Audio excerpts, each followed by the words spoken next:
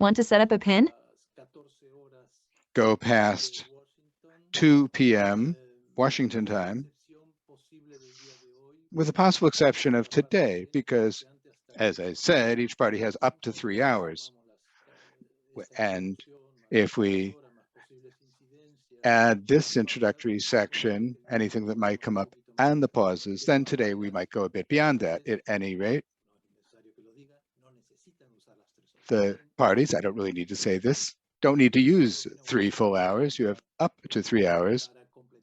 And anything that you don't use, you'll be able to tag on to the 15 hours that each of the parties has in these 7 days of hearings. I would ask my co-arbitrators and the parties, I would ask whether anyone or the secretary, any comments at this point before giving the floor to Mr. Richard Lorenzo?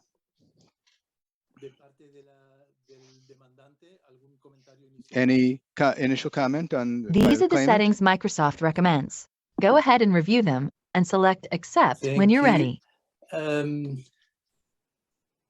Señora Doctora Frutos Peterson, de la parte de la demanda. Ms. Frutos Peterson, on behalf of Respondent, I would just like to confirm for the tribunal that, in effect, we have calculated it such that our 15-minute break will come halfway through the presentation in order to make life easier for everyone. I say this from the outset. Second, I'd just like to confirm with our colleagues for the claimant that, in effect, Mr. Adrian Lichin is not in the room with them. I think that we had established that that was the decision, and you kindly confirmed that that was your reading of the procedural order as well.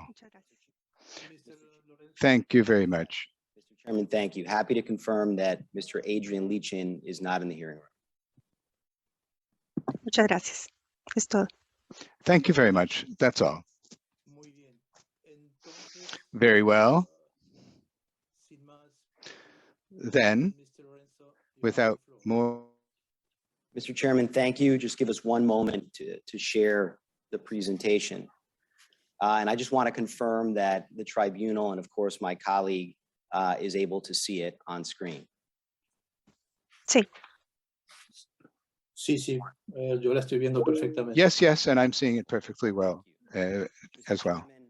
Members of the tribunal, good morning, good afternoon, wherever you may be sitting today for this virtual final hearing.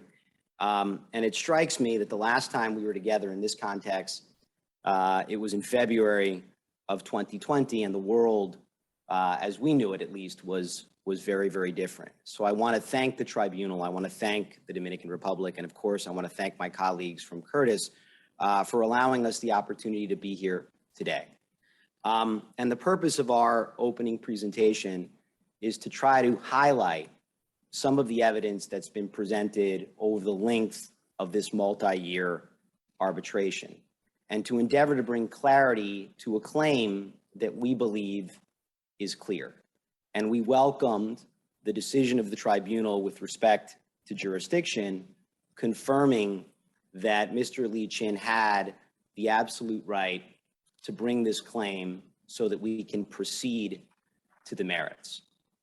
And as we walk through today's opening presentation on behalf of Mr. Lichin, we are going to discuss the events that predated the expropriation because they are relevant, and the events that postdated the expropriation because we contend that they are critical and they are relevant. And the tribunal is going to see over the course of this morning's or this afternoon's, depending on where you sit, presentation, that the evidence is strong and the evidence is compelling, that Mr. Lichin made a significant investment.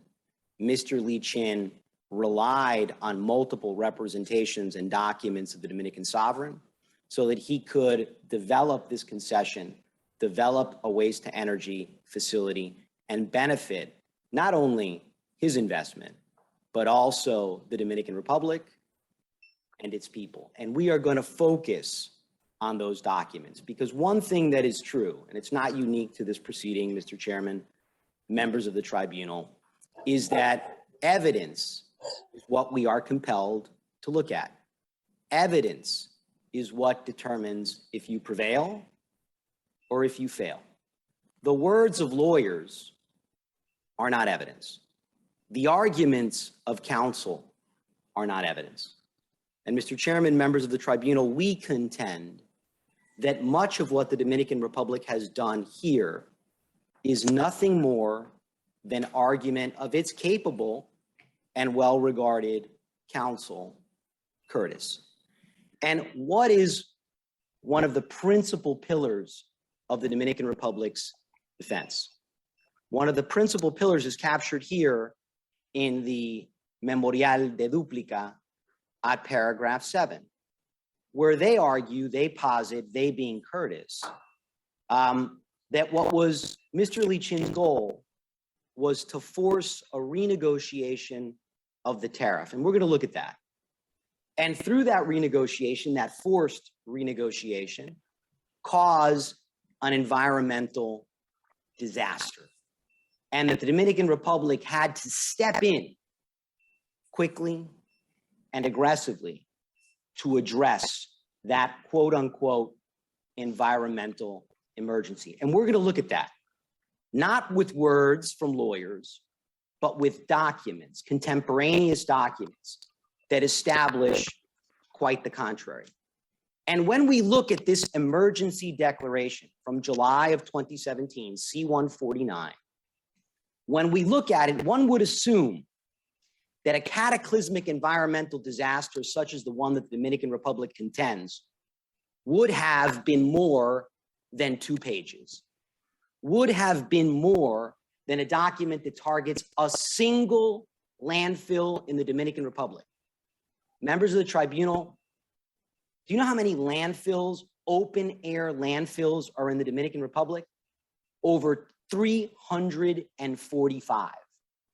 Yet at the moment of this quote unquote emergency cataclysmic event, they target 1 in a 2-page document that has no start date, no end date, speaks of a potential risk, not an existing risk, not a past risk, a potential risk, and has absolutely no technical, environmental, or health support. This is what they rely upon. This is the holy grail of their defense. And we will show over the course of this morning, and we will show over the course of this week, that that's fake news.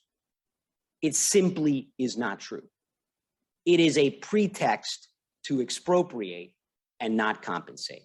What's the second pillar of their defense? Mr. Chairman, members of the tribunal, the second pillar of their defense is, well, waste to energy. And this was nothing more, nothing less than a fantasy of Mr. Lee Chin, concocted in his mind that the idea of waste to energy had nothing to do with this investment, that it's the creature of a claim brought in this arbitration to increase the value of damages. And that's their word. Waste to energy plant was a fantasy. Well, we're going to test that pillar. We're going to see what the evidence says. But shockingly, and notwithstanding the statement that's set forth in their memorial, when we look at the documents and we step away from lawyer argument, when we look at the documents going back to the concession agreement in 2007, what do we see? Well, we see that it talks about multiple phases of the concession. And phase 2 speaks to the issue of an waste to energy facility, a planta de energía, the sale of energy. And there's been some argument in the submissions, lawyer argument. Well, it doesn't say waste to energy. It's not as clear as one would hope. But thankfully, this relationship isn't defined by a single document. Thankfully, this relationship was the result of consistent and constant discussion between the sovereign and LAJUN. And ultimately, in February of 2014, shortly after the first expropriation of Mr. Lee Chin's investment, there's a settlement agreement. And that settlement agreement is between Mr. Lichin Lahun and an instrumentality of the Dominican sovereign. And let's assume there was ambiguity with respect to 2007, which there wasn't, and the Dominican Republic knows that. Well, that ambiguity was clarified here, because here there can be no ambiguity whatsoever that one of the objectives of this concession was to convert a portion of the solid waste into energy. What is that? Waste to energy. So to argue, as they have, that there isn't a single contractual disposition that contemplates waste to energy, and that waste to energy is a fantasy, a figment of Mr. Lichin's imagination, defies the documents, defies the evidence, and is simply fake news. And Mr. Chairman, members of the tribunal, not only do they talk that both of their principal pillars of defense fail as a matter of fact, counsel, and again, competent counsel, they use words that although I speak Spanish, but not as well as la doctora Frutos Peterson, I had no idea what grandilocuentes or rumbumbantes meant. I'd never heard those words before. I needed to, ask for help from my colleagues to see what they meant. And they're colorful words. And now I enjoyed reading them, and I will try to use them going forward. But the gist of it was that, in essence, our claim, when I say our, of course, I'm referring to the claimant, Mr. Lichin, his claim, and this is an extraordinary statement, right, has no factual or legal support. Maybe if we were being fair, the Dominican Republic could have said limited, but none, zero, notwithstanding a signed concession, zero, really? Notwithstanding that that he still owns the land, notwithstanding that the Dominican Republic has paid zero, not a penny, notwithstanding that the Dominican Republic has prosecuted criminal actions against Adrian Lichin, there's nothing. Notwithstanding the jurisdictional decision that was rendered by this tribunal, there's nothing, please. But they go on. And they say, our claim, Mr. Lichin's claim, jumping to Spanish, se esconde en un relato is vacío. hidden in an account that is empty of any content, that is not backed by the evidence in the record. An overstatement, to say the least. A fantasy, to say the truth. And when we look at the timeline, Mr. Chairman, members of the tribunal, and we walk through what you see in green, which are representation after representation, document after document, certifying the validity of the concession, validating and confirming the transfer of the land, all things that now they endeavor to undo to justify their expropriatory act. Well, go back to the timeline, colleague. What we know is that these facts happened. These documents exist. And despite the Dominican Republic's effort to shield the tribunal's view from them, they were signed. They're in the file. They're in evidence. And for these words to ring true, which they don't, for these words to ring true, what is the Dominican Republic asking of this tribunal? To erase the history of this project, to erase the documents. Well, guess what? That's not the law. And documents have meaning. Words matter. And the representations that were made by this sovereign, not once, not twice, but repeatedly, upon which this foreign investor relied, have legal consequences. And those consequences are to be respected. What's the goal? What drove this dispute? Supported by two pillars that we already could see are wrong. Well, the ultimate goal of the Dominican Republic, for reasons that we'll explore over the course of this morning and over the course of this week, was to kill the concession contract. Why? Well, we think the evidence tells us why. And there was a need to kill the concession contract because the concession contract contemplated a tipping fee. And that tipping fee was to be adjusted annually, as you can see in section 4.9, ajuste anual de la contraprestación. An annual adjustment of the consideration.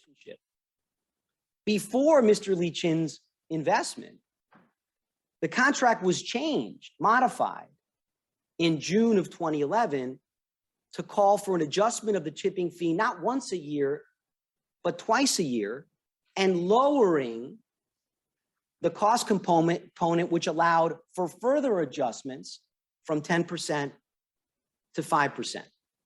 This was the challenge that confronted the municipalities. This tipping fee is a cost point they could not sustain. And what does the claimant say? And by the way, there are hundreds of pages of submissions. What do they say with respect to 4.9? Nothing. Nothing. And what's the impact of an ever-escalating tipping fee? Well, they wanted to continue to pay $2.50, which the Dominican Republic knew and represented not once, but multiple times, was insufficient, was violative of its obligations under the concession agreement. The Ministry of the Environment, let me say that again, the Ministry of the Environment told Lahun the correct tipping fee should be $5, a 100% increase over the amount that was being paid. Lahun, in the latter part of 2016, early 2017, represented that it needed to be 8 because its costs were escalating and growing as the municipalities knew. And JICA, the entity hand-selected by the Dominican Republic to set the tipping fee, in a process of mediation that was led by the Ministry of the Environment in the first quarter of 2017, said the tipping fee in the region, Latin America, was over $20. That represented $24 million in costs to the municipalities. Here we are 1 month, Mr. Chairman, members of the tribunal, R105, in a document prepared by JICA to the Ministry of the Environment, 1 month before this cataclysmic event was going to happen, where the Dominican Republic needed to inject itself because of the severe environmental and health risks that existed, which in fact didn't. And what did they say with respect to the tipping fee, R105? Well, they say, you know what? You know what the problem is? The federal government of the Dominican Republic isn't giving the municipalities sufficient budget to pay. And not only does JICA say that in a report to El Ministerio del Ambiente, they say that failure to provide the appropriate budget is counter to Dominican law. So the problem with the tipping fee and the reason why the contract had to die was because there was no budget to comply with their contractual obligations. And the municipalities were unable or did not want to pay Lahun pursuant to its contractual obligations. So what do?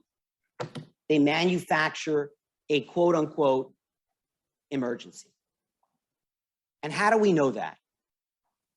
Well, let's look at this document, R97. And I know the tribunal has already seen it, and I would implore the tribunal to read it time and again, because this document describes the final solution. How are we going to finally resolve the challenge with Duquesa? among others. And this is a report, final report of a technical commission on Duquesa in May of 2017. And look who takes part. Maybe this report is, minor. No. Who takes part? The Ministry of the Environment, the Ministry of Economy, the municipalities, of course, JICA, and others. May of 2017, 2 months before the alleged emergency declaration. And what is this commission tasked to do? Well, analyze the prices, the tipping fee regarding Duquesa. It's an interesting document, not the least of which because who's not part of the technical commission? LAJUN. They weren't invited to this party. They weren't invited to this party. And as we dig into this document, which attaches newspaper articles, among other things, it talks about the tipping fee dispute in early of 2017. And what it says is that, well, they're in the midst of resolving that tipping dispute. No allegation of environmental emergency, no allegation of forthcoming cataclysmic health concerns. And who's mediating that dispute in the first quarter of 2017, months before the alleged emergency? It's being mediated by the actual minister of the environment.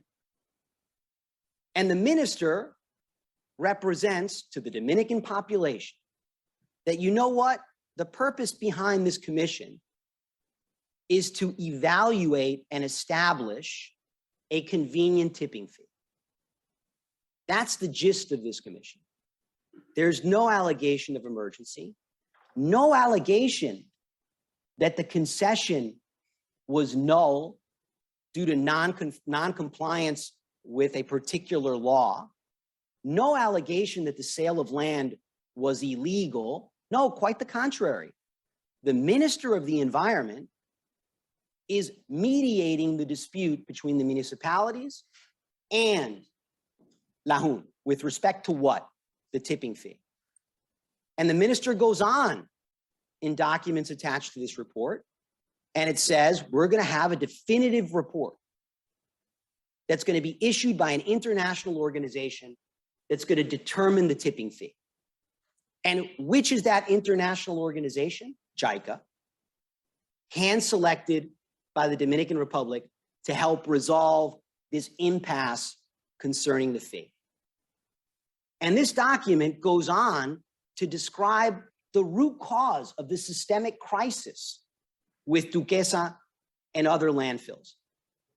And what is the root cause? It says there, se presentan crisis cíclicas. Cyclical crises occur associated with changes of authorities. It doesn't say environmental risk. It says the root cause of the crises is whenever a new government takes over. Not an investor, not environmental calamity. No, the crisis is sparked when a new government takes over, looks at what it has to deal with.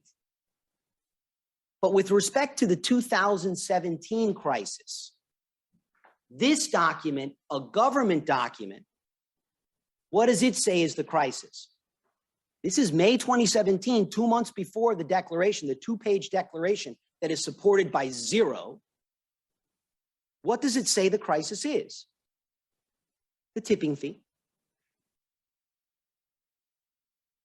En 2017, surge la crisis por las tarifas de descarga. And that's when the crisis initiated in 2017. It defines clearly what the crisis is. There's no allegation of breach of the concession agreement, no allegation of nullity of the concession, no allegation of illegality or nullity of the sale of land, no allegation of fraud, no allegation of emergency. This is evidence. This is contemporaneous documentation that establishes clearly what the reality was, not the fiction that counsel is painting today. But this report goes on. And it says, you know what? We can reach a resolution that puts this issue to bed, eliminates the crisis going forward. And what is the recommendation? JICA proposes to give the Dominican Republic a loan. Not LAJUN, the Dominican government, of $150 to $200 million. Very similar to the amount that Mr. Lee Chin had committed to invest to develop, among other things, waste to energy. And the interesting part of this loan that JICA offered to the Dominican sovereign is that it was interest-free for 10 years and had the onerous interest rate of 0.6% per annum and was to be paid off in 30 years. And what's the conclusion of this bipartisan committee of Dominican entities? Well, they're going to assume that financing. Well, how can they assume that financing and Mr. Lee Chin has an exclusive right to develop Duquesa? How can they assume that financing if Mr. Lee Chin owns the land under which Duquesa operates? Well, JICA, being a serious organization, helps the Dominican Republic define that question. And it says, in order for this process to move forward, there needs to be a transitionary phase. And that transitionary phase needs to happen so that we can implement the JICA BID plan. And how do we get to there? The report says it, R96, 97. One, we have to update the master plan with respect to Duquesa and the balance of the landfills across the Dominican Republic. We need to request the loan from JICA. And that process is going to take approximately 18 months through November of 2018.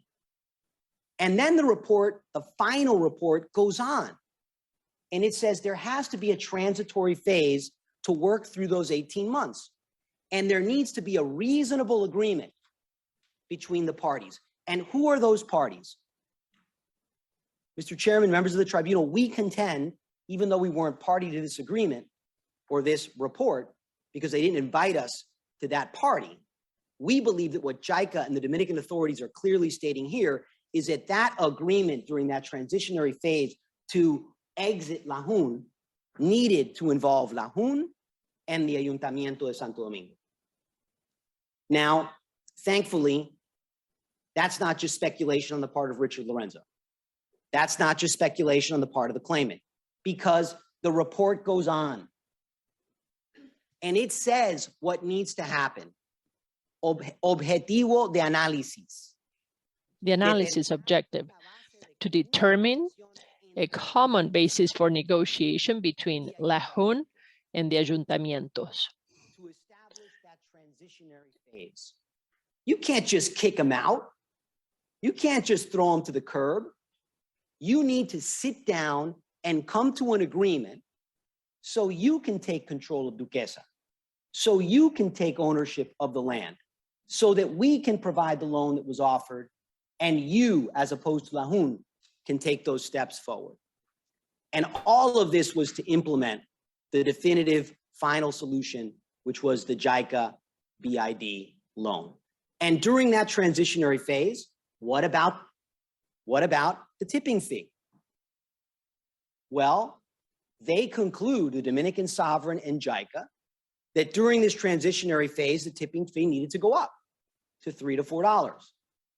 And during going forward after that, well, the tipping fee needed to increase to $8, which was the exact amount that LAJUN was demanding before it was unceremoniously expelled from the Dominican Republic. So the Dominican Republic in this report clearly tells you what the goal was, what the final solution, to use their words, was. And the final solution, they had two choices, two doors that they could have opened. The first door is defined in that May 2017 report.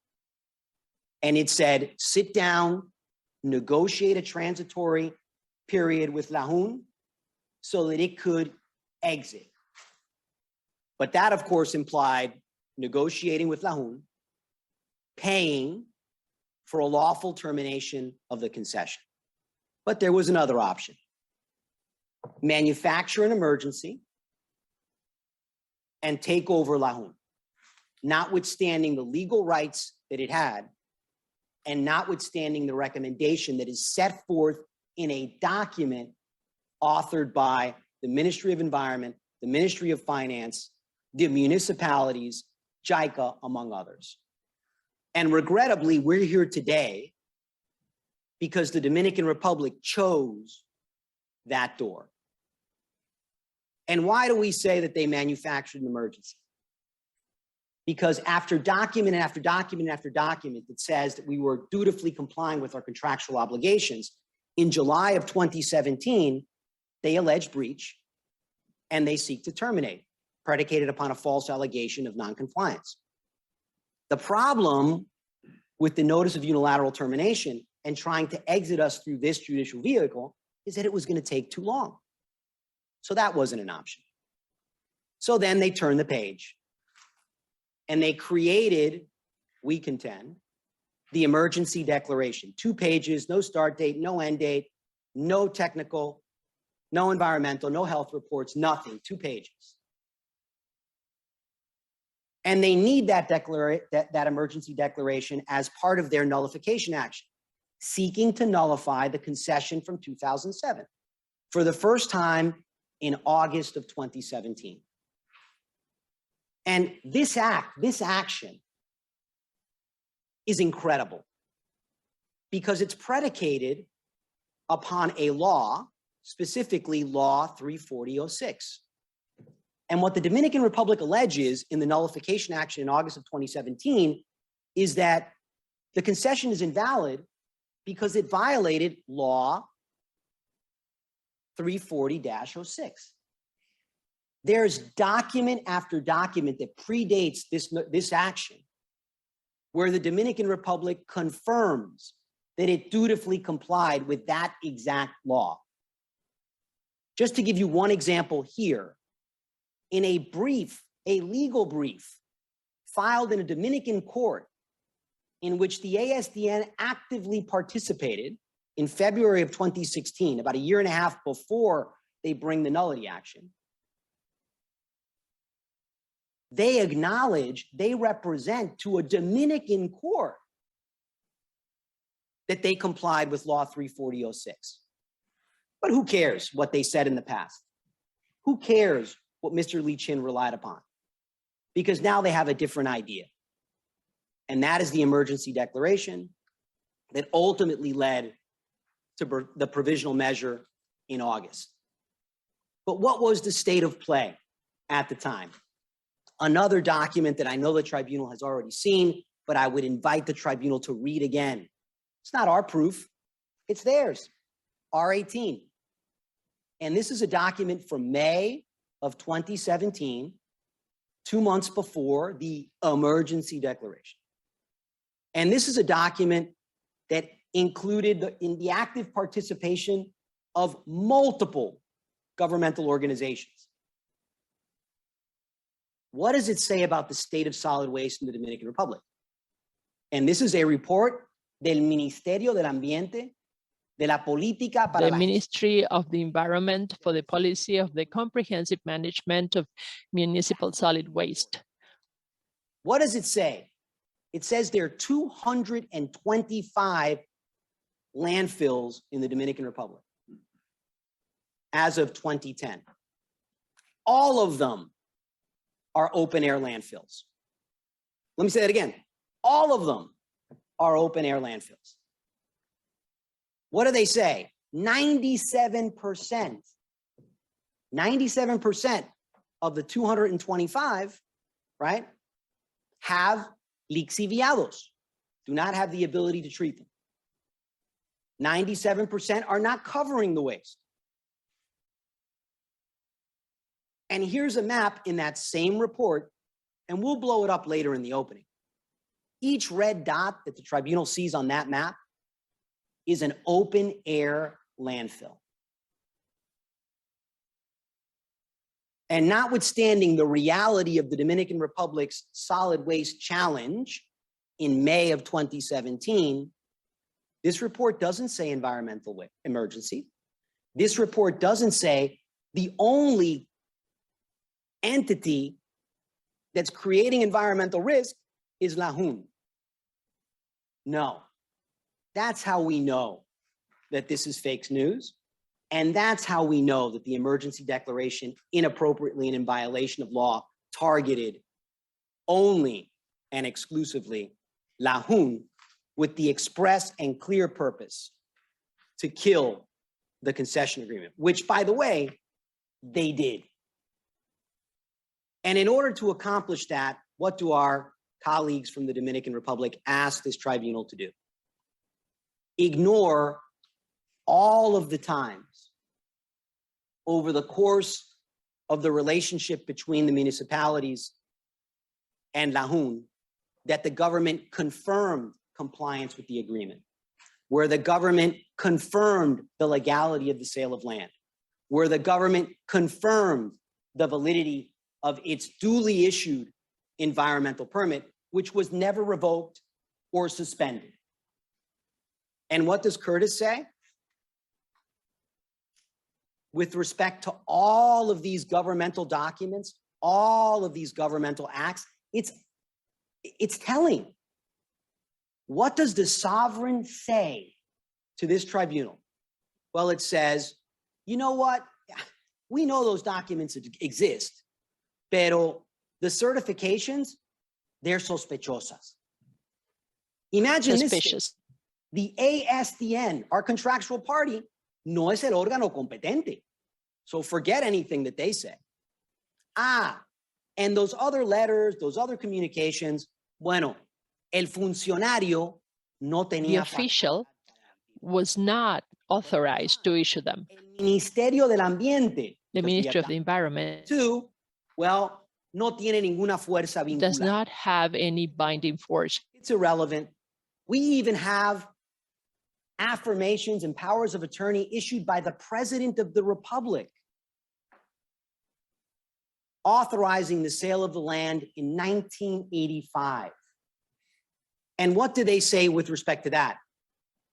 It doesn't appear authentic. This investor is, well, it doesn't appear authentic. Well, thanks for telling us after we bought the land, after you certified the land deed, after we made the investments. Thanks, very helpful. But they go on. They say, with respect to this mayor, Francisco Fernandez, who's a mayor, who I assume has legal authority over his municipality, well, whatever he did, forget it, because we don't like him. Not only do we not like him, we hate the documents that he signed. And Mr. Lichin should have known that 5 years later, we were going to say that we hate that mayor. So he shouldn't have relied on those documents. So what is one of their principal defenses to undo or try to undo all of the documents that we relied upon? All of the documents that confirm the legality of the concession, that confirm the legality of the land, that recognize that we're in full compliance. Well, you know what? Forget them. Forget the president, the mayor, the Senate, the Chamber of Deputies, the public registry, ignore our courts, and forget about our ministers. All of that means nothing. So given that the Dominican sovereign is expressly telling us in this proceeding that we can't rely on anyone,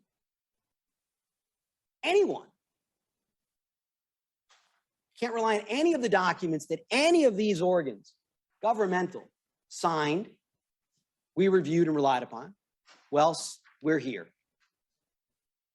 And that's why we need to rely on this tribunal. And that's why we need to rely on this treaty. And we know that we will get redress. Now jumping into a little bit of the broader story. Our colleagues, in my mind, make certain inappropriate statements with respect to Mr. Lee Chin.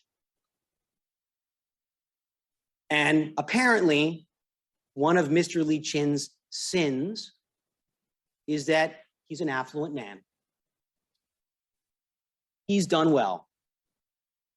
And it would appear that what our colleagues are positing is that Mr. Lee Chin, who prior to Lahun had already invested significantly in the Dominican Republic in projects that aided the Dominican Republic. And notwithstanding everything Mr. Lee Chin has contributed, not just to the Caribbean, Latin America, and the Dominican Republic, he's disparaged in this proceeding. And apparently the fact that he has been successful in life makes this action a non-action. And apparently what they posit is that Mr. Lee Chin is using this action as a lottery ticket to increase his fortune. Really?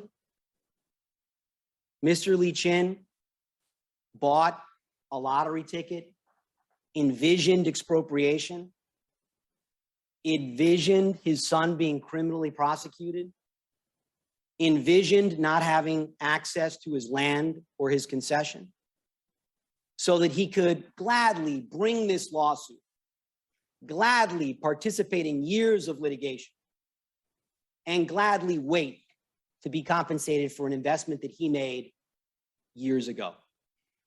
And then they go on, because that insult isn't enough.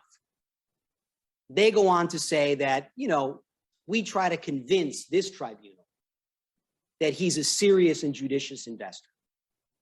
Well, Curtis Millay and the Dominican Republic know that Mr. Lee Chin is a serious investor. They know that what he developed, it wasn't handed to him by anyone. He developed it, he earned it. Mr. Lee Chin hails from the metropolis of Port Antonio, Jamaica, population 14,000, in the parish of Portland. And what was his first job? Mine was working at McDonald's. His was landscaping team at a hotel. And then he moved up in life and he became an engine room cleaner on a cruise ship. And from that, this man that's trying to take advantage of the Dominican sovereign, please,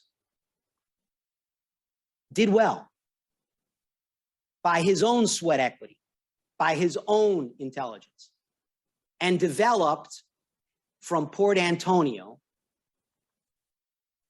a reputation and business holdings across the globe, in Jamaica, in the Dominican Republic, in the Caribbean basin, in Europe,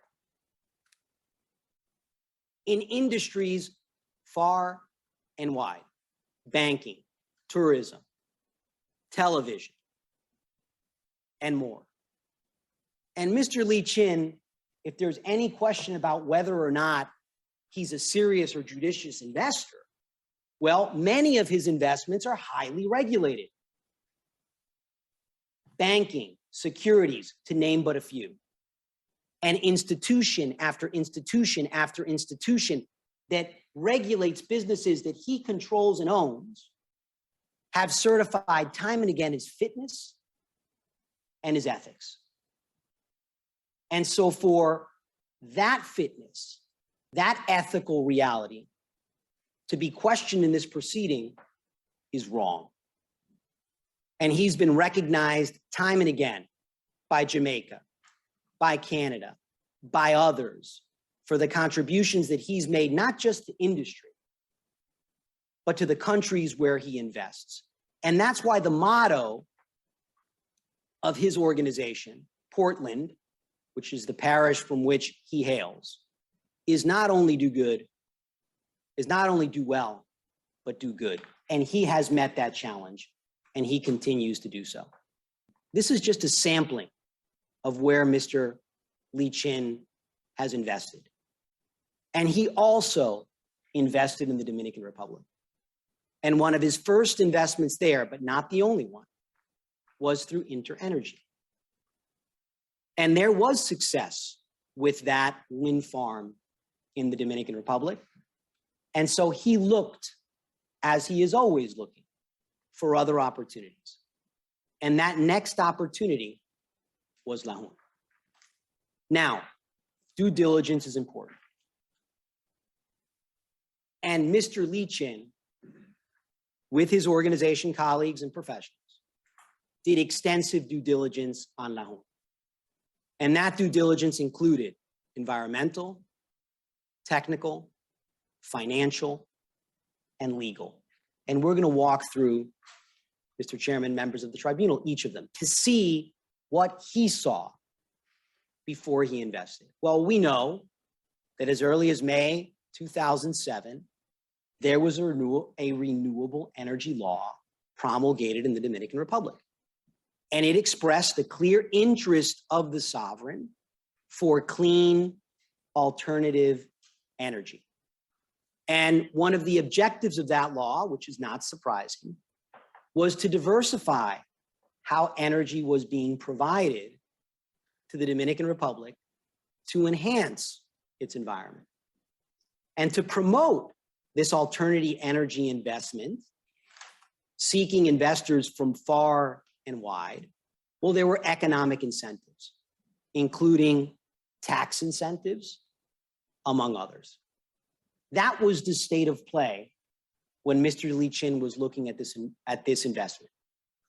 But of course, was there an environmental permit?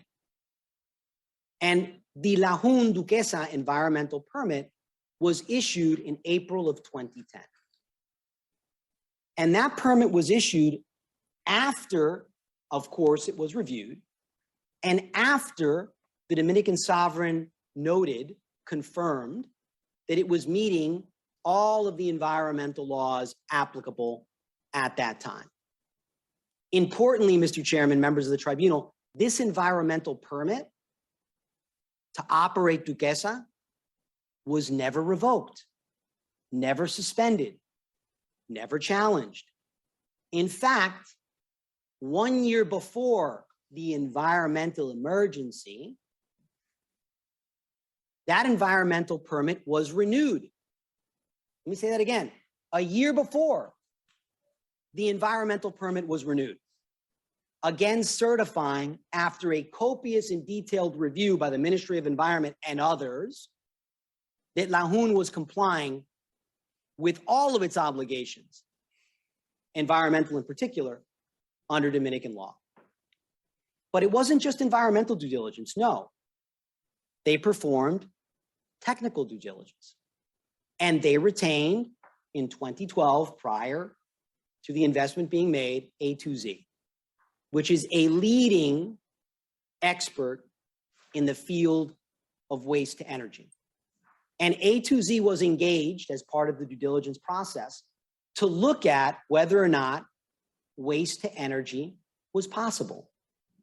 And what is waste to energy? Well, it's the ability to take waste on the front end, recycle it, subsequently burn it to produce energy, and then use the remnants of what remains, which is significantly less than the waste that was burned, for auxiliary and affiliated uses.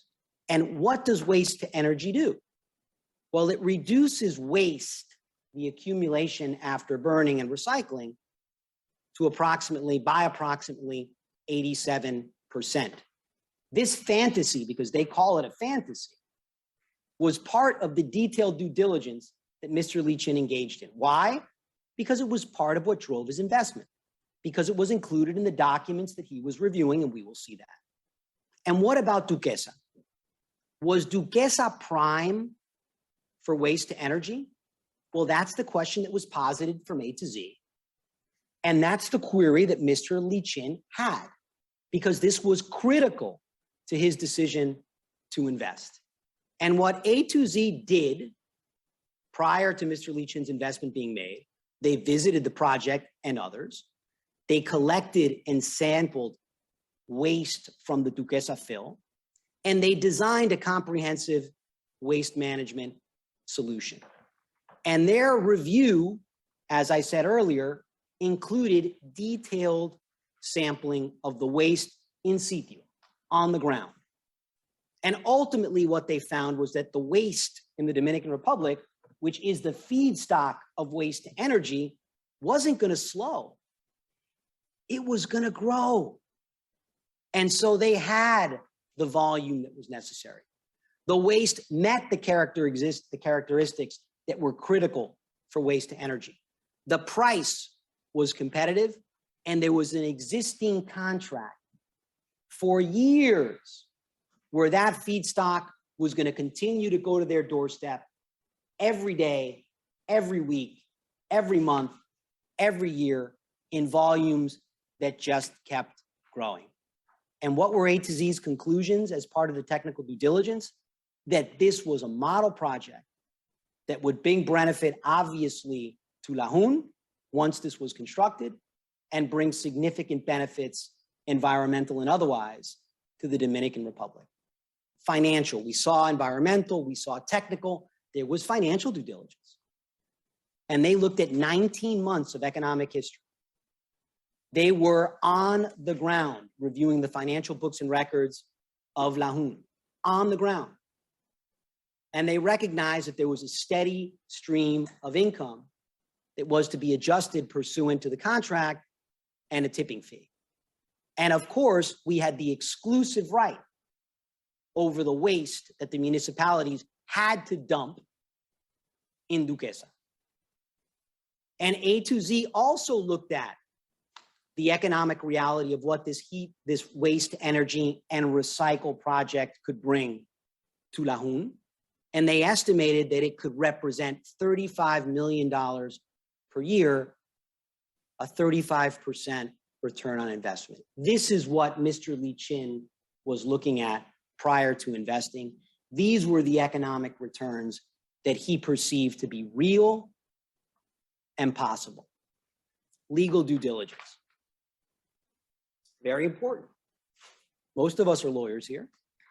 Well, they looked at the legal documents. And what did they see? Well, I have a concession between myself and the municipality. When he began looking at this in 2012, this was a concession that had been in operation for 5 years. It had an approved, valid environmental permit. There wasn't a hint of allegation of breach of the contract. There wasn't a hint of illegality of the concession or the land sale. And there was no allegation of environmental emergency. And what did this contract tell us? And I've said repeatedly many times, words matter, documents matter. These are the representations of the sovereign. And what do they guarantee? Well, that they have legal authority to enter this agreement, that they have all of the authorizations necessary to do so, and that the individuals that are executing the document, right, are confirming their validity and that they're in compliance with the law. That's the agreement that we saw, that we reviewed when we were doing our legal due diligence. Those are the representations that the sovereign makes to this investor, to its counterparty. And there was nothing to say that these affirmations, representations were false or in doubt. The agreement has an exclusivity provision that says, with respect to Duquesa, I'm your partner, Lajun, and only Lajun. And you have no right to negotiate with anyone else. We saw the May negotiation with JICA. That, in and of itself, was a violation of this exclusivity provision when they carved us out of that process and refused to compensate us after they made the decision, they being the government, to, in essence, take on the JICA loan. The concession agreement contemplated clearly waste to energy. A portion of that would benefit our contractual counterparty, the Ayuntamiento. And it had a tipping fee that called for annual adjustments based on also adjustments on costs that shall happen, serán revisado, será obligatorio. And I don't have to remind this tribunal that we spent a lot of time arguing about what the word serán means. And here's a slide from one of the presentations that we made in the jurisdictional hearing. And we argued that shall means shall. And we recognize that the Dominican Republic has a different interpretation of what shall means, but I'm going to stick to the one that Black's Law Dictionary says and that this tribunal accepted in its jurisdictional rule. Words have meaning. The tipping fee shall happen, and the fact that it didn't is a breach. But also in the concession agreement, there was an obligation on behalf of the sovereign, the ayuntamiento, to help us with the downstream contracts that we had with each municipality. And they were on the hook. They were obligated to align those increases with the increases that were mandatory in the underlying agreement. And with respect to those tipping fees, did they benefit or did we keep it all? No, they benefited. They were entitled to 20%. 2 years later,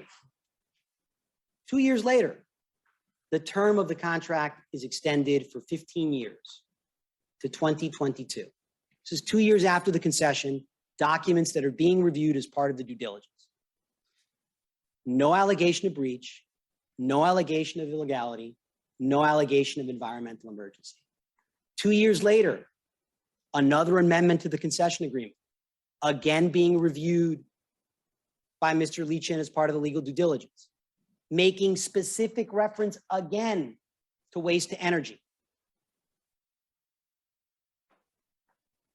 Energía a través de los desechos sólidos. Energy through solid waste. There isn't a contractual provision that references waste to energy defies this and multiple other documents, of which the Dominican Republic is well aware. Again, 2011 now, no allegation of breach, no allegation of illegality. The Dominican sovereign again confirming the legality of the concession, that it magically undoes in August of 2017.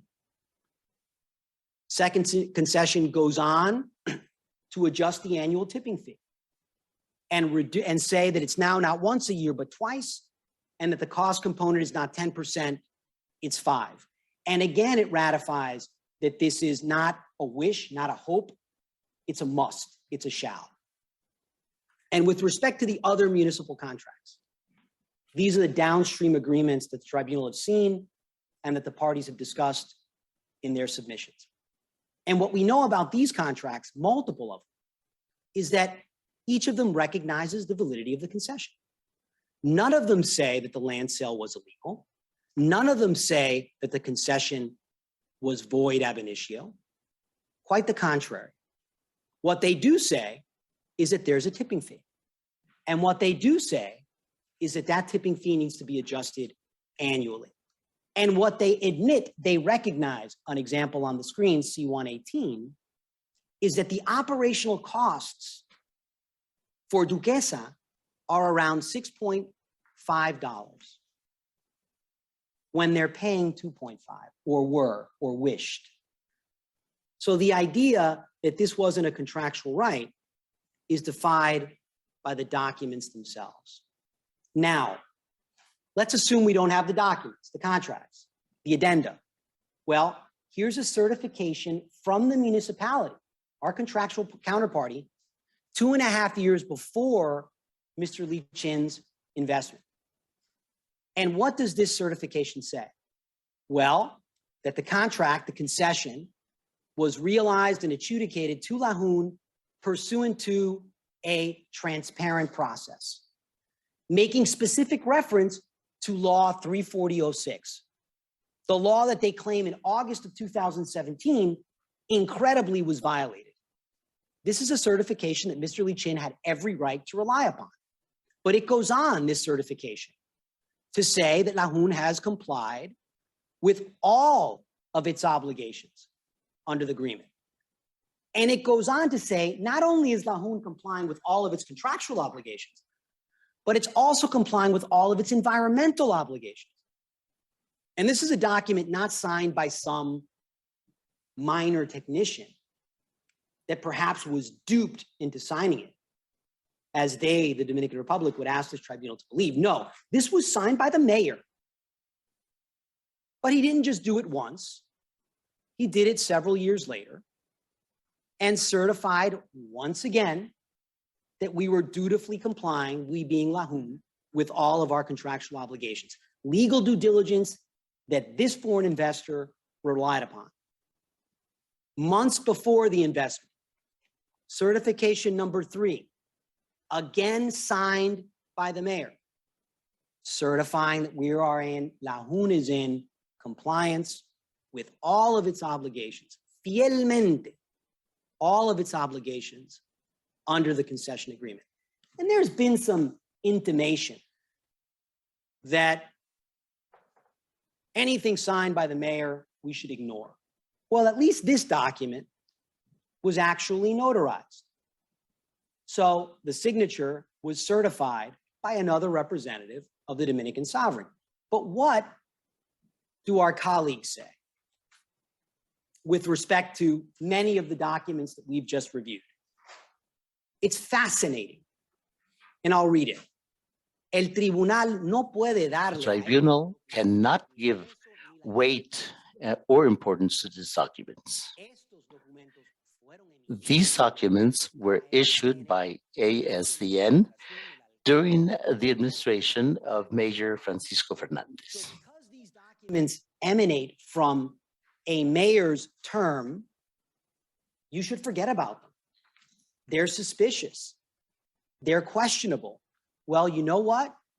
Mr. Lee Chin had the absolute right to rely on governmental documents that were duly executed and have never been challenged. And he did rely on them, and he had the right to do so. What about the land? We did due diligence there as well.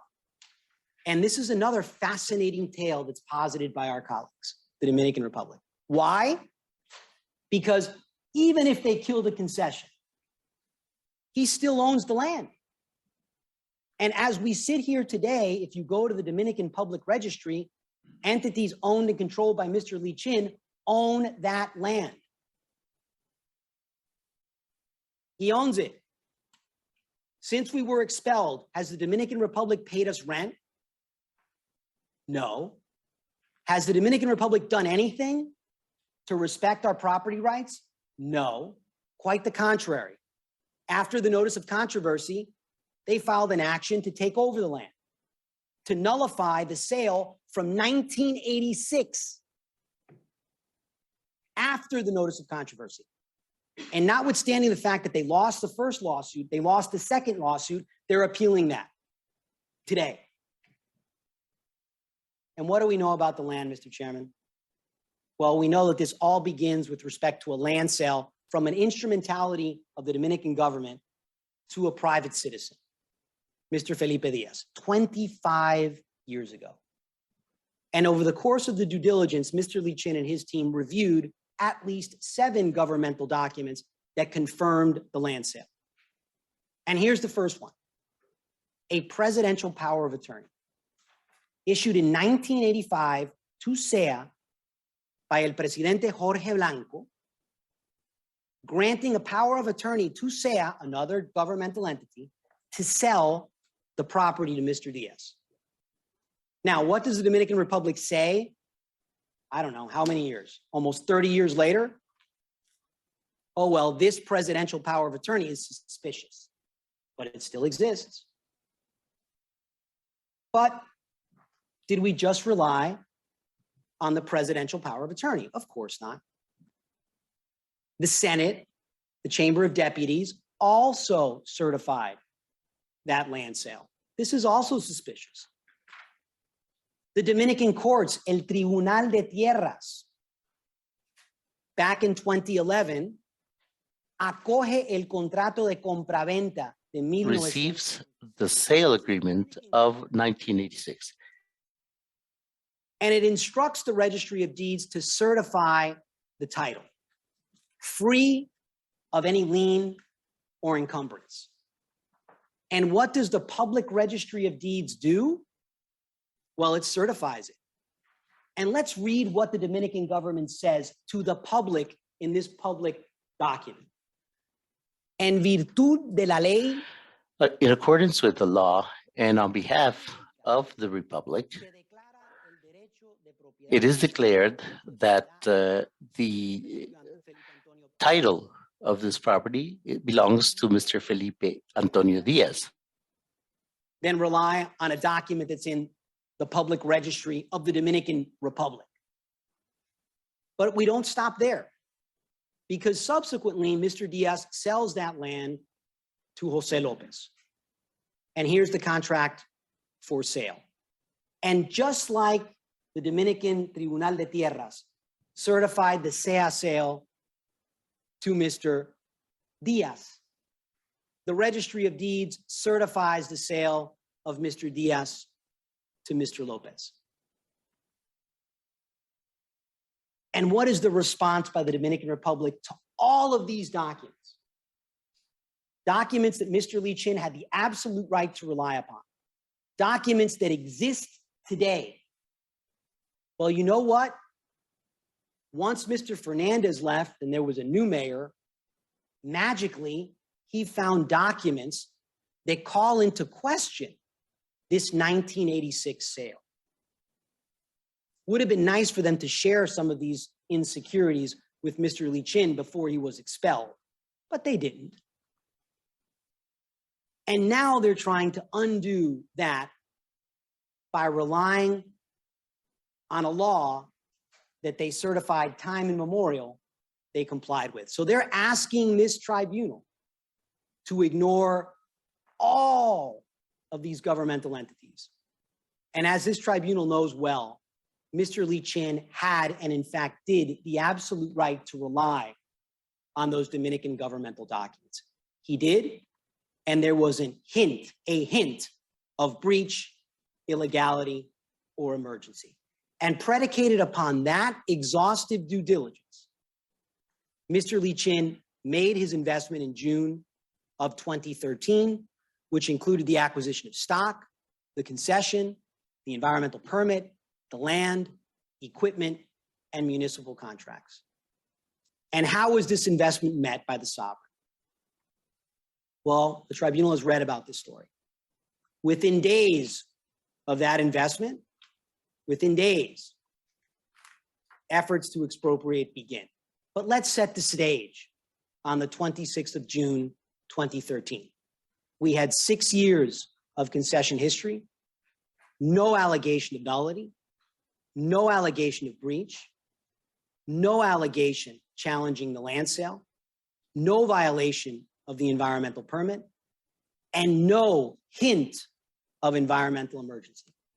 And in fact, a mere 5 days after Mr. Lee Chin's investment, there's a certification of compliance with our obligations issued by the municipality saying that we're dutifully complying with our contracts, which is exactly what we saw document after document after document pre-investment. But what happens that exact same day? Evidence that the municipality, the left hand, didn't know what the right hand was doing. Because while they're certifying compliance with the folks that are actually operating and reviewing the facility, that same day they're providing us notice, Mr. Lee Chin notice, that they are breaching their obligations under the concession agreement. 5 days after the acquisition. 13 days after Mr. Lee Chin's investment, they're taking active steps, the Dominican municipality, to rescind the contract, and they're instructing Lahun to no longer enter or penetrate the premises. But interestingly, there's no allegation of nullity. They still say it's valid, and there's no allegation of illegality of the land sale. All they're saying is you're breaching the concession agreement, recognizing, of course, that it's validity. And 21 days after this initial investment, what happens? Well, they take unilaterally and without due process control of Duquesa, kicking us out for the first time of the facility. Obviously, Mr. Lee Chin was disappointed with the conduct of the sovereign in 2013. And obviously, Mr. Lee Chin engaged in discussions with the sovereign to endeavor to resolve this challenge. And those discussions, as reflected in C-126, included exchanges with the executive branch and included exchanges with as high as the president and vice president. And here's an email communication to the vice president of the Republic, making reference to not to the concession, making reference to the expropriation, making reference to the commitment that he was making with respect to Duquesa that included building an electric power plant. And the challenge that Mr. Lee Chin describes is that he believes that all of this conduct, violative as it was motivated in part by his refusal to pay a bribe. By his refusal to pay a bribe. And as a result of his reluctance, and of course, to not do that, which he didn't, well, then this conduct ensued and his asset was taken. But during that 6-month window when the ASDN had control of Duquesa, what happened? They couldn't operate the landfill. Assets were destroyed. Assets were damaged. Waste accumulated. And it became clear that the municipality did not have the technical or economic ability to manage the facility. So what happened? Well, there was an agreement, and it's the first settlement agreement, 6 months after the illegal occupation and the first expropriation. And here we begin to see a series of other assurances, other representations, other reliance on the part of Mr. Lee Chin. And what we see here is a commitment by the Dominican sovereign, the municipality, to do the right thing. And Mr. Lee Chin, based on these discussions, based on these documents, based on these agreements, accepted to continue with his investment and accepted to move forward and invest more. And let's walk through C5. And what does it say? Representations, commitments made by el ayuntamiento. Well, it makes clear that la JUN recobra todos los derechos y prerrogativas. La JUN recovers all the rights and prerogatives of the contract. It goes on to say that operating a concession such as this, in order to do it, you need to have technical and economic resources and capabilities. And what the sovereign acknowledges in this agreement is that La JUN has gone out and procured that technical and economic resource and support through its new investor, Mr. Lee Chin. And it goes further in saying that the ASDN has confirmed that the new shareholders of La JUN have the experience, have the know-how, have the recourses to transform Duquesa. This is in 2014. And what do they say about this fantasy about waste to energy? The fantasy about waste to energy. Well, we talked about it a little earlier. If there was any ambiguity, the first settlement clears that up because it speaks specifically about the generation of electricity. That generation is going to come from the combustion of solid waste. And the objective is to convert solid waste into electricity.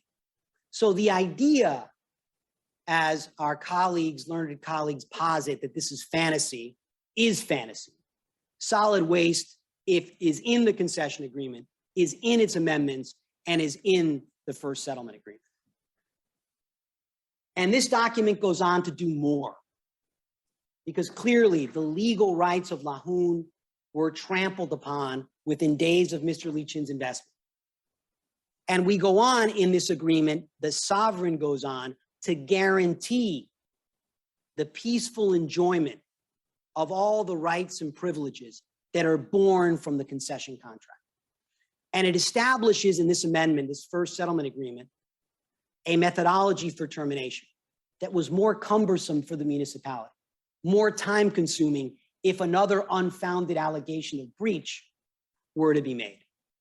And again, like all of the other agreements we've seen, this settlement agreement, the sovereign acknowledges that it has and guarantees that it has the absolute right, full power and authority to execute these documents. And as a result of that, among others, the mayor, Mr. Fernandez, declares and guarantees that he has the power to bind the municipality in this agreement and others. Now, what do they say about this agreement? Because it's terrible for the Dominican Republic. It's horrible. So what are they left with saying? Well, that agreement, the one that we just saw, C5, ignore it, because it's one of the documents that was born during the administration of Mr. Fernandez.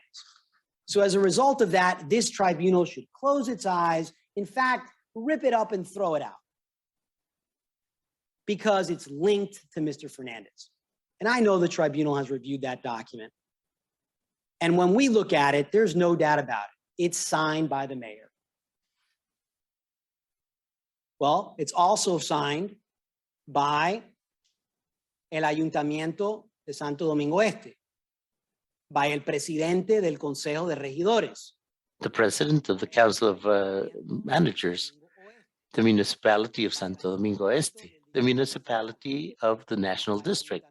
It is also signed by the Ayuntamiento of Pedro Real, the Ayuntamiento of Alcarrizos, by Dr. Ramon Radamés Jiménez. It is of the Ministry of Environment. And of course, all of these signatures are notarized. So it was signed by the mayor, but it was also signed by a litany of other governmental representatives, none of whom have the same challenge that has been posited by the Dominican Republic in this proceeding. So I guess, just like Mr. Fernandez, this tribunal should ignore all of these other signatures. And Mr. Li Chin should have known when this document was signed that all of these people were village idiots and all of these people were signing documents haphazardly. But if that were true, which it isn't, well, here's another document. This is a resolution del Consejo de Regidores. by the Council of Managers. A document that tells the true story. And it's a document 9 days after the first settlement agreement. 9 days after the first settlement agreement. And what does this document say? C32. C32. Not signed by that evil mayor, Mr. Fernandez. Well, this document, 9 days after the first settlement, walks through the current situation in Duquesa at that time. And it says that the municipality acepta la precaria situación económica. Accepts the precarious economic situation under which the Duquesa landfill is operating. It talks about the tipping fee. And it recognizes que es muy inferior al costo. That it is way lower than the cost. And it goes on to recognize that that tipping fee below cost has impacted and in fact made impossible the correct management of Duquesa. And it goes on to recognize that significant investments needed to be made. Investments that Mr. Li Chin had committed to make. And it goes on to say the reason why the tipping fee can't be increased is because the ASTN no puede satisfacer debido a la Cannot satisfy it due to the economic precarious situation of the municipal government. It's not that they didn't know that they had the contractual obligation to pay. It's that they didn't have the money to pay it. There were budgetary constraints that made it impossible. And with respect to this resolution, again, of los ayuntamientos, looking at the Duquesa agreements, they say that this agreement in particular requires legal predictability, certainty, and judicial security. Of course it did. They knew that. We know that. They denied us that. And it noted that it required an investment of at least $150 million, an investment that Mr. Lee Chin was committed to making. And that investment, of course, was necessary for what purpose? Waste to energy. Waste to energy. And if the costs of the tipping fee were not increased, this investment was in peril. And with respect to the concession itself, now, days after the first settlement agreement, the resolution of the first expropriation, what do they say about the concession? Do they say it's a nullity? Do they say the land sale was the product of fraud? No. They say that la licitación and el proceso de la licitación. The bidding and the process for the bidding. And legitimate. And that's another word, candidly, that I had to translate, diáfano, not a word that I had ever used before, but now I'll start using it. And interestingly, in this document from 2014, certifying, confirming the validity of la licitación y su proceso, and speaking and identifying the exact law that they complied with, among others, incredibly, the Dominican Republic, 3 years later, when they want to kick Mr. Lee Chin out of Duquesa for good, they argue that that's the law that was violated. Simply outstanding. Lunacy. And is this document, this resolution, signed by Mr. Fernandez? No.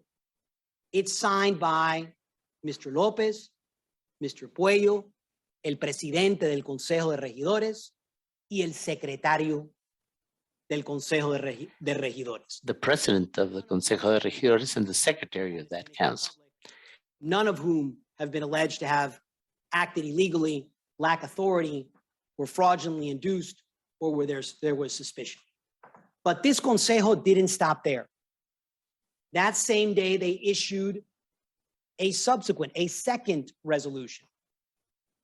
And this one is important as well, because in this resolution, el Consejo de Regidores de los Ayuntamientos approves the transfer of the shares to the entities that are controlled by Mr. Lee Chin. They actually approve it. C-147. Interestingly, notwithstanding that we went through an arduous jurisdictional phase, the respondent has posited and colored them in many different lights, more jurisdictional arguments, not the least of which that Mr. Lee Chin somehow doesn't own any of this. Well, at least as of 2014, in a resolution by los ayuntamientos, after reviewing the transfer documents, they approved them. And they recognized, C-147, the involvement, of course, of Mr. Lee Chin. And again, like the earlier resolution that we reviewed, this one was not signed by the bad mayor. This one was signed by other representatives of El Consejo de Regidores, where the Dominican Republic has not proffered illegality, lack of authority, fraud, or suspicion. 21 days after, there's an amendment to the concession agreement. No allegation of fraud, no allegation of illegality of the land sale, no environmental emergency. And it speaks to the issue of la revisión tarifaria. And it speaks to the investment that needs to be made, i.e. waste to energy. And because that investment takes time, Well, they extend the term of the contract, not 15 years, as we saw earlier, but 27 years, evidencing once again the representation and the clear understanding that waste to energy was part of the business opportunity and part of the concession. But what does this document also say? Well, la JUN es la propietaria legítima de los La terrenos. JUN is the legitimate owner of the lands. In March of 2014, in the third amendment to the concession agreement, after Mr. Lee Chin's initial investment, after the first expropriation, now luring him to continue to invest, they certify, they tell him, hey, and by the way, you know, you actually are the legitimate owner of the land. Now they're telling us something different. Where do you think that's going to end up, Mr. Chairman? Members of the tribunal? I think I can guess.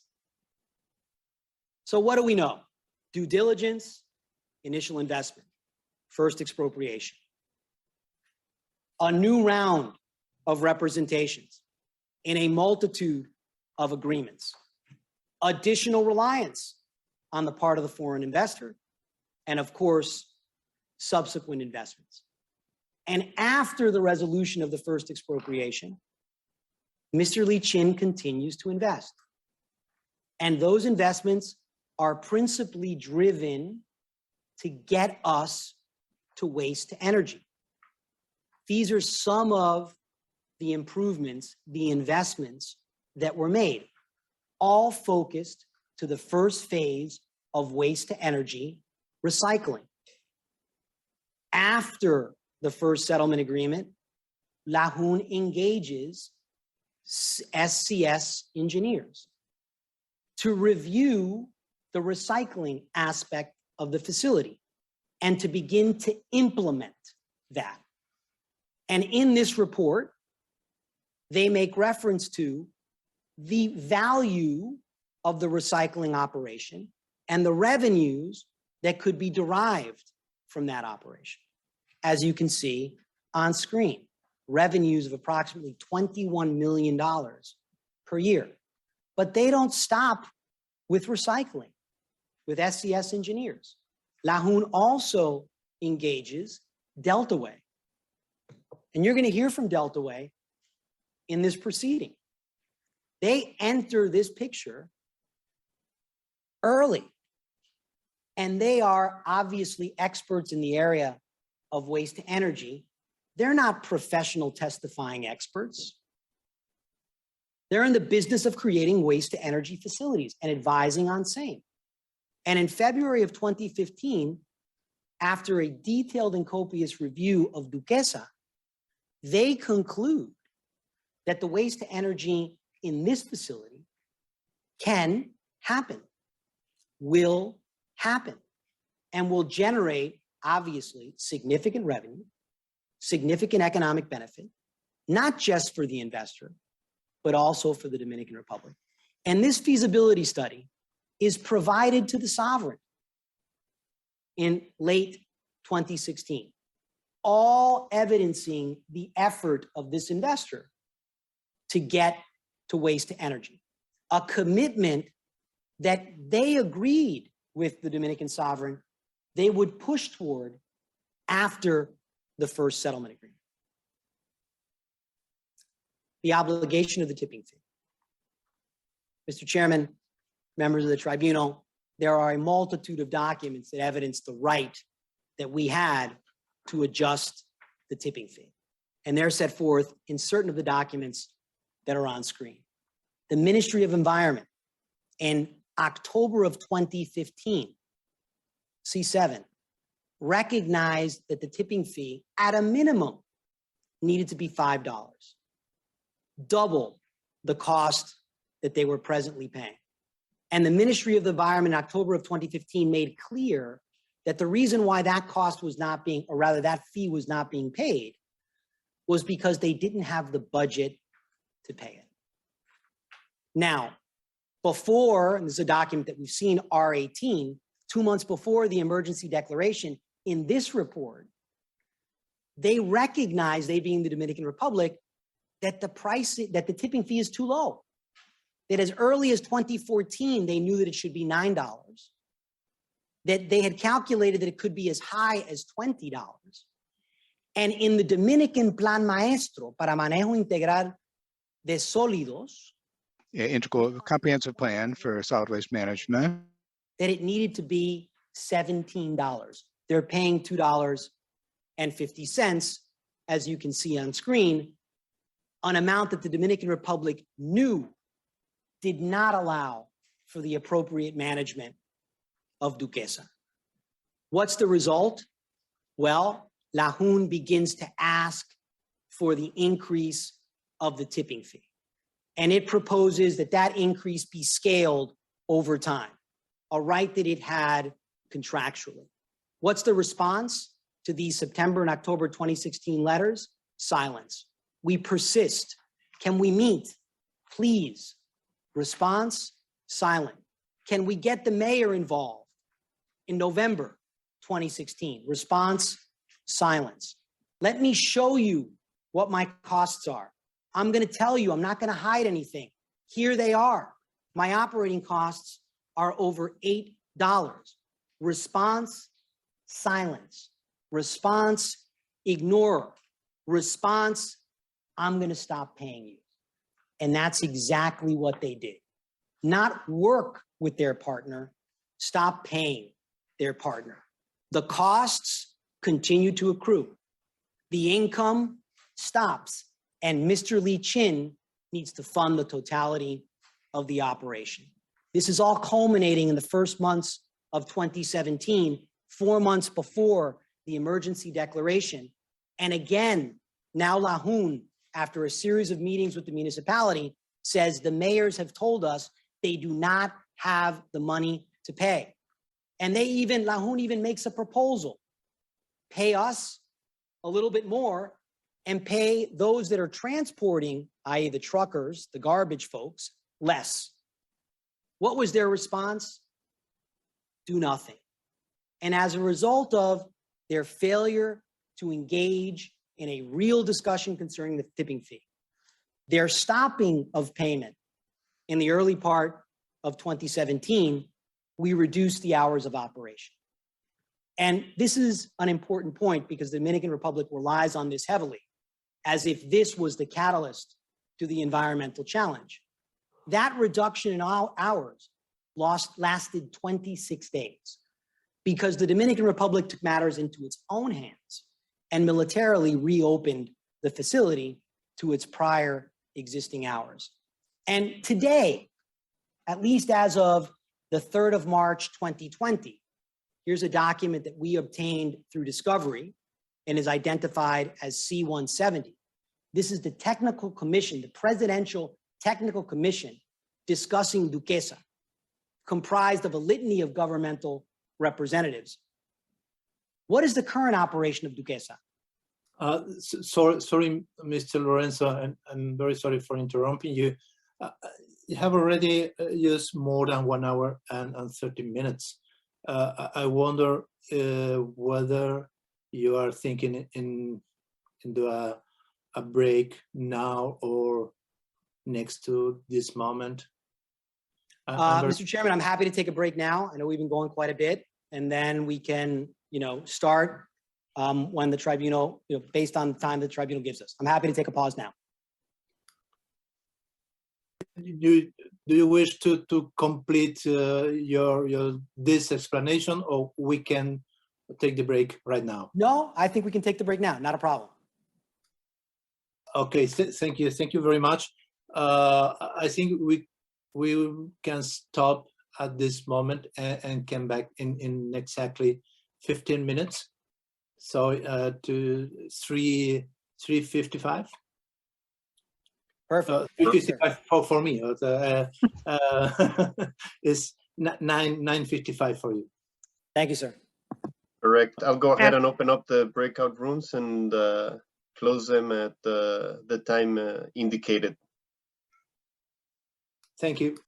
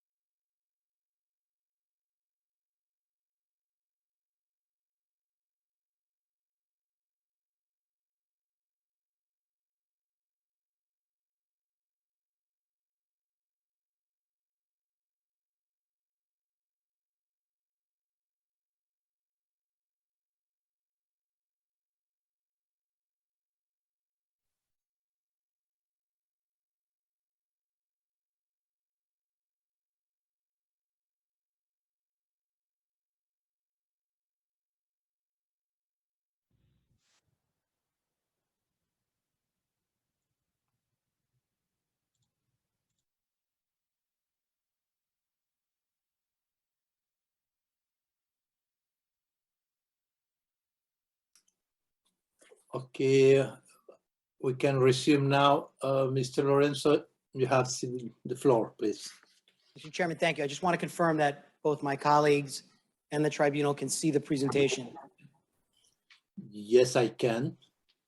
Yes, Great. I can. Thank you so much. We'll begin. Just to set the stage, Mr. Chairman, on where we were talking about the reduced hours. And I noted that our counterparty has made a lot of noise about the reduced hours and how this impacted or helped build the alleged environmental emergency. And as I noted previously, this lasted for a total of 26 days. But we ask ourselves, what's happening today?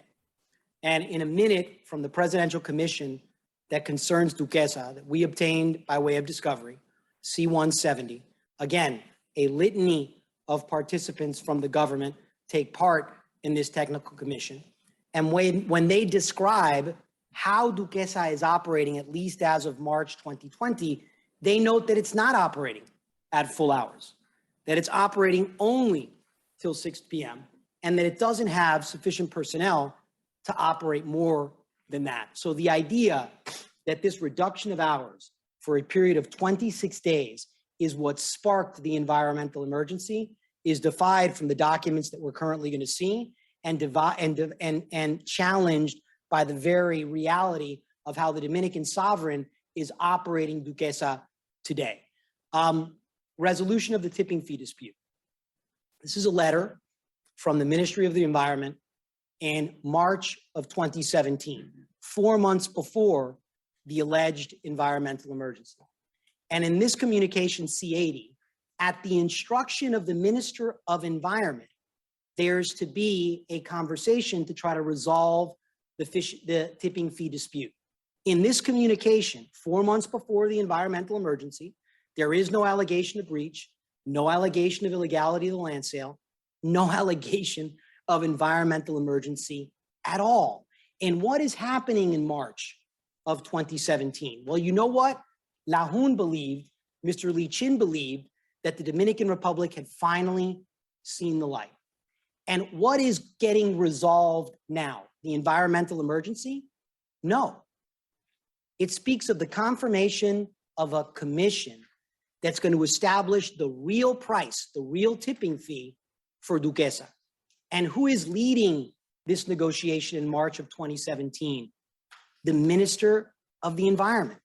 He describes in C-125 a meeting that took place between Lahun and the Ayuntamiento, mediated by the Ministry of the Environment. And the goal of those discussions is not to address an environmental calamity, it's for the establishment of a rational tipping fee, a real tipping fee. And at the invitation of the Dominican sovereign, the entity that's going to do that exercise independently of the parties is JICA. And the minister goes on in C-125 to say, we're going to have a definitive agreement with Lahun within a month. Really? An environmental polluter, someone who's operating horribly, a landfill, they're talking 3 months before, 4 months before of entering into a long-term definitive agreement. Again, zero allegation of breach, illegality, or emergency. And as part of these discussions that are being brokered by the Minister of the Environment, Mr. Leachin describes what he did as part of those negotiations. And what he did was say, Sovereign, we agree to accept the international entity that you propose, JICA, and whatever price they fix, we will accept, even if it's a penny. And what happened to that JICA report 2 months after the March meeting that we just described? Well, it was issued in May of 2017, and it identified the real rational tipping fee. And this report, based on the negotiation spearheaded and mediated by the Minister of the Environment, was this report shared with Lahun? No, they hid it. They never shared it because they never had the real intent of establishing the correct tipping fee. Why? Because the result from that report was economic calamity for the municipalities that didn't have the budget from the sovereign to pay the correct contractual amount. So the Dominican Republic needed to find a way out. And what was the game plan that they created? That plan was not sit down with Lahun. That plan was not pay an actual tipping fee predicated upon the analysis of JICA. That plan was to find a way to expel Lahun. And just like much of these negotiations, it was done in the darkness. It was done without the participation of the foreign investor. And we saw this document early, R97, and it describes what that plan was. A largely interest-free loan, a loan that the Dominican Republic accepted to take on that required a transitional phase and a direct negotiation between the municipality and Lahun. And how was this final solution as defined by this governmental commission going to take place?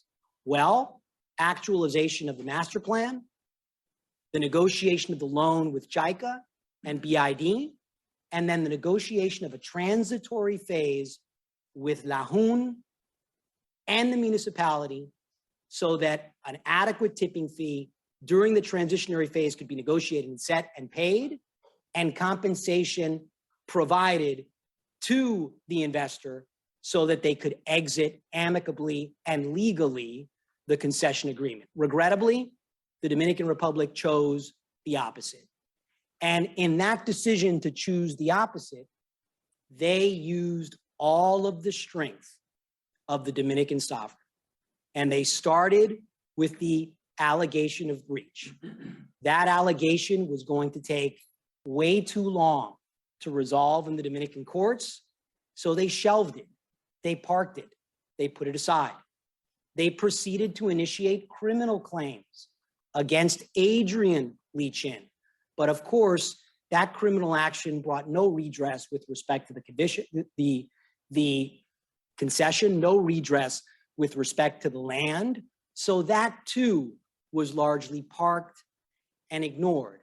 So they were left to fashion another action, which was the August nullification action, claiming that that concession process violated Law 340-06. Now, Mr. Chairman, members of the tribunal, this is an absolute about-face of what the sovereign had represented to Lahun, had represented to Lee-Chin repeatedly, that the government had dutifully complied with that precise legal provision. In the certification in November of 2010, they confirm it. In a certification in February of 2014, they confirm it. In a certification in July of 2014, they confirm it with the same law. And of course, in a governmental court submission filed in a Dominican court, they argue in defense of the concession and confirm to the Dominican judiciary that they complied, period, full stop. But again, this action to work its way through the Dominican court system was going to take too long, and the expulsion of Lahun from Duquesa needed to happen immediately. So the tool that was used, the idea that was conceptualized, was a 2-page environmental emergency that would be linked to a request for preliminary relief that ultimately led to this document. And when we look at it, it's 2 pages, no start date, no technical date, no evidence, predicated upon a potential sanitary risk. The words of the document. And the only entity that's targeted is Duquesa, no one else, C-149. So the question that remains, one of the pillars of the Dominican Republic's defense, is or was there in truth an emergency? And let's peel that onion. Well, let's start a year before. Here is the renewal of Duquesa's environmental permit issued by the Ministry of Environment, where it certifies in C-149 that revisó y aprobó como buenos y reviewed válidos and approved as good and valid the reports on environmental compliance. the environment 1 year before confirmed that we were fully compliant. A renewed permit that is yet to be revoked that remains in full force and effect. But it cautions Duquesa. And it says, keep in mind that under Dominican law, if you violate the environmental laws, we can revoke immediately your license. Well, what happens in April of 2017? C-85, 3 months before the emergency declaration. The Ministry of Environment, after a series of inspections of Lahun, takes action. And in this report, again, to Lahun, based on a series of inspections, this is April 2017, it cautions Lahun. And it says, here are the actions that we can take against you if you violate the law. We can fine you, we can restrict your activities, we can seize assets, or we can prohibit forever or provisionally your operation and your environmental permit. What did the Ministry of the Environment do in April of 2017? They issued a fine. They didn't revoke or suspend anything. And they listed the activities that needed to be cured and provided an opportunity for them to be cured. So the Dominican Ministry of the Environment, reporting after a series of inspections, making specific reference to its power and authority, acted. And what was that act? Fine, not suspend, not terminate, no allegation of emergency. And why? Because the Ministry of the Environment knew in April what it concluded in May through R18. And what they concluded in May is that the state of play in all of the Dominican Republic with respect to landfills was challenged. And that there were serious issues with the vast majority of open air landfills. And when the report describes Duquesa, it actually speaks highly of it. And it says, even though most, virtually all of them, are operating with challenged open air fields, Duquesa at least has certain controls and at least frequently covers. And with respect to animals in these 325 landfills, well, and animals, which is obviously a serious health concern, they're located in approximately 40% of them. And again, here's the map that I showed early on that depicts in red all of the open air landfills across the Dominican Republic. And here are photographs of landfills in the Dominican Republic in this May report. And when we leaf through them, and that doesn't look very good. Doesn't look good. Open air landfills. And when we look at them, we have El Vertedero La Romana, Puerto Plata, Higüey, Jaina. I think that's San Pedro, San Francisco de Macorís, I think. But it surely is not Duquesa. And notwithstanding, this is the state of play. The emergency decree targets us and only us. But 2 months after the emergency declaration, 21 days after the request for preliminary measures, 22 days before the court ordering the provisional measure, there's an other report of the Ministry of the Environment in September of 2017, after a series of inspections of Lahun, C13. And again, the Ministry of the Environment doesn't say this is an environmental calamity that requires shutting it down. No, it makes a number of reasonable recommendations that Lahun had the right to implement. But of course, that right was lost when the Dominican sovereign ultimately obtained the preliminary relief order. And what happens, C94 is a video, days before argument on the preliminary request for interim relief. And this is a video from the security guard at Lahun. And these are municipal dump trucks dumping waste in the cover of darkness at the gates of Duquesa. That's what they dumped one evening. And this is Lahun clearing up that waste the next day. This is actions of the municipality. These are actions of the sovereign, creating their fabricated emergency days before a court hearing so that the media would see it, so that the courts would see it, so they could justify the unjustifiable, because they knew that there was no emergency. They knew it did not apply, if it did at all, to Duquesa, and they knew that this action was inappropriate, violative of the agreement, violative of all law. Fake news. And notwithstanding that, the court granted the provisional measure, in effect expelling us from Duquesa. And again, why? It's confirmed in the respondent's own memorial, because that final solution that's described in May of 2017 in a report that they never shared with us, in a commission that we didn't get the chance to participate in, it's confirmed by the very words of their lawyers that the JICA BID plan, in fact, is moving forward, which is precisely what they want. But there's one final piece of the puzzle, and that, of course, is the land.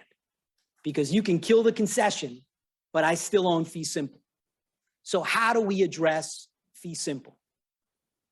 Well, first, we have to ignore all of the documents, presidential, congressional, judicial, registry of public deeds, that confirm that I owe them. And interestingly, the attack on the land, because perhaps they forgot about it, didn't really begin until after we served the notice of intent, the notice of controversy. And shortly after the filing of the notice of controversy, it appears that they saw Jesus and they began acting against the land. And they filed an action to seek the nullification. They renewed that action several months later. They lost, but they weren't going to stop. They filed the action again in 2020. That action similarly failed, but now we know in the last piece of evidence that was filed by the Dominican Republic, they've appealed that decision. So as we sit here today, Mr. Chairman, members of the tribunal, and after seeing the facts that haven't been erased, what we have is no concession, what we have is no waste to energy, and what we have is no land, notwithstanding the reliance that we placed on the Dominican Republic, on its good faith, and on our legal rights. And as a result of that, the Dominican Republic unequivocally has breached its obligations under the treaty. And quickly to touch on the treaty, because I recognize the tribunal will be able to address these issues far better than myself, but we all know that an investment cannot and should not be expropriate, period, full stop, without compensation, and Mr. Lee Chin hasn't received a penny. Cannot be, except for public policy. Well, we've seen that there is no public policy. And the concocted public policy of the emergency is a pretext that we have unpacked. Non-discriminatory, well, it's discriminatory, because notwithstanding the reality of the May report that shows the state of play in the Dominican Republic and its landfills, the emergency targets only Lahun. And with respect to due process, well, what was the due process? Well, they could have challenged our permit in the administrative courts, where we would have had redress through una administración contenciosa administrativa. That never happened. And all of the communications, and we do request negative inferences in paragraphs 421 through 432 of our reply memorial. When we asked for the documents that led up to this emergency decree, correspondence, emails, etc., you know what they gave us? Nothing. Zero. The emergency decree itself. So there's nothing, apparently, that led up to this cataclysmic event. They violated our legitimate expectations, as the tribunal will see through the facts that we've shown. They have engaged in inconsistent behavior in violation of fair and equitable treatment. They told us time and again that they complied with this law. They told us that the concession was valid again, again, and again. And now the Dominican Republic and its tribunals have said, that a concession that was awarded in 2007 violated a law that they certified to us and to courts were dutifully complied with. And with respect to arbitrary and unreasonable, well, we invite the tribunal to see, review R18 and see if the action that was taken exclusively against us is consistent with the state of play that existed in May of 2017, a mere 2 months before the laser-focused emergency decree was promulgated. And with respect to transparency, how can this process be transparent? The negotiations with JICA, we didn't participate in. The final solution that they posited in the report with JICA, we had no say in. And a negotiation on how we could exit, well, that never happened. And of course, this agreement, as the tribunal is well aware, has an umbrella provision. As a result, these are the agreements that our colleagues at the Dominican Republic have breached and pursuant to which we have a right under the treaty to seek redress, both with respect to the tipping fee and with respect to our right to develop a waste to energy facility. In short, Mr. Chairman, we believe that the history is clear. We believe that history cannot be erased. And we believe that when one looks at the reality of what transpired in this relationship, we relied, we trusted, and the Dominican Republic breached. And as a result, we're entitled to compensation.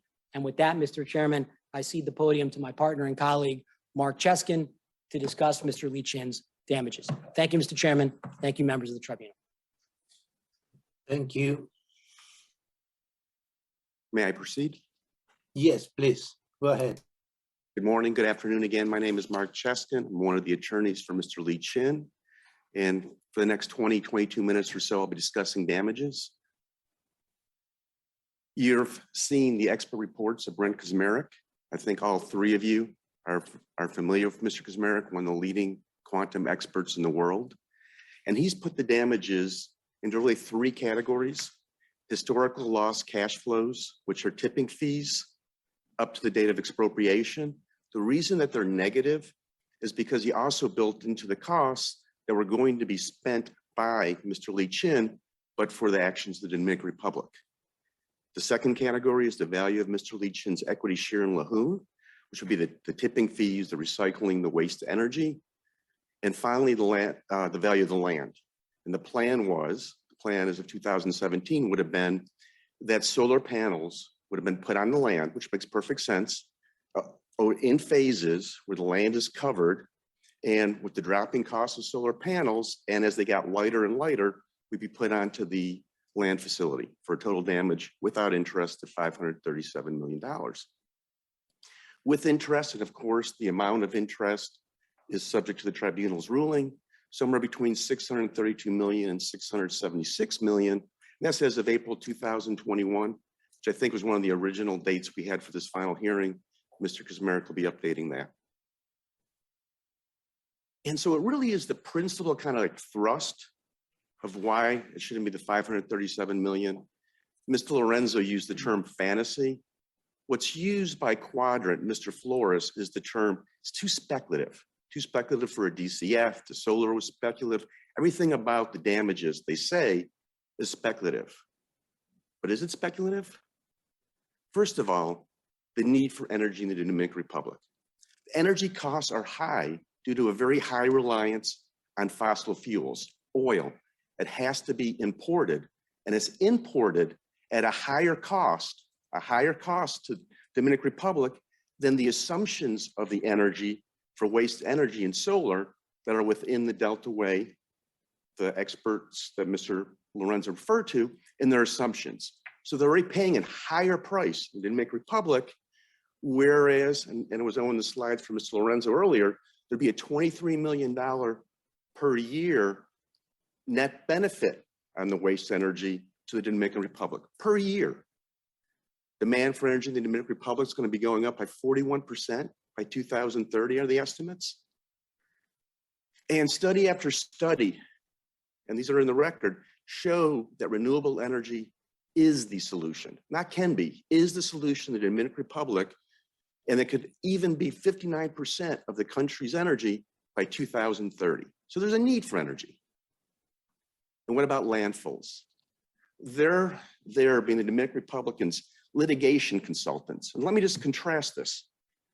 Mr. Lee Chin engaged Delta Way Consulting, which are among the top one, if not top two, experts in the world on actually constructing waste energy. They're not litigation consultants. You'll meet them later in this proceeding. They've never testified before in an arbitration, but even J.S. Held, the litigation consultants, say that the Dominican Republic has been making an effort for several years to reduce and even eliminate open and controlled landfills to replace them with sanitary landfills. Incredibly, 40 to 50% of the Dominican Republic's waste is trucked to Duquesa for disposal. This is not some small little landfill. That's why there's so many reports issued by the Dominican Republic about it. 40 to 50% of the waste.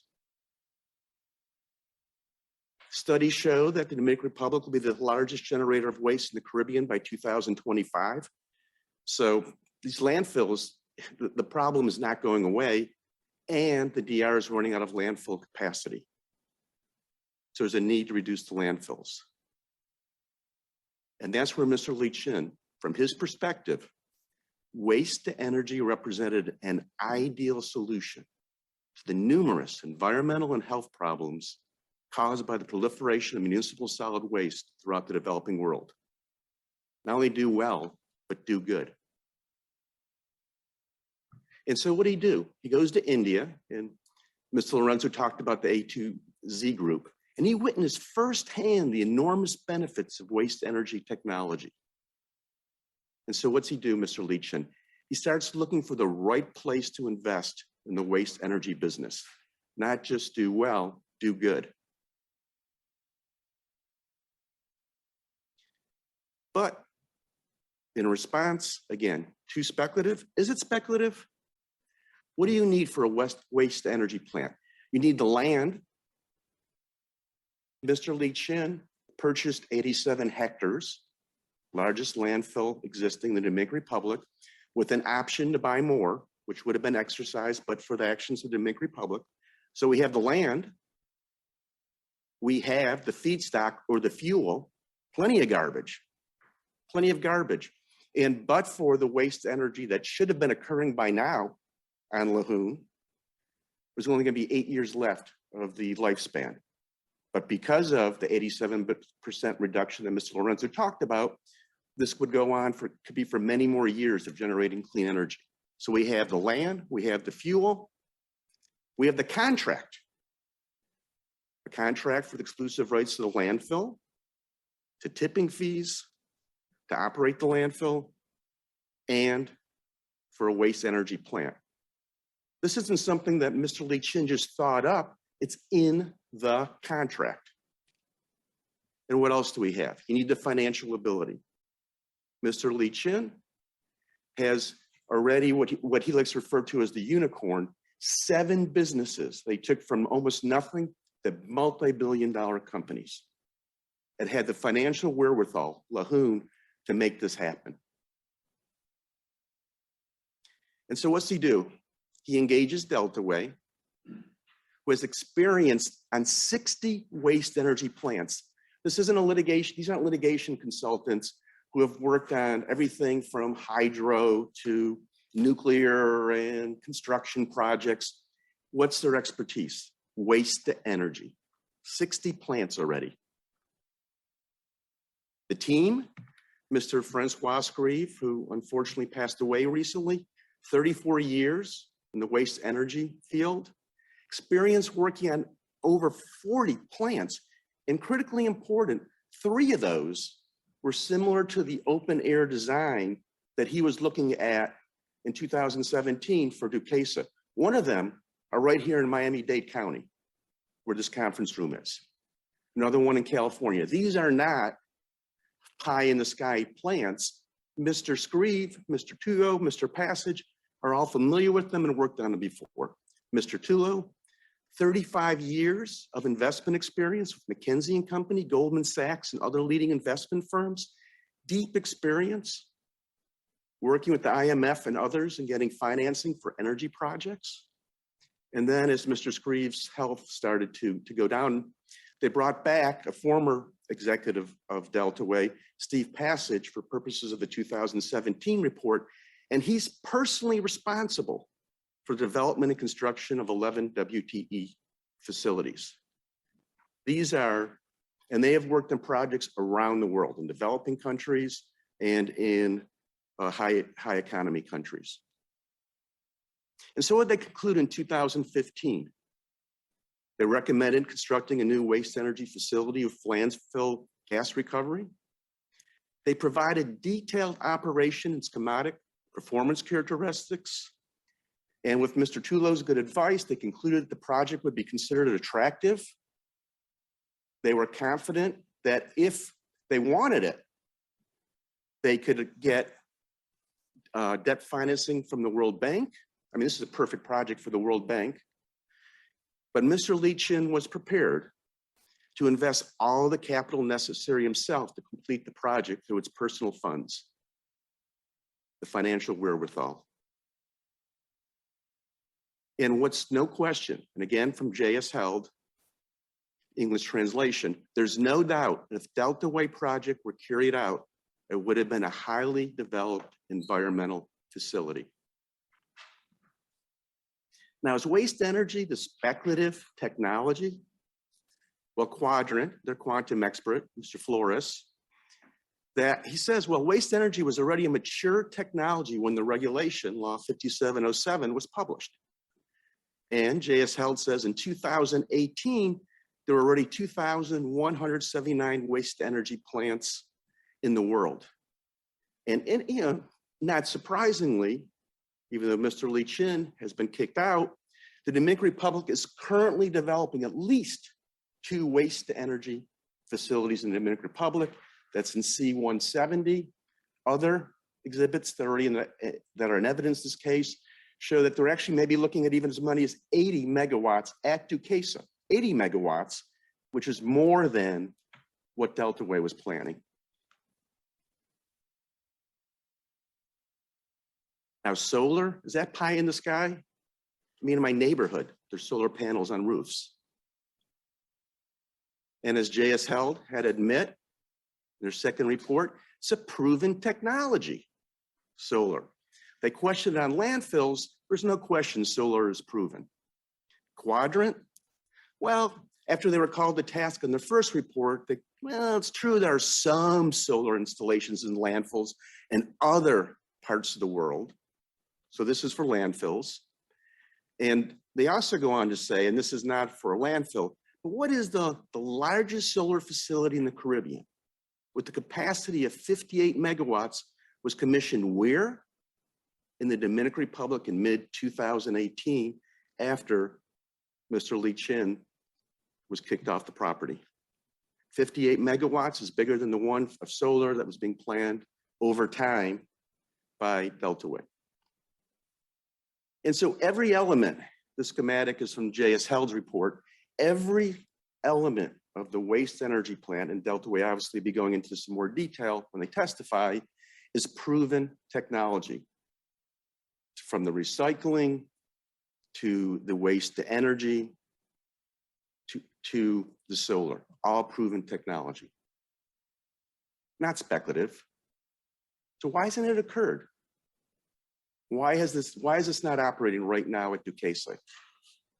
We heard it already from Mr. Lorenzo, and obviously you've read in our papers, that first of all, you need time to do it.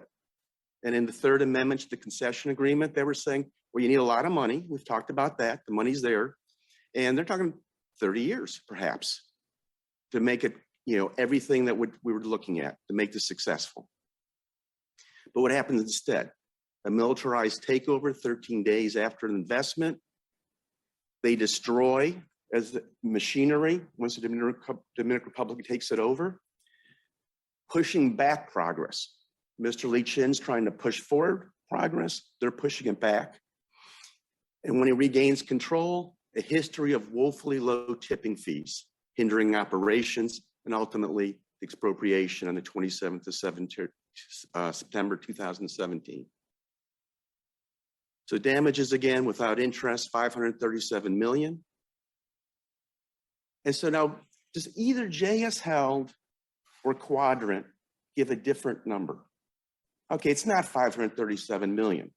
Notwithstanding the need, the land, everything else, certainly they have something to offer. Well, Quadrant, they say it not once, but in both reports. We've been engaged to assess and criticize from an economic point of view. Litigation consultants hired to assess and criticize.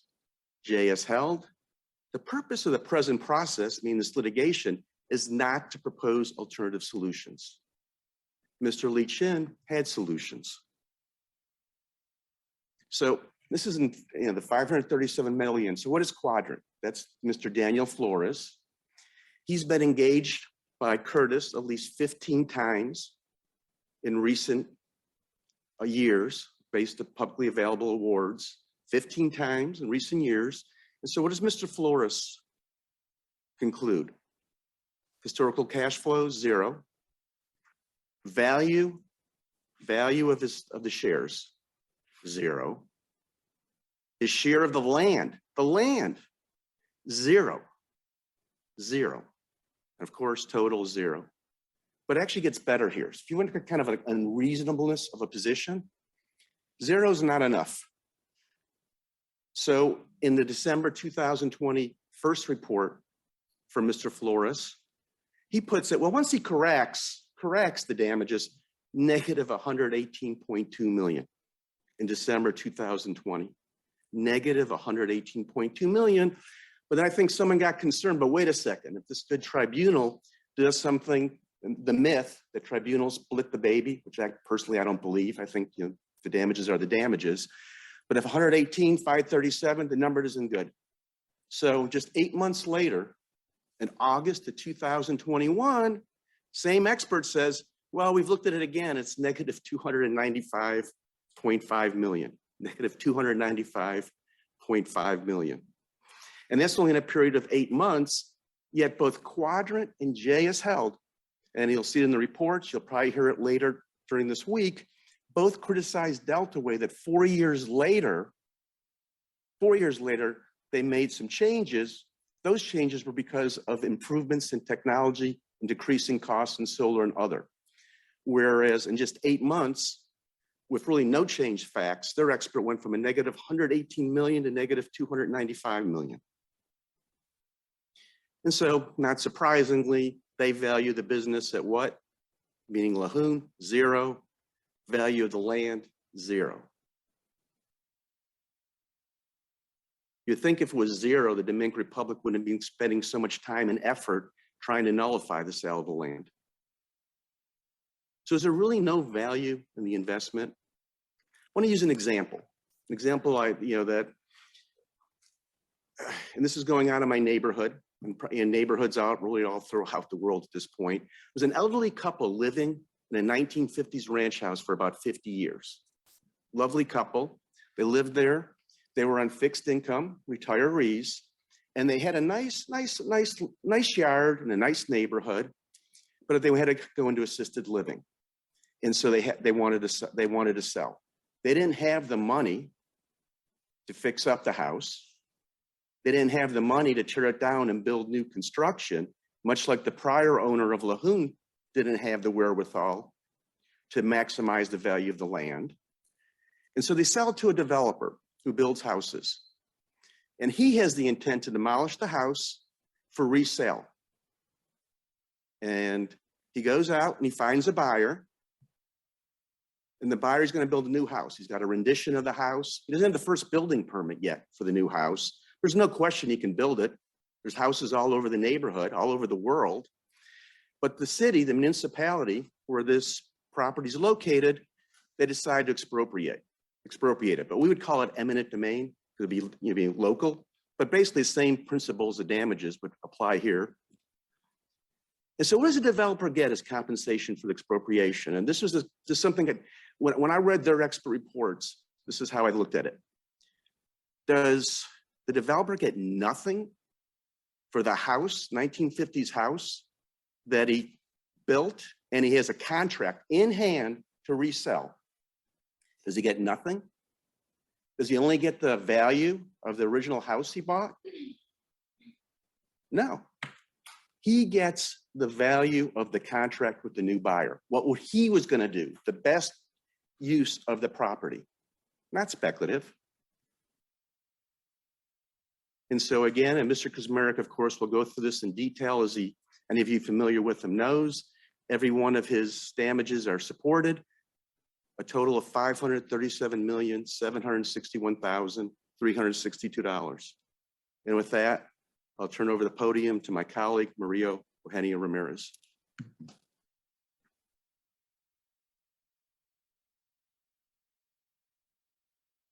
Thank you.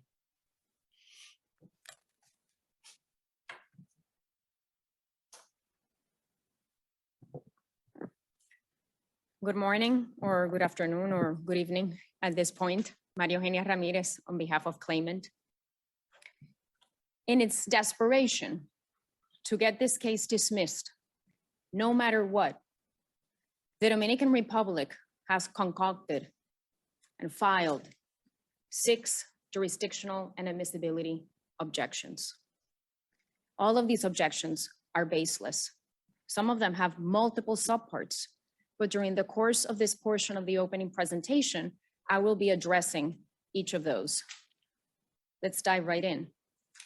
First, jurisdictional admissibility objection. What is one of the arguments that the Dominican Republic makes?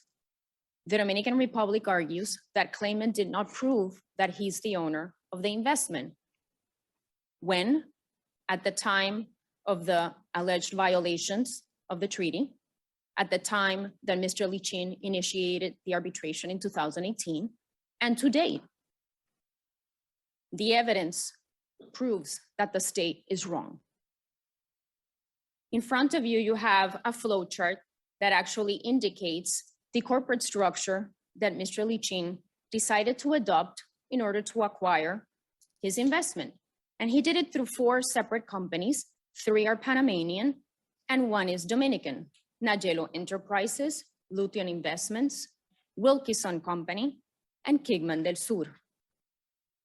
After everything was said and done, Mr. Lichin acquired 90% of the investment and became 90% owner of the investment. Let's go through each of these companies to see how Mr. Lichin acquired his ownership in each of these. Nagelo Enterprises. On May 4th, 2012, Mr. Lichin acquired 100% of Nagelo. And how do we know that? Because proof C-175 tells us in the acta de la Junta Directiva of Nagelo Enterprises, which is accompanied by a share certificate, we can see that Mr. Lichin acquired the 100 shares of the company in May 2012, becoming 100% owner of the company. Importantly, this document was registered with the Cámara de Comercio de Santo Domingo. So at all relevant times, the Dominican Republic, contrary to its arguments in this arbitration, has known that Mr. Lichin was and continues to be the owner of Nagelo. Lution Investments. On August 1st, 2013, Claimant acquired 100% of Lution and transferred his ownership of Nagelo to Lution. And we can see that in proof C-25, Acta de la Junta de Accionistas of Lution Investments, which tells us that on this date, he acquired 5,000 shares of the company, becoming 100% owner of the company as well, after the transfer of the ownership of Nagelo to Lution. In addition to that, we have proof C-155, which is a resident agent certificate that proves and evidences that Mr. Lichin is the owner of Nagelo and Lution. In fact, the resident agent certificate states that the holder of 100% of the common shares of Nagelo Enterprises is Lution Investments, whose final beneficiary is Mr. Michael Anthony Lichin. What about Kigman del Sur? On July 12, 2013, Mr. Lichin acquired 100% of Kigman. And we see that in proof C-173, Acta de Reunión de Accionistas of Kigman del Sur, where 2 share certificates, share certificate number 1 and number 2, were issued.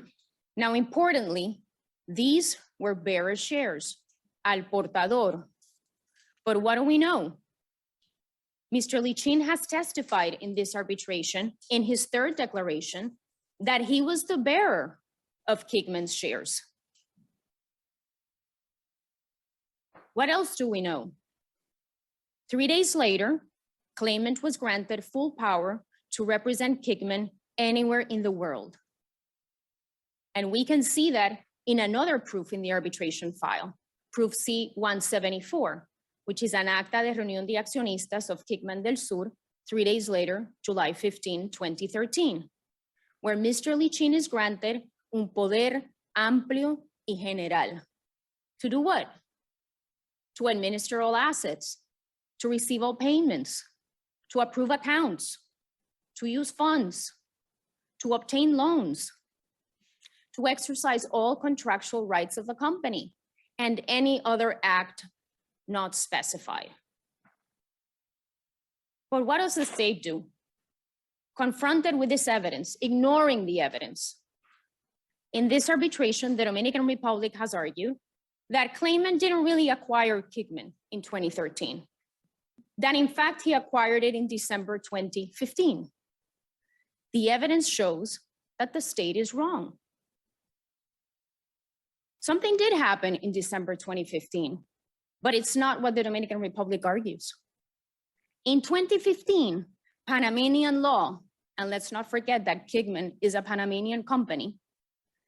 In 2015, Panamanian law ordered the replacement of all bearer shares, and that had to be done on or before December 31st of 2015. So what did Mr. Lichin do? He complied with Panamanian law. And in proof C-27, you can actually see una acta de la Junta Directiva of Kigman del Sur, which is dated 29 December 29th, 2015, where the prior 2 share certificates were canceled. And in lieu of those, en reemplazo, to replace those, a brand new certificate was issued in favor of Mr. Michael Anthony Lichin. And Wilkinson Company, what about that one? On June 24th, 2013, Mr. Lichin acquired 80% of Wilkinson through his company, Kigman.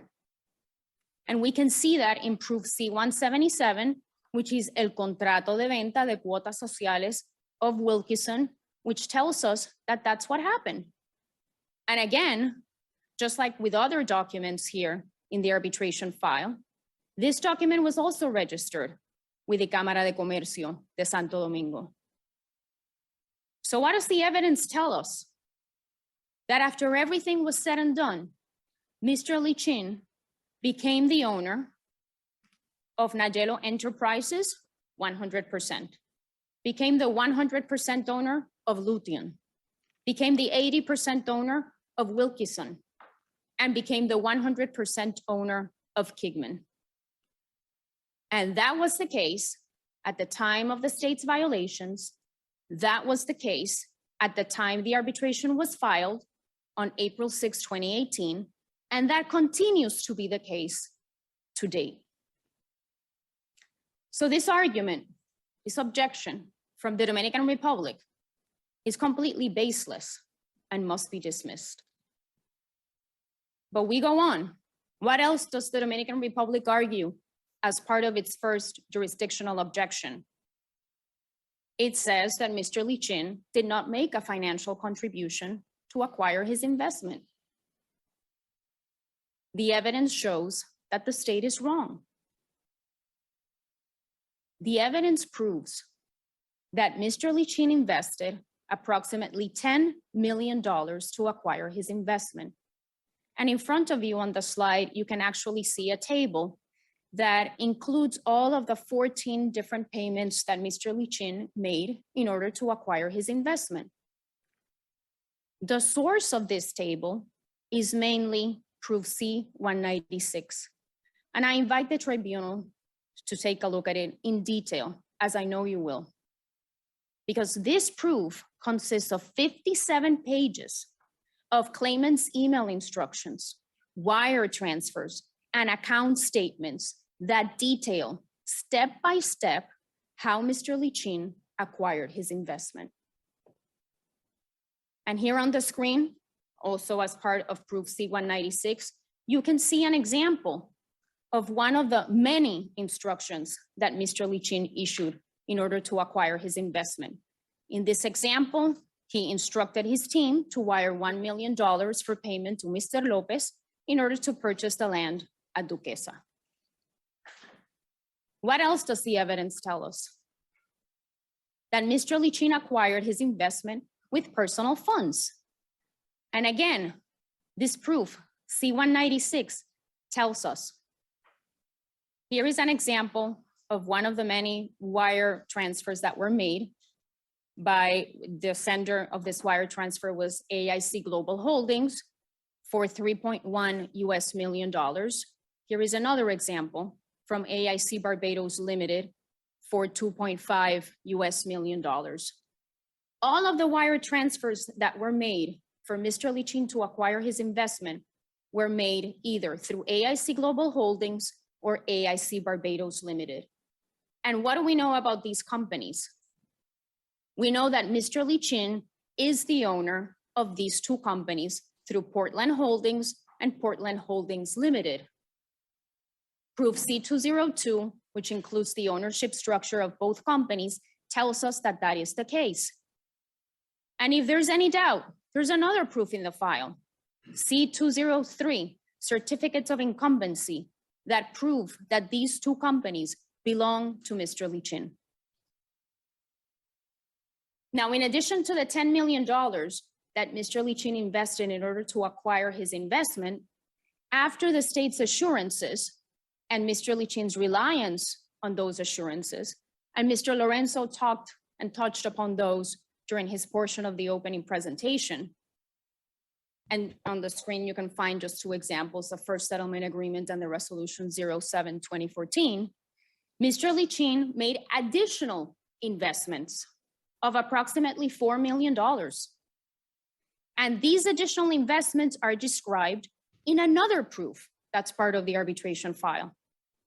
And that's proof C-204. And again, I invite the tribunal to review this proof in detail. Excuse me, counsel, can I interrupt with the tribunal's permission, with the president's permission, just a clarification on the previous slide, if I may. If we can go back one slide. Yes, please. Mm-hmm. Sorry, I tried to catch you just at the end of this slide and I realized my headset mute was on. C-202 references the AIC holding by Mr. Lichin, but it states as at August 19, 2021. Is there anything that would show the date of ownership, or is there anything in the record that would show the date of ownership as at the relevant period when the investment was being made? Yes, the other proof in the file is C-203, which are certificates of incumbency that were prepared by a Canadian barrister. And I understand, and I can see that in the screen, they're not very clear, but they're part of the arbitration file. They're there. Okay. All right. Yes. Thank you. Thank you. Sorry to interrupt you. No problem. May I continue? Yes, please. Okay. So proof C-204 consists of 189 pages of claimant's email instructions, wire transfers, and account statements that evidence Mr. Lichin's subsequent investments in Lajun. And what were those of some investments? You will be able to see once you review the proof. To pay for payroll, to purchase a baler machine, to purchase computer software to use in Lajun, to pay for the feasibility study that Delta Way prepared. All of these details, all of these transactions are detailed in proof C-204. So where does all this evidence take us? What does this show? That the Dominican Republic's argument is baseless and it must be dismissed. But what else does the Dominican Republic say as part of its first jurisdictional objection? Because we're still here. Now the Dominican Republic says, well, claimant cannot request relief as a shareholder of indirect investments. the state is wrong. And this is an argument that the Dominican Republic, even though they argue that they have never made this argument before, the Dominican Republic did make this argument before in the jurisdictional phase of this arbitration. And how do we know? Because in the partial award and jurisdiction, the tribunal already held that the treaty applies to claimant's investment and to Mr. Lichin as an investor. So this argument, baseless, and it must be dismissed. Moving on to the second jurisdictional objection, the Dominican Republic alleges that claimant's investment is illegal because it was acquired fraudulently in violation of Dominican tax laws. And in particular, the government argues that Mr. Lichin committed fraud and violated Dominican tax laws because there is a supposed discrepancy in the purchase price of Lajun shares in the Acuerdo Marco, which is $7.25 million, and the purchase price of Lajun shares in the share purchase agreement, which is 7.5 million Dominican pesos. The state also argues that claimant failed to pay taxes for the acquisition of his investment. The evidence in the arbitration file proves that the state is wrong. In order for Mr. Lichin to acquire his investment, 3 separate contracts were signed: the land purchase agreement for the purchase of the land, the share purchase agreement for the purchase of the shares, and the Acuerdo Marco, which is a more detailed and comprehensive contract regarding the acquisition of the investment. The share purchase agreement contains the face or nominal value of the Lajun shares, which were set at 7.5 million Dominican pesos dollars. How do we know that that is the case? Because proof C-152 tells us in the Acta de Asamblea Extraordinaria de Socios of Lajun, celebrated the day after the execution of the agreement, this document confirms that the price that was set, the 7.5 million Dominican pesos, was for the face nominal value of the shares, un valor facial. And importantly, just like many other documents, another document that was registered with the Cámara de Comercio de Santo Domingo. But what about the Acuerdo Marco? The Acuerdo Marco establishes the market value of the Lajun shares, which were set at $7.25 million. How do we know that that is the case? Because the Acuerdo Marco tells us in Article 7 of the Acuerdo Marco, it specifically states que la causa impulsiva y determinante that the determined cause that led the buyers, Mr. Lichin, to contract, without which they would have not contracted, let me reiterate here, without which they would have not contracted, was the fact that Lajun, until the signature of this agreement, is the owner of the rights for management, exploitation, and development of the Duquesa landhill with the following assets. And incorporate a huge list of tangible and intangible assets. Bienes muebles, inmuebles por destino, equipos mobiliarios, movable derecho de explotación, assets, furniture, merchandise, rights of exploration, rights and prerogatives from the following contracts. And then it lists any other right owned by Lajun. These assets are included in the share purchase agreement. And why is this important to know? Because the Dominican Republic has argued in this case that the share purchase agreement and the Acuerdo Marco are identical. And nothing could be further from the truth. Just look at the 2 contracts. The share purchase agreement has 8 pages. The Acuerdo Marco has 28 pages. And of course, it includes all the tangible and intangible assets. What about what Mr. Lichin was required to report? Mr. Lichin was not required to report the market value of the shares of Lajun before the Dominican Chamber of Commerce. How do we know that? Because proof C-180 tells us, which is a form that we obtained from the Cámara de Santo Domingo website. Declaración de traspaso de acciones is the name of the form. And it specifically states that the value of the shares that a buyer needs to report is the valor nominal, valor facial. That is exactly what Mr. Lichin did. He registered the share purchase agreement with the face value of the Lajun shares before the Dominican Chamber of Commerce. And the document, again, contains the stamp. And the only tax due with regards to taxes that was due that Mr. Lichin needed to pay was 3% of the value of the land, approximately 3 million Dominican pesos. And we know that he paid it because there is a receipt, proof C-176, which was issued by El Ministerio de Hacienda of the Dominican Republic, the Department of the Treasury, confirming receipt of the taxes. So where are we? This argument from the Dominican Republic, this objection, again, is baseless and must be dismissed. What else does the Dominican Republic say? It then argues, well, Mr. Lichin acquired part of his investment in the land via an abuse of rights after a dispute arose or was foreseeable. And here, the Dominican Republic makes two main arguments. The first one we've already seen, that Claimant acquired Claimant shares in December 2015. As I previously explained, the state is wrong because the original share certificates were bearer shares. Pursuant to Panamanian law, these bearer shares were replaced with nominal shares on December 29, 2015. So Mr. Lichin did not acquire Claimant's shares via an abuse of rights. And the second argument that the Dominican Republic makes is that Mr. Lichin acquired the land in December 2016.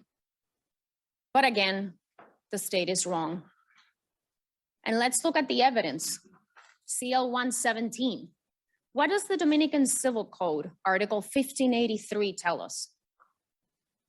It tells us that la venta es perfecta y la propiedad queda adquirida de derecho. The sale is perfect and the property is acquired by the buyer from the moment in which the things in the price is agreed. From the moment the seller and the buyer agree on the object and the price. And this is exactly what happened here. In the land purchase agreement, the object and the price were agreed on. And this happened on June 26, 2013. And we know that because all you have to do is look at la cláusula primera, first clause, which describes the object, the land that was being acquired. And the second clause, cláusula segunda, which describes the price that was set for the land, $2.5 million. So pursuant to the Dominican Civil Code, Mr. Lichin acquired the land on June 26, 2013. But what happened in December of 2016? The land title was registered on December 6, 2016, in favor of Nagelo and Wilkison. And the Dominican Republic, in making its argument, in making its objection, it relies on this certificate of title from El Registro de Títulos de la Jurisdicción Inmobiliaria to argue, you see, this certificate of title is dated December 2016, which means that Mr. Lichin acquired the land in 2016. But what the Dominican Republic completely ignores and doesn't even mention is that this same document, proof C-66, if you keep reading this paragraph, the Dominican Republic says que el derecho that the right finds its origin in a sale. 13. So the same document that the Dominican Republic is relying on contradicts their argument. So what does this mean? That Mr. Lichin acquired the land on June 26, 2013, and that's when he became the owner of the land. And Mr. Lichin did not acquire the land via an abuse of rights. And with regards to the dispute or foreseeable dispute in 2015 or 2016, before you have a timeline that describes the two events, Kickman's purchase of Mr. Lichin's purchase of Kickman's shares, the acquisition of the land, but the state violated its treaty violations in 2017, and the notice of controversy was served in December 2017. So there was no dispute or foreseeable dispute in 2015 or 2016 with regards to these two events.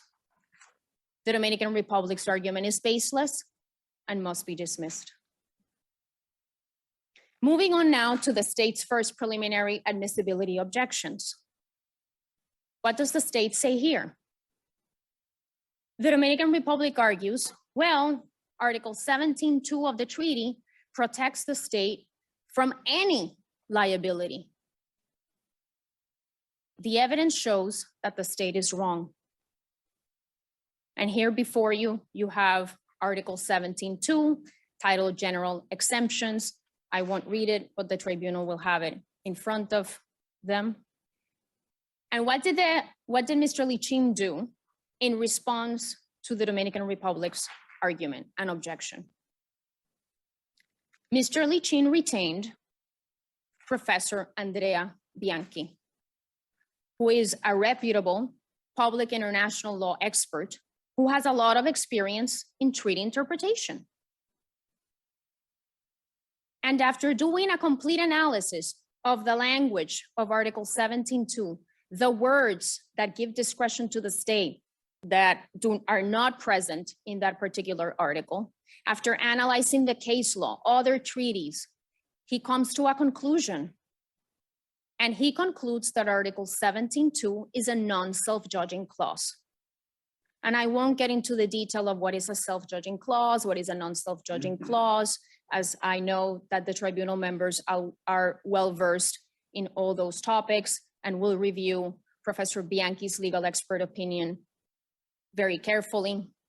But this is very important because the fact that Article 17.2 is a non-self-judging clause has various repercussions and consequences.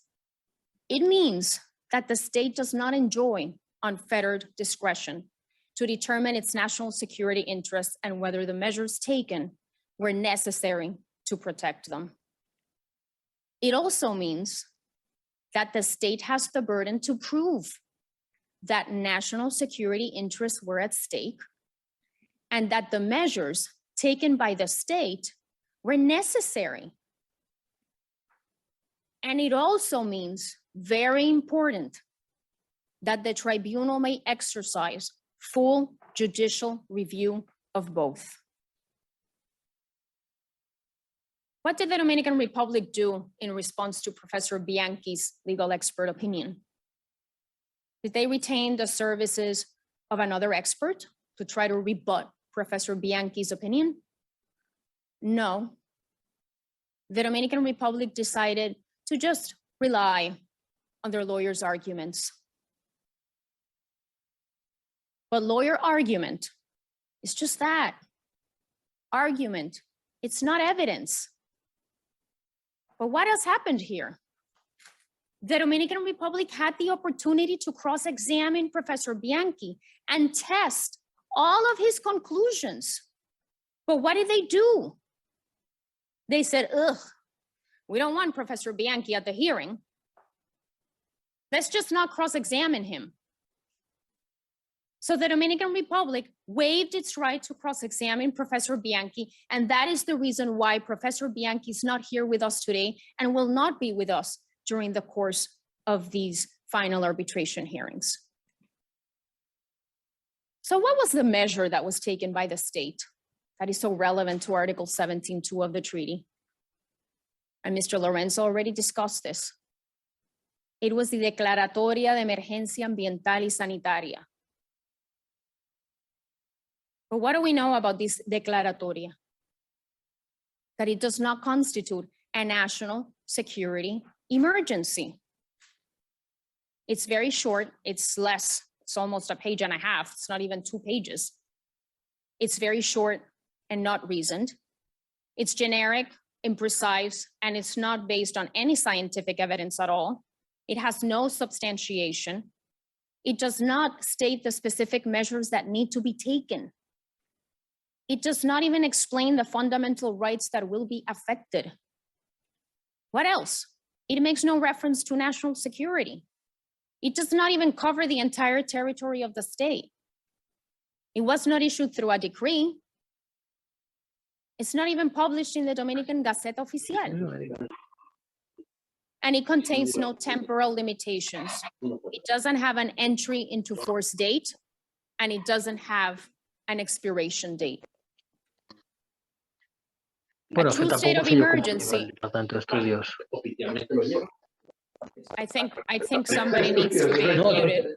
Por favor, si hay alguien que está con el micrófono If abierto. anyone happens to have the microphone open, please close it. I think we're fine now. Puede proseguir. Thank you, Mr. Chairman. You can continue. A true state of emergency, pursuant to the Constitution of the Dominican Republic, can only be declared by the Dominican president with congressional approval. And this declaratoria was not issued by the president. It was issued by the Ministry of Health and the Ministry of the Environment, and it was not approved by Congress. The declaration, in short, is not a state of emergency, and it was simply a pretext to expropriate Mr. Lichin's investment. But this fake emergency was the excuse that the Dominican Republic used to adopt other measures to expropriate Mr. Lichin's investment, such as the notice of unilateral termination, the court order granting the interim measure, the court's decision nullifying the concession agreement, all of which were issued in violation of the treaty. So where does that leave us? That the Dominican Republic's objection is baseless and must be dismissed. The state's second preliminary admissibility objection, where do they say, what does the state say here? The state argues that Article 10 limits compensation to MFN treatment, and that Mr. Lichin is not entitled to compensation because no compensation has been granted to other foreign investors. The evidence shows that the state is wrong. And before you, in front of you, you will be able to see Article 10, titled Compensation for Losses. Professor Bianchi looked and reviewed this clause. And after doing a whole analysis, he came to various conclusions. And Professor Bianchi concluded that Article 10 does not prevent the tribunal from awarding damages to claimant simply because the state has never awarded Article 10 damages to other foreign investors. He also says that the case law is nearly unanimous, with the exception of one case, which of course is the one that the Dominican Republic relies on. And this case law that is nearly unanimous states that compensation for losses clauses do not exempt a state from liability. He also states that the state's interpretation of Article 10 is contrary to the ordinary meaning, object, and purpose of the treaty, Vienna Convention. And what finally does Professor Bianchi conclude? He concludes that if the state has not compensated other foreign investors for Article 10 damages, then Article 10 does not apply to this case. Let me repeat that Article 10 does not apply to this case. But what else do we know in addition to Professor Bianchi's legal expert opinion? That the environmental emergency declaration was targeted solely at Duquesa, vertedero de Duquesa. And what does this mean? That Article 10 compensation for losses does not apply. So this objection, members of the tribunal, is baseless and must be dismissed. And finally, we have the state's third preliminary admissibility objection. And here, what do they argue? The state argues that claimant, as a shareholder of Lahun, cannot seek indirect damages under the treaty. And I'm sure at this point, you're probably thinking, if you haven't thought so already, I think I've heard that before. And you have, because this is the third time that the Dominican Republic makes the same argument. They made the argument during the jurisdictional objections. They made the argument as part of one of its jurisdictional objections, and now they make the same argument again. The evidence shows that the state is wrong, and Professor Bianchi actually analyzed this objection. And he concludes in his legal expert opinion that shareholders may seek compensation for indirect damages. But in any event, as I previously mentioned, this tribunal already held that the treaty applies to claimant's investment and to Mr. Lichin as an investor, not as a shareholder. So where are we on this? Dominican Republic's objection is baseless and must be dismissed. And with this, I leave you with my colleague, Mr. Lorenzo, who will conclude claimant's opening presentation. Thank you very much for your time. Thank you, Señora Ramirez. Mr. Lorenzo. Mr. Chairman, members of the tribunal, thank you. I think we have about 13 minutes left. I don't think I'll take up those full 13 minutes, but again, lawyer minutes are very different than real world minutes, but I'll endeavor nonetheless to be brief. And I want to take us back to an earlier portion of our presentation. And the claimant, Mr. Lichin, I believe over the course of the presentation that the tribunal has heard this morning, and over the documents that we've identified and we've gone through, that we have been able to challenge the premise that was posited by Curtis in one of its memorials, and the idea that the claim, the rights, and the remedies that we are seeking here simply lack factual and legal support. The facts are clear. The documents are clear. The reliance has been established. The treaty rights exist. The jurisdictional challenge has been lost, and the damages suffered are real. What remains is this tribunal, we believe, coming to that unequivocal conclusion at the end of this hearing. And as we've posited those facts this morning, we are anxious and excited about the opportunity to continue to prove those facts over the course of the next several days. The documents are what they are.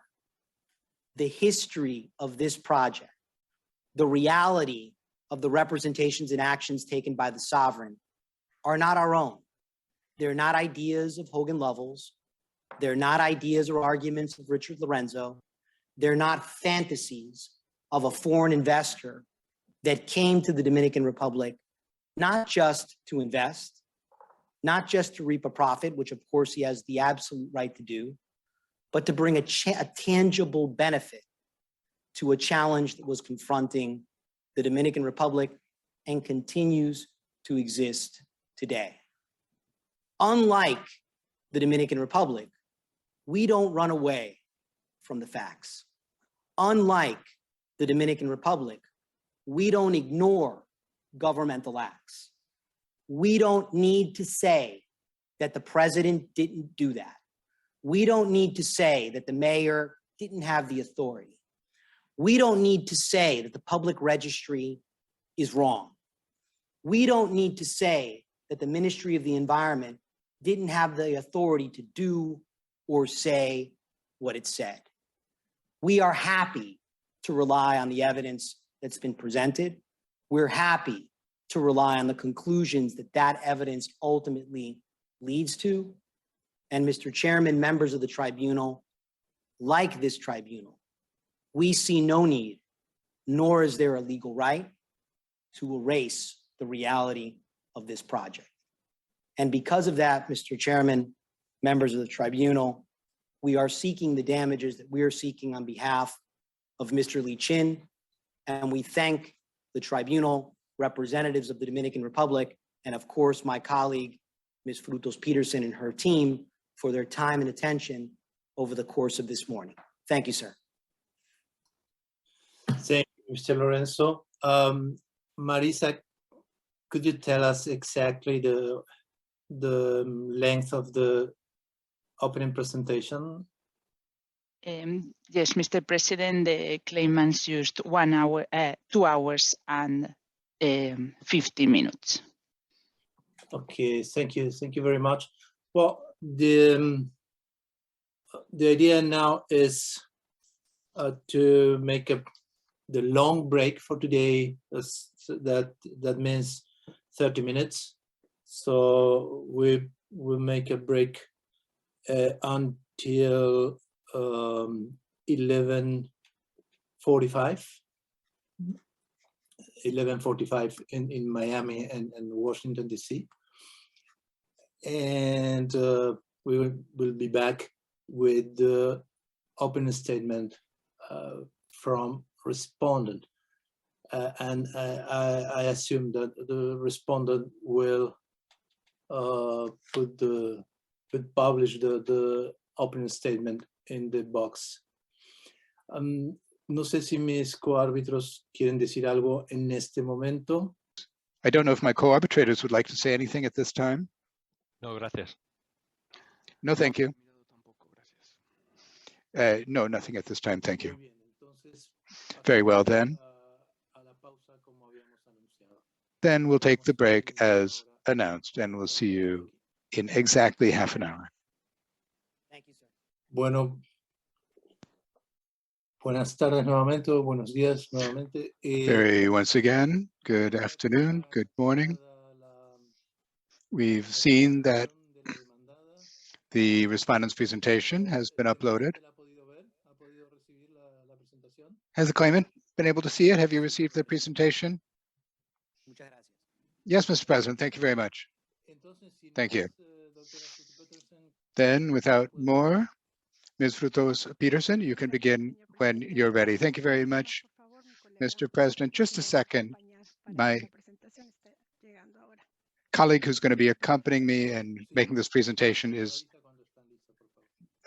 just taking their seat. Yes, let us know when you're ready.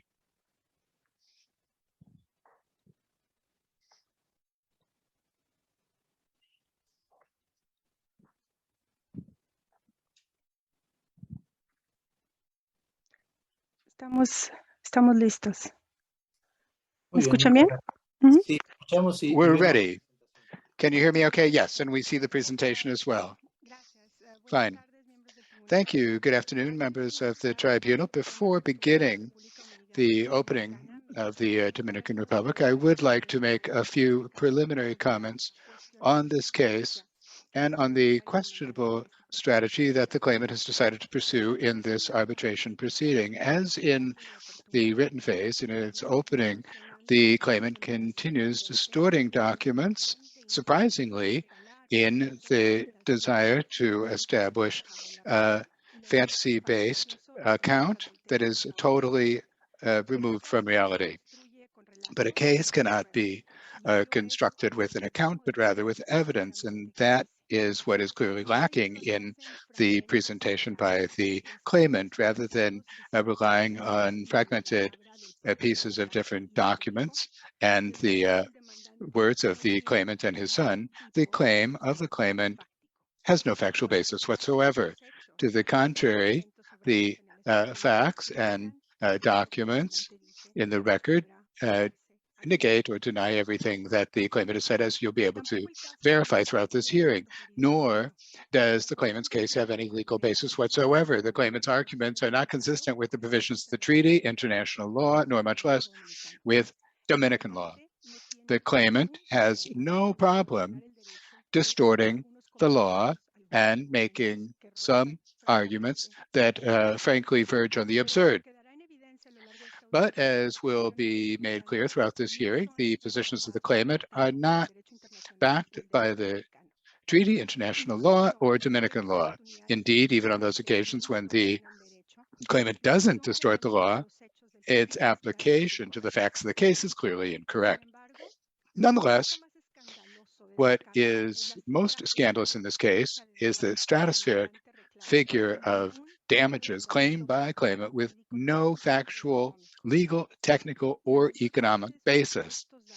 Most of those supposed damages are not related to the administration of a landfill for waste, but rather an energy to waste plant that does, or waste energy plant that does not even exist, and that the claimant doesn't even have a contractual right to develop. On analyzing the record in this case, it is evident that there are 6 key questions about which the claimant doesn't like to talk much, but which are essential when it comes to analyzing the jurisdiction of the tribunal, the admissibility of the claim, the standards of the treaty, and the damages claimed by a claimant. The tribunal should pay particular attention to those issues. First, beyond the $14 million the claimant says he is invested, well, actually only $6 million were paid for the shares of Lajun and the land. None of those supposed transfers come from a bank account in the name of the claimant. The claimant himself has stated in his first witness statement that his strategy for creating wealth is to use the money of others to invest in your businesses. And his supposed investment in the Duquesa landfill does not appear to be the exception. Neither the claimant or his lawyers have been able to explain this. Let us recall, this is a case in which the claimant says that he invested $14 million, and he hasn't proven that he's done that, for which he seeks to obtain more than $600 million. Second, the acquisition of the supposed investments by Mr. Lichin are fraught with illegalities. As of the documents submitted by the claimant in this arbitration, or based on these documents, it has come to light that the sales price of the Lajun shares reported to the Dominican authorities was not the real price of the transaction. There's no doubt that this discrepancy is a clear tax fraud maneuver. We really can't put any other words to it. It is incredible that the claimant is seeking protection of the treaty when his investment is the result of an illegal maneuver in violation of Dominican law. The record of the case also shows that the claimant should have noticed that his property title was based on false documents, or at least should have perceived that the ownership of the land was questionable. Third, Lajun did not have the right to unilaterally increase the tipping fees paid by the municipal governments, and the concession contract between Lajun and the Council of Santo Domingo del Norte, which was exempt from the payment of a tipping fee, did not include any automatic adjustment mechanism in those tipping fees. Quite to the contrary, the concession agreement expressly established that the tipping fees should be negotiated between Lajun and the users of the Duquesa landfill. The claimant was fully aware of this situation, or should have been, when he decided to purchase the shares in Lajun. However much the claimant seeks to mix the tipping fee or reference fee established in Article 4 of the concession agreement with the tipping fees that Lajun negotiated with each of the municipal governments and users of the Duquesa landfill by calling both tipping fees, these are two clearly distinguishable concepts. The concession agreement entered into with the local government of Santo Domingo Norte established a reference fee, which was bid at $2 per ton by Lajun during the bidding for the concession, which established precisely a reference for the tipping fees that Lajun would later negotiate with the local governments. Now, by way of contrast, the tipping fees were negotiated directly and freely between Lajun and the users of the Duquesa landfill. Lajun, under the administration of Mr. Lichin, negotiated and reached agreements with the local governments on many of the tipping fees that they're now questioning or denying. Now, or reneging on. The reference tariff was never modified in any addendum to the concession agreement or in any of the settlement agreements, nor did Lajun ask the local government of Santo Domingo Norte to modify the reference fee because, well, that would not have meant an automatic increase in the tipping fees that Lajun had to negotiate with the users of the Duquesa landfill. In that regard, it should be recalled that the addenda to the concession agreement after 2013, under the administration of Mr. Lichin, in these, Lajun undertook to improve the Duquesa landfill without requesting an increase in the reference or tipping fee with ASDN or with the tipping fees negotiated with the local governments. Obviously, none of those improvements was made. The record is has any number of items of evidence that confirm this. Now, fourth, it's impossible to deny that the breaches of the concession agreement and of the environmental standards by Lajun brought about a serious health and environmental crisis in the Dominican Republic, even though it's difficult for the claimant to recognize this. Any inhabitant of Greater Santo Domingo can corroborate this. The news reports at the time and the images speak for themselves. The extorsive strategy of the claimant who sought to modify the tipping fees paid by the local governments unilaterally, increasing them exorbitantly without having made any of the investments to which he had committed, and running up against basic rules or regulations that require the provision of an essential public service, caused a true health and environmental disaster, which endangered the health, seriously endangered the health of the inhabitants of Greater Santo Domingo and their environment. Now, incredibly, the claimant seeks to obtain a prize for the crisis that it unleashed. Now, fifth, there's nothing in the concession agreement or in any of the other documents that are relevant to this case that give Lajun or the claimant a right to construct a WTE plant. But independent of this, the claimant never even set the first brick of that imaginary plant. And yes, we call it imaginary because not even the first brick was laid, nor did it ever begin the arduous and difficult path that it would have had to go down in order to realize a project for generating energy of that scale.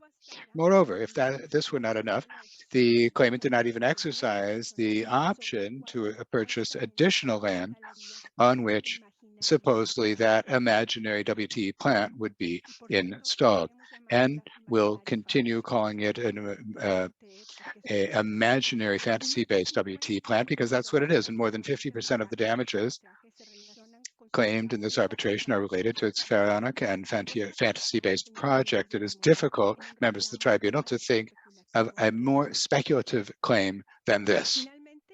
Finally, despite the fact that the claimant presents itself as an experienced and successful businessman, the record of this case casts light on the great informality and light manner in which he conducted and operated his supposed investments in the Dominican Republic, and with which he has conducted this arbitration. The claimant did not undertake a serious due diligence to support its decision to invest, and the supposed process that he did undergo was sufficient to raise any number of red flags that the claimant simply ignored.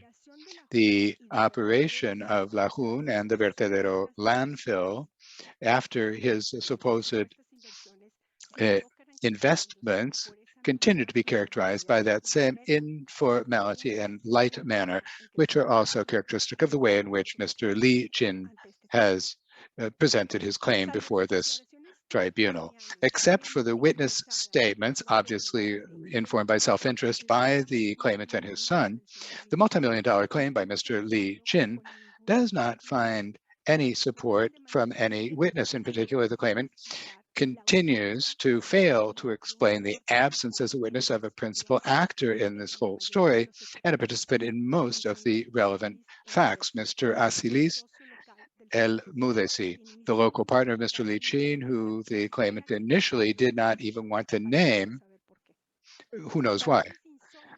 It's also incredible that the claimant has not submitted basic documents to support his claim from the very beginning, and that he has resisted presenting them despite the repeated request by the respondent. Many of the key documents having to do with or key for jurisdictional issues only appeared with the rejoinder on jurisdiction submitted by the claimant, the last of its memorials, in an obvious effort to take away from the respondent the possibility of analyzing in detail and calling into question those documents. In the face of this alarming evidentiary shortcoming, the claimant seeks to save its case with the argument that the Dominican Republic supposedly had incomplete document production, reaching the absurdity of requesting that a negative inference be drawn that all the standards of the treaty had been violated. Beyond the respondent producing all the documents ordered and that it had, and that obviously negative inferences don't work in the creative way that the claimant imagines they might, that argument merely seeks to hide and justify his own exhibit of production of documents which is insufficient, incomplete, trying to respond to the lack of any documents that support its case. Distinguished members of the tribunal, now I have one last introductory comment. With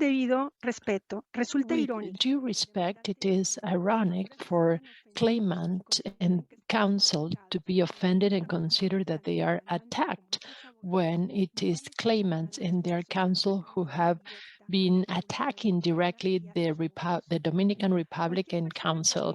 Any person who reads the pleadings in this case can easily see which of the two parties focuses on the merits of the case, the facts and the law, by presenting extensive and detailed pleadings and also being thorough with specific quotations as to the legal authorities behind their position and which party just focused on attacking the other party without any grounds, just referring to the case in general and in a distorted fashion to counteract the lack of merits of their case. To sum up, and by analyzing this case in a simplified manner, this is a case by an alleged investor who cannot even evidence that he has invested $14 million of his own capital and who acquired the alleged investment through a transaction plagued with illegalities and irregularities, for which he is claiming for compensation for over $6 million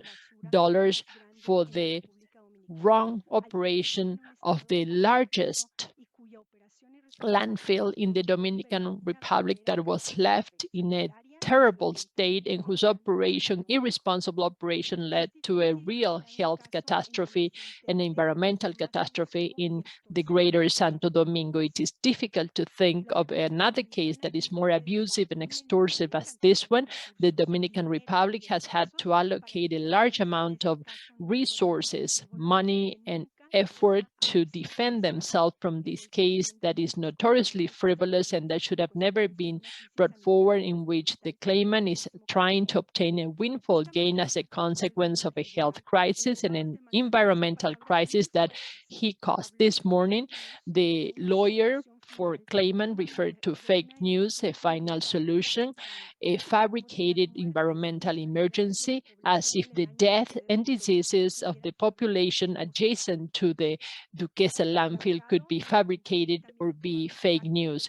Claimant's counsel has also taken extracts from the pleadings of the Dominican Republic and the documents in this on record, but this is not surprising, and they picked selectively, but we're not surprised. And this is similar to what the respondent has already mentioned in their, the claimant has done in their presentations. We asked the tribunal to analyze globally all of the evidence and the arguments presented by respondent. All of this proves what we said at the very beginning, members of the tribunal. The statements by claimant continue to be grandiloquent and also blown out of proportion. We also heard that the claimant's counsel said that the respondent had not addressed the documents on the record, such as the documents that have to do with the operational costs and final disposition of the Duquesa landfill, the settlement agreement, as well as Article 4.9 of the concession contract, R6. We invite the tribunal to refer to the pleadings by respondent, where each of those documents were addressed in detail. Members of the tribunal, the Dominican Republic is not trying to run away from the evidence in this case and is not asking the tribunal to ignore the evidence on record. Quite the contrary, we are respectfully requesting the tribunal to analyze it thoroughly, as the respondent has done in their pleading and as we will continue to do throughout the hearing. What was blatantly absent in the presentation by the other party this morning is the regulatory framework to be applied to this case in the power sector, that is including Law 5707 and its regulation, which is also part of the alleged due diligence and clearly regulates the WT plant, which is the jewel of the investment. As we are going to see, this WT plant requires a concession for a final concession for the exploitation of power works that can only be granted by the executive represented by the National Commission on Energy.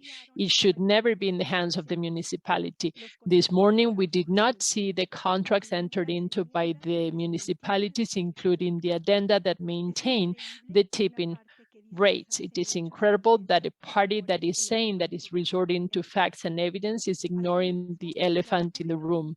Likewise, the Dominican Republic is emphatically rejecting the characterizations and assertions by claimant on the various institutions of the Dominican Republic. The Dominican Republic is a democratic country, and the evidence to be addressed this week will show that the Dominican Republic continues to say the same that they said at the outset. Let us remember that the arguments on illegality presented by respondent were discovered, unveiled in this arbitration due to the documents that were presented by claimant. After these opening remarks, the Dominican Republic will initiate the formal presentation of the opening. First, my colleague Elisa Botero will be addressing the main facts of the case. Next, my colleague Fernando Tupa will be explaining the jurisdictional objections and also admissibility objections to the merits presented by respondent, and then the merits of the case. And finally, my colleague Dori Yoldi will be presenting our damages arguments. Elizabeth, the floor is yours. Thank you very much, Claudia. Good morning, members of the tribunal. I will be addressing the relevant facts to decide on the jurisdiction of the tribunal and the admissibility of the claim by claimant, and to determine also if the protection criteria under the treaty were violated, and in the remote case that the tribunal finds violation, to estimate compensation. But before we move into the facts, it is important to remember that it is the claimant, the one that has the burden of proof, that is to say, to prove all of the facts in the jurisdiction, merits, and quantum phases. The claimant has not complied with their evidentiary burden in connection with any of these aspects, and therefore their claim cannot pursue. The factual narrative of this case is quite rich, and clearly due to time constraints, we cannot address all of the facts in this dispute. First, we will review the 6 core factual issues that have already been mentioned by my colleague Frutos Peterson. What we see at first is that there is no evidence that Michael Lichin has contributed his own resources to acquire the participation in Lejeune and also the land where the Duquesa landfill is located. Mr. Lichin says that he invested $14 million to acquire the investment that he is claiming for. According to Mr. Lichin, he devoted 10 out of those 14 million for investments in the Republic. $1 million was used to buy 100% of the equity of Lucien, Kickman, and Nagelo, 3 Panamanian companies, and 80% of Wilkinson, a Dominican company. And on the other hand, he allocated $8.9 million to buy 90% of the land portion and also the shares in Lejeune. As a as evidence of that investment of 10 million, the claimant presented Exhibit C-179 and once again C-196, a compendium of electronic transfer requests, receipts, emails, and also statements for 14 bank transfers between May 2012 and December 2014. Important, significant parts of those documents of that compendium are crossed out in black, which makes it impossible for respondent to comprehensively analyze the content. And also, true to its own style, claimant did not match the various transfers to the items that he says were paid with those $10 million. So it is impossible to determine what amounts were devoted to what. For respondent and even for claimant's own damages expert, it is impossible to match these figures because the individual transfer values do not match the ones in the documents and the ones that according to claimant should have been paid. Let us look at Ludion as an example.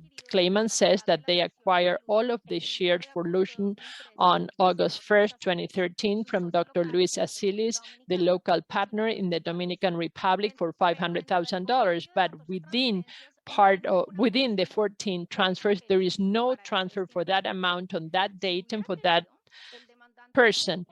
If the claimant wanted to do it, he could have presented, for example, a table indicating in various columns the reason for the payment, the amount paid, the date, the recipient of that payment, and also the specific transfer support information. Quite the contrary, the claimant is offering just a collection of documents and a table with dates and values, but nothing else. Claimant thinks that he is solving the problem by just saying that those transfers are from Mr. Li Qin and that they were made to acquire these alleged investments. In the words of the claimant, we should believe their own statement and believe in their word without further ado.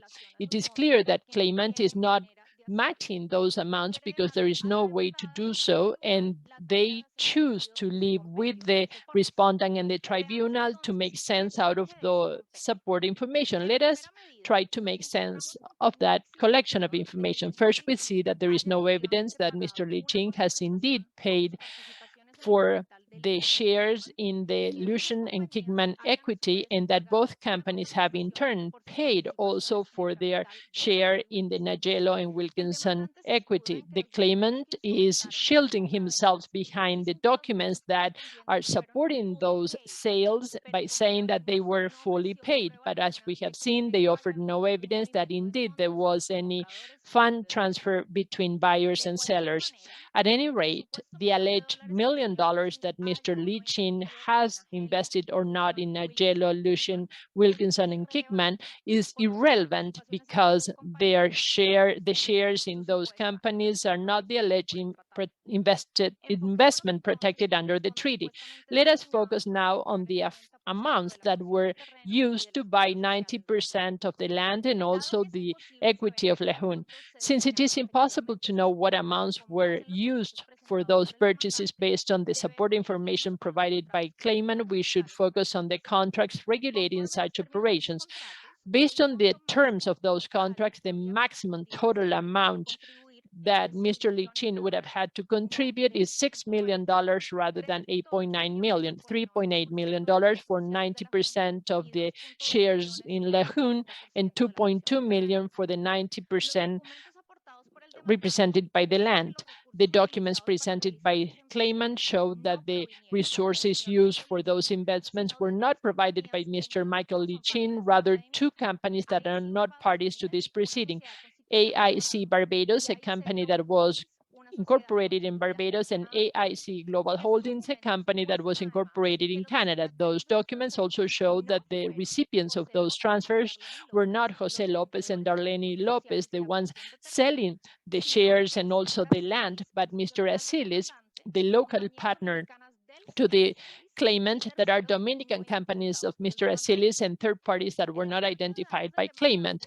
The claimant's expert on damages also standardized the information coming from the support documents in one, and he put them all in one table. And you see here the first 14 rows and the 14 transfers that they are referring to. Not even the claimant's expert may establish which are the amounts that were used for purchasing the shares or the land or what other items, because the comments for each transfer do not offer such detail, but in most cases they refer in general to Lejeune.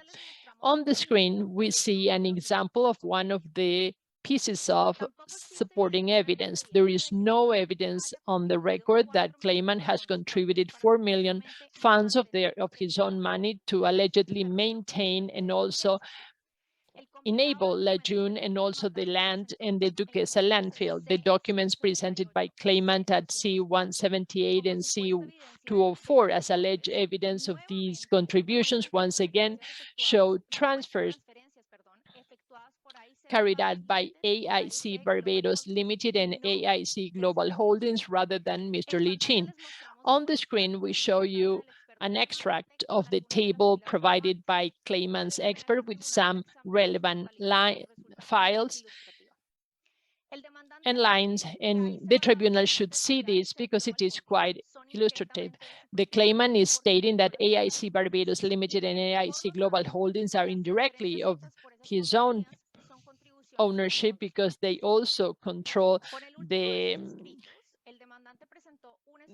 parent company, and therefore the transfers by the companies are contributions of his own equity. Finally, they also presented a corporate structure that showed allegedly that he is the owner and controls AIC through 2 Canadian companies. This was prepared by Kevin Gold, and this is not even notarized.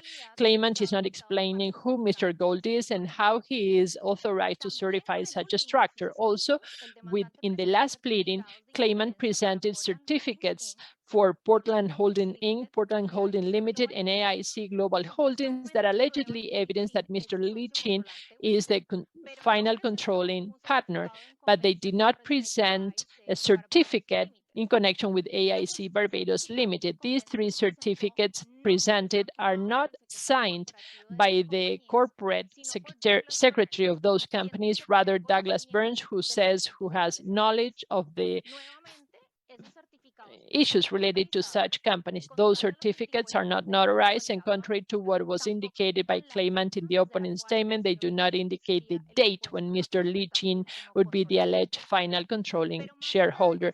But beyond the fact that the evidence provided, even with the reply on jurisdiction, are not evidence enough of what they are stating, its situation as final controlling shareholder is irrelevant and is not saving his case. The claimant has not proven the existence of a chain of transfers that starts with him and finishes with the sellers of the shares with Lahun and the land, and it could not be asserted that the alleged transfers by AIC Barbados Limited and AIC Global Holdings are contributions by the claimant himself, because those companies have a different legal personality than that of the shareholders. The issue of the transfer should be part of a separate general comment. There is something truly strange about the way in which the claimant carried out the alleged investments in the Republic. The ownership of the shares does not match the structure used to transfer the alleged funds for the purchase of the shares and also the land, as well as the operation and maintenance of the Duquesa landfill. The ownership structure has 2 levels of corporations between the claimant and Lejeune, but none of the transfers comes from the claimant or any of those 4 companies. They come from, as we already indicated, from AIC Barbados Limited and AIC Global Holdings, and quite curiously, in most cases, they go through accounts of Mr. Asilis and his own companies, Metro Country Club and Operadora de Golf, to be disbursed through a check on dates different from the transfer dates to the final recipients. So why should they create such a corporate structure for the holding of the shares for Lejeune and then the land to later on use a completely different structure to have the funds flow? Why have the funds go through Mr. Asilis' accounts and his own companies instead of sending them to the final recipients? How did they incorporate AIC, and also how they record AIC and Asilis companies in their own financial statements as transfers? Was it as a contribution of capital? Was it as a loan or as a payment for goods or services? The claimant has not even attempted to offer an explanation. What they did do is, in response to one of the document requests by respondent, they suggested that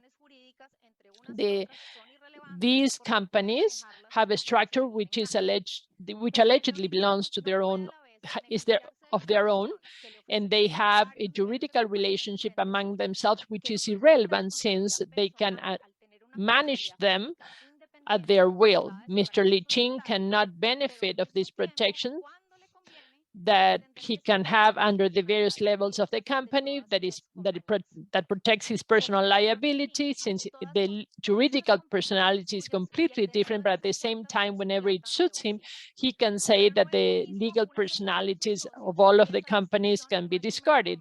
But Mr. Lee Chin and all of his own companies and his monies in their accounts is his own pocket money, but this is not the same when it is a corporation that has shareholders, and this is not just formalism, but it is the core of corporate law, and the claimant cannot ignore that. On the other hand, claimant is not explaining why he contributed his own funds and why he told the vice president of the republic that he had invested the money of foreign investors in the Duquesa landfill, and this is something that was repeated by his son. So then, was it his money or someone else's? As it is typical from the claimant, he's always jumping from one position to the other one. This is clearly a strategy to avoid respondent to get to the merits, to the core of these questions, and the claimant provided all of the supporting documentation of these alleged investments late in the process. Why? What are they trying to hide? It is incredible that claimant is asking this tribunal to grant him a compensation for hundreds of millions of dollars when these are two companies that are not parties to this arbitration, the ones that made the alleged contributions. The second fact that I would like to focus on has to do with the legalities behind the acquisition of the alleged investments by the claimant. As stated in the pleadings during the course of the arbitration, respondents saw that there were two parallel contracts for the acquisition of the Lejeune shares or Lejeune equity dated June 26, 2013. The contract for the shares indicates a sale price of 7.5 million Dominican pesos, which were equivalent back then to $180,000. That contract was recorded before the Chamber of Commerce and Production of Santo Domingo. This business record is also the jurisdiction is typical in this type of civil law jurisdictions, and this also allows for these corporate acts to become public and also to present them in case of any claims against third party. This was a contract for a low price that was the only sale contract for the shares that was known to respondent prior to this arbitration.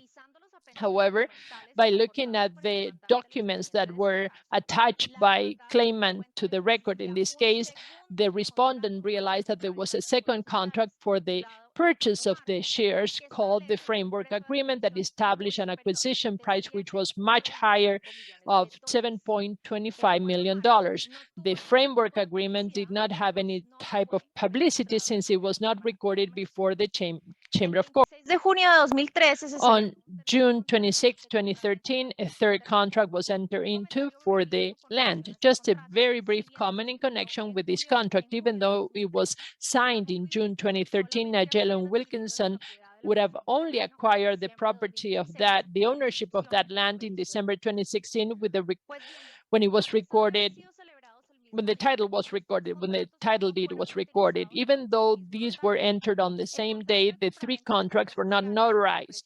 The contract for the shares at a low price that was recorded before the Chamber of Commerce was notarized with Carlos Trinidad, but the other two contracts that seem to be reflect the actual operation were notarized by Ramon Guzman. Why were two contracts, parallel contracts, entered into for the same sale operation? Why was it necessary to have a high and a low price? Why was it necessary to have the low price contract to have been notarized by a different notary who did not have any access to the agreements among the parties. Why should this be made public before third parties and only the low price contract? The answer to all of these questions is quite simple, because the parties to the operation were interested in hiding the actual purchase price for the shares. What was the goal? The goal was to avoid the Dominican tax laws. At the end of the day, it is not important who was avoiding the payment of taxes, whether sellers, buyers, or both, but sellers and buyers lend themselves to this fraud in connection with the Dominican state.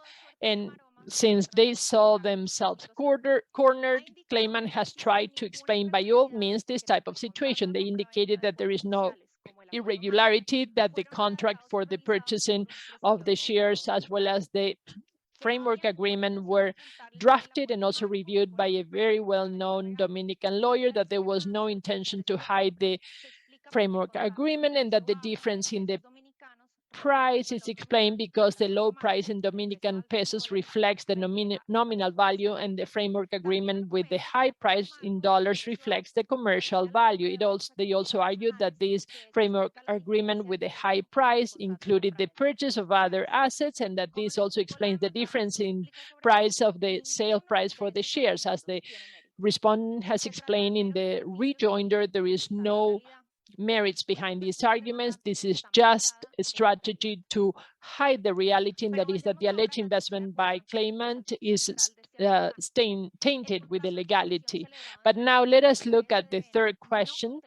The third fact: the concession contract between Lajun and ASDN did not have a mechanism to automatically adjust the tipping rates to be paid by the municipalities that were using the Duquesa landfill, and it did not allow Lajun to unilaterally increase the rates. This conclusion comes from the concession contract. Based on the concession contract, Lajun committed to administering and operating the Duquesa landfill to dispose of the solid waste from the urban area of the ASDN and the other municipality of the greater Santo Domingo. This operation included all of the activities necessary to transform this into sanitary landfill. As a compensation for those services, ASDN authorized Lajun to charge municipalities a tipping rate of about $2 per ton of solid waste. Neither the Ministry of the Environment nor any other Dominican authority participated in the establishment of that tipping rate. That $2 rate was offered by Lajun itself in 2007, and it was accepted by ASDN when granting the concession contract. The contract uses the term approximately because that was a reference rate, except for ASDN that had the right to dispose of solid waste free of charge in the Duquesa landfill. Lajun had to negotiate with the other municipalities the tipping rate to be paid, and that's what they did. Lajun entered into contract with the other municipalities that use the Duquesa landfill, in which they established the tipping rates to be paid. In June 2013, when the claimant allegedly carried out his investment, the contracts were not only enforced but also indicated operational costs for Lajun, which were higher than the tipping rates agreed. For example, in the case of the Santo Domingo municipality, the Santo Domingo Oeste, the contract with Lajun entered into in 2011 indicated that prices range between 6.3 and 6.37 per ton of solid waste, but the tipping rate was only $2.02 per ton. Now, how could the tipping rate be increased based on the provisions in the contract and also the tipping rates that were determined in the contracts among Lajun and the municipalities? There was no automatic adjustment mechanism. It was only the result of an agreement among the parties, and there was no right to a unilateral increase by Lajun. These are the contract terms. For claimant, the concession contract did not provide for a default rule in case of disagreement with the user municipalities. In connection with the tipping rate, the concession contract provided for the fact that any adjustment had to be agreed and also approved by the parties and also ratified by a technical commission of the municipalities. The claimant is reading clauses 4.9 and 4.91 of the concession contract in isolation, which establish the process for reviewing the tipping rate and also states that these provisions compel the Republic to increase the tipping rates to be paid by the Duquesa landfill users. On the screen, we are showing the text of these two provisions, and here we should just pause to make some comments. First, clauses 4.9 and 4.91 refer to the review of the tipping rate or the reference rate rather than the tipping rate. And as we have indicated, it had to be negotiated with each municipality. Second, review is not a synonym for increment. The review implies an analysis of the reference rate by following specific criteria for its updating, but not an automatic increase. And here it says the parties, ASDN and La June, and it does not say the Republic. And third, clause 4.9.2 of the concession contract that claimant conveniently ignores provides for ASDN and its obligation to make its best efforts to mediate with the users of the Duquesa landfill when there was a need to increase the tariff. Best efforts. ASDN did not have any power under the contract or under the law to force the other municipalities to accept an increase in the tipping rate. Let us look at the contract between La June and the municipalities. There, we don't see an adjusted automatic adjustment of the tipping fee. The relevant clause in the contracts for the municipalities of Santo Domingo Este, Santo Domingo Este, and Pantoja, which is identical in 3 cases, states that any agreement in the fee, in the tipping fee requires an agreement of the parties. The clause in the contract between La June and the National District is similar. Neither in the concession contract between La June and ASDN and the contracts in La June and the municipalities, nor in the Dominican law was it foreseen that the Environment Ministry nor any other entity of the state had a role in the negotiation of the tipping fees paid by the users of the landfill. This is why the emphasis placed by the claimant is a letter of 30 October 2015, which is completely erroneous, and it doesn't say what the claimant wants to say, nor does it have the implications that are allotted by him. In spite of the text of the contracts, the claimant wants to convince the tribunal that the Dominican state forced La June to operate the Duquesa landfill in precarious financial conditions. However, no one forced La June to sign the concession contract in the terms in which it was signed, nor to offer a reference fee of $2 during the bidding process, nor to sign the contracts with service with the users in the terms in which they were signed. And no one forced La June to sign the transactional agreement 1 and addendum 2A and 3, which changed the concession contract, but they did not modify the reference fee. In the transactional agreement number 1 and addendum 2A signed in February 2014, after the alleged inversion by the claimant, La June not only agreed that it would fulfill the obligations of the contract, but also it committed to improve the equipment of the Duquesa landfill without having a concomitant increase in the reference fee. Addendum 3 of March 2014 extended the term of the concession contract from 15 to 27 years, but it did not modify the reference fee. In its opening statement, the claimant emphasizes transactional agreement 1 and the fact that it was signed by majors and ministers, but it obviously does not state that these authorities were only witnesses of the commitments agreed by La June in that agreement, and they all validated the validity of these agreements, which contained the low tipping fees that the claimant finds so unusual.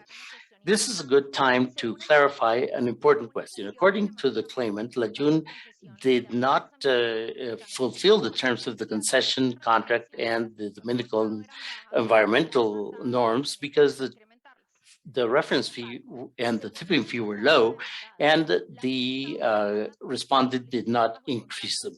However, Lajun was forced to comply with these obligations in the concession contract and to invest in the Duquesa landfill while receiving the reference fee that was offered by Lajun and that was convalidated by the claimant by agreements 1 and addendum 2 and 3.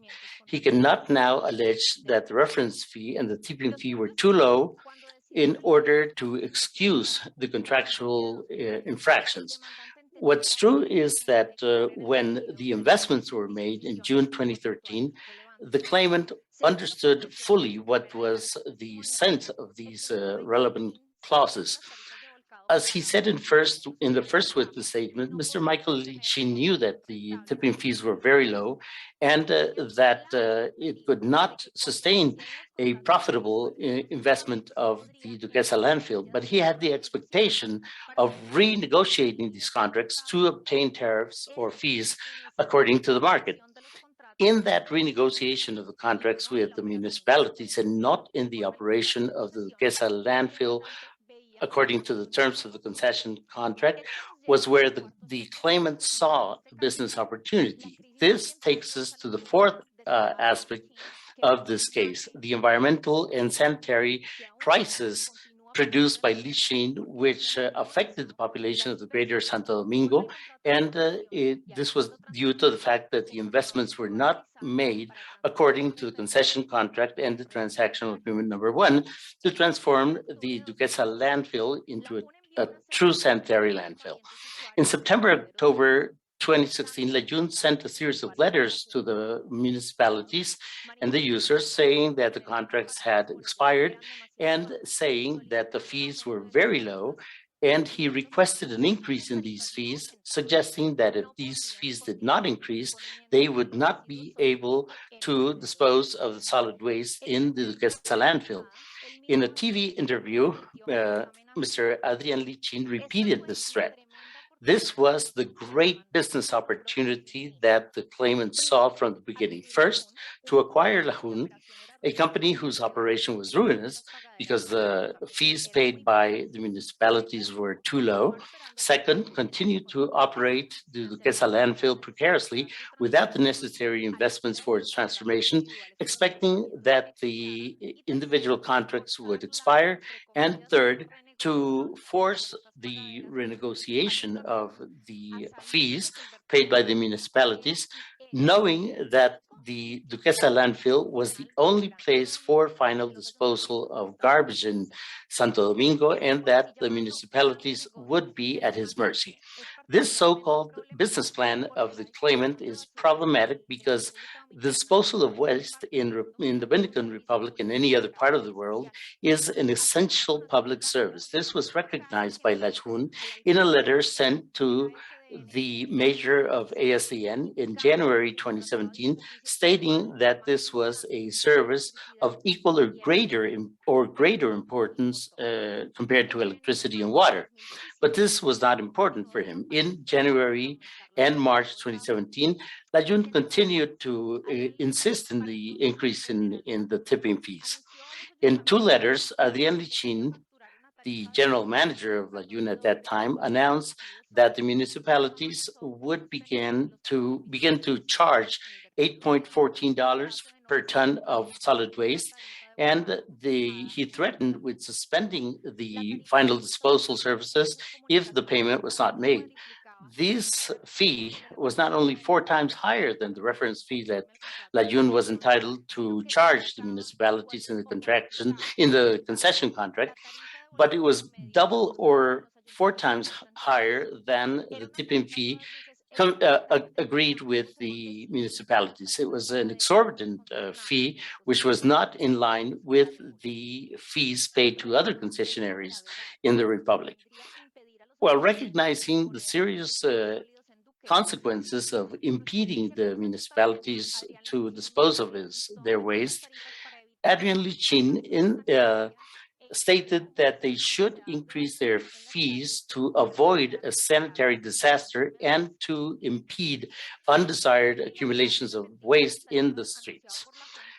The unilateral increase of the fees announced by LAJUN did not fulfill any of the requirements of the concession contract because it does not have the approval of all the parties, and it didn't have a review and approval by the technical municipality committee. The next stage in this strategy of the claimant consisted in restricting more and more the operation schedule at the Duquesa landfill. In March 2017, the hours of operation were reduced to 5 hours on weekdays, and the access on weekends was suspended. In April, LAJUN unilaterally impeded the trucks to dump solid waste in the landfill from Santo Domingo Este, El Carrijos, and Pantoja. The reduction of this schedule had very serious consequences, which gave rise to an environmental and sanitary crisis without precedent in the greater Santo Domingo, where 40% of the population of the country lives. The dump trucks, which were not able to leave their waste there, had to go back to the city full of trash, and then they would have to go back to the landfill trying to discharge again. Since they were full, they would not be able to pick up new waste, and the garbage started to accumulate in the streets, and this produced a snowball, or rather a waste ball effect. And the images show this. The tribunal can ask Evelyn Rodriguez and Socrates Perez about these facts in this hearing. The accumulation of waste caused a lot of discontent in the population. There was a threat of protests, mobilizations, and other alterations of the public order. In April 2017, the Ministry of Public Health sent the Ministry of the Environment a report on the accumulation of solid waste in the Duquesa landfill, showing the great problems of sanitation that were being produced by this deficient operation of the Duquesa landfill. The Ministry of the Environment tried during months to intercede to try to reach an agreement between the municipalities and the landfill. He even created an interinstitutional technical committee in March 2017 to analyze the operation costs of the Duquesa landfill in different modalities of operation. Contrary to what the claimant said, LAJUN participated in this analysis. They provided information and participated in the meetings of the commission. The conclusions of the analysis were included in a report of May 2017, identified as proof Art 97, which was used by the claimant in the opening statement during several meetings. It confirms that the $8 fee requested by LAJUN, they had no technical or financial support. During the first months of 2017, the municipalities continued paying the previously agreed fees that LAJUN had been charging for years with no reservations. However, the situation began to get worse, and this led the Ministry of the Environment in July 2017 to declare the environmental and sanitation emergency in the Duquesa landfill due to the sanitary problems and the imminent risk to the population due to the inadequate management of solid waste. The claimant focuses in the form, but it does not go into the substance of this declaration. In an epidemiological report produced by the Ministry of Health, it was confirmed that there was a grave situation and an emergency due to the sanitary situation in the coverage area of the Duquesa landfill. There had been higher episodes of malaria, diarrhea, and respiratory illness. An environmental study by the same time, there was a finding of an extraordinary accumulation of dumped waste without any type of classification, with no lateral isolation cells, with no geotextile membrane, impermeabilization of the subsoil, and leachate treatment.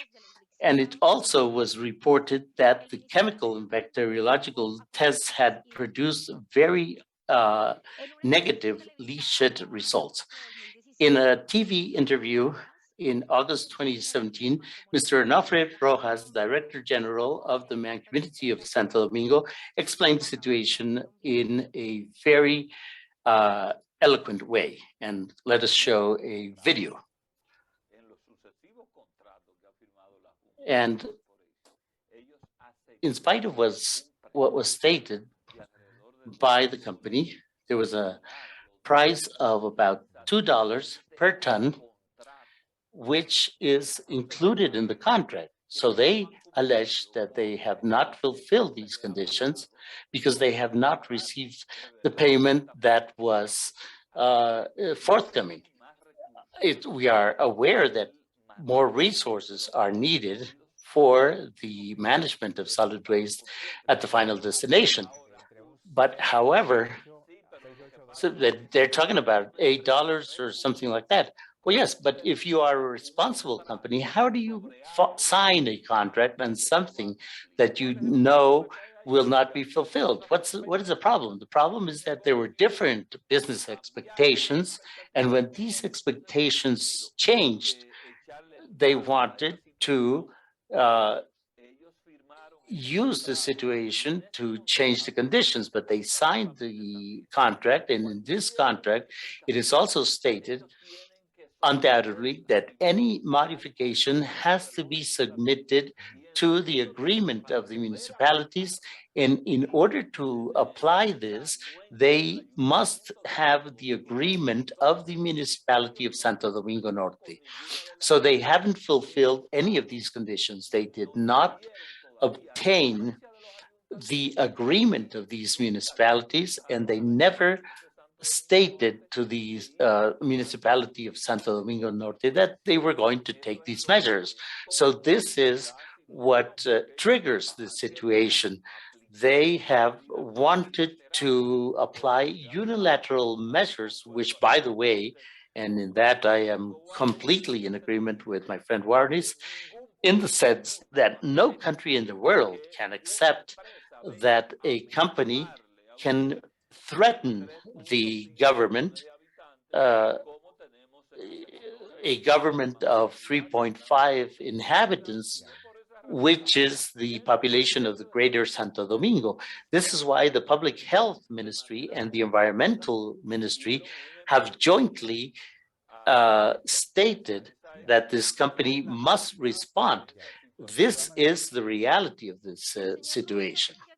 Mr. Rojas provides a complete and true analysis of the situation, and it discusses many of the points that are being discussed in this arbitration. It is outstanding that its contemporary analysis of the facts, without any planning, supports in its totality the positions which would be stated 3 years later by the respondent in this arbitral proceeding. So let's continue with the story. In an attempt to control the crisis, in August 2017, ASDN requested a provisional preliminary relief measure in order to preserve the environment and the health of the almost 4 million inhabitants of the greater Santo Domingo. The Ministry of Public Health was voluntarily a part in this process, and it stated that illnesses transmitted by flies, mosquitoes, rats, roaches, and other insects had increased, including acute diarrhea, dengue, chikungunya, Zika, leptospirosis, and rabies, which converted the situation into a national emergency. The Superior Administrative Tribunal accepted this preliminary measure in order to protect the environment and health, and it ordered the intervention and administration of the Duquesa landfill by a committee consisting of representatives of the Ministry of the Environment, the Ministry of Public Health, and the major of ASDN. When they came into the landfill, they found a catastrophic situation. There were mountains of trash, and the but also Lajun had damaged the balance for the weighing of trucks and the electrical plant. During the first months of its administration, the technical committee tried to stabilize the situation at the landfill. In March 2018, according to these Dominican technical and environmental measures, the Ministry of the Environment ordered the technical closure of the open sky dumps operating in the entire Republic, including the Duquesa landfill. The claimant alleges that the concession contract has been canceled as a result of a nullity action and not due to the termination which was requested. However, a contract can be terminated in several ways, and there's a procedure for the termination, for early termination of the contract, but that is not the only way to terminate a contract. And there also be causes which can allow one of the parties to request the nullity of the contract. So when a civil society organization called the attention to the administration of Rene Polanco, saying that there has been a violation of the laws for purchasing and procurement, and it requested the nullity of the concession contract, the administrative tribunal stated that ASDN was right and nullified the contract. Let's go to the fifth central question of the file, the famous WTE plant in which the claimant insists in its case, and which is the majority of the damages requested to the tribunal. The first thing we have to say is that the claimant does not quote any provisions of the contract supporting its position. The object of the contract was the provision of final disposal services for urban solid waste and not the generation of electricity. Electricity was only a possibility in case the biogases produced by the landfill were enough to consider their use. In this case, La June should present ASDN a project for the construction and operation of an electrical plant without having a right to construct this WTE plant. You can see the contractual clause in this screen. Although there are several terms mentioning a WTE plant, there is no operational provision in the contract regulating the construction and operation of a WTE plant. Since the contract does not have this clause granting a right to develop a WTE plant, the claimant calls the attention of the tribunal to the transactional agreement number 1 of February 2014, which contains a quote-unquote express guarantee that the future operation of the WTE plant would be part of the project. So let's go to that transactional agreement. The only provision in this agreement which mentions a WTE plant is what you see in the screen. This is the only clause. According to that clause, La June commits to use its best efforts to perform a feasibility study in a 6-month term and to begin, quote unquote, in a 12-month period from the end of that study. For the claimant, the key is the use of the word to begin. This is the source of the guarantee for the development of the plant. This argument does not hold water. If you consider the legislation of the Dominican Republic regarding the construction and operation of electricity projects, it's clear that when the transactional agreement talks about beginning, it refers to the long and complex planning and bidding process, which has to be applied for all these electricity projects in the Dominican Republic, and which should have been the case in the WTE plant by the claimant. In order to commission a WTE plant in the Dominican Republic, much more was necessary than a single line in a contract with the municipal entity. The laws in the Dominican Republic are clear. The concessions for electricity generation, independent of the source of that electricity, must be granted by the president. The municipalities have no power for the granting of these concessions, so it cannot be stated that the concession contract with ASDN gave La June a right to construct a WT plant. The tribunal will hear Mr. Angel Cano, ex-director of the National Electricity Commission, who can delve in these aspects. According to Dominican law, any project for the construction and operation of a electricity plant in Dominican Republic has to go through 5 steps. First, obtain a license before the National Electricity Commission, obtain an authorization for the environmental issues before the Environmental Ministry, obtain a definitive concession from the National Electricity Commission, and to sign the contract according to the legal requirements. First, in the case of solid waste, the registry in the National Energy Commission, and 5th, the successful negotiation of contracts for energy provision. The regulations in the Dominican Republic are clear in that the fulfillment of each step does not mean that the promoter of the project will be able to fulfill the next steps. So the question is, how much progress did La June or the claimant make in this process? They made no progress at all.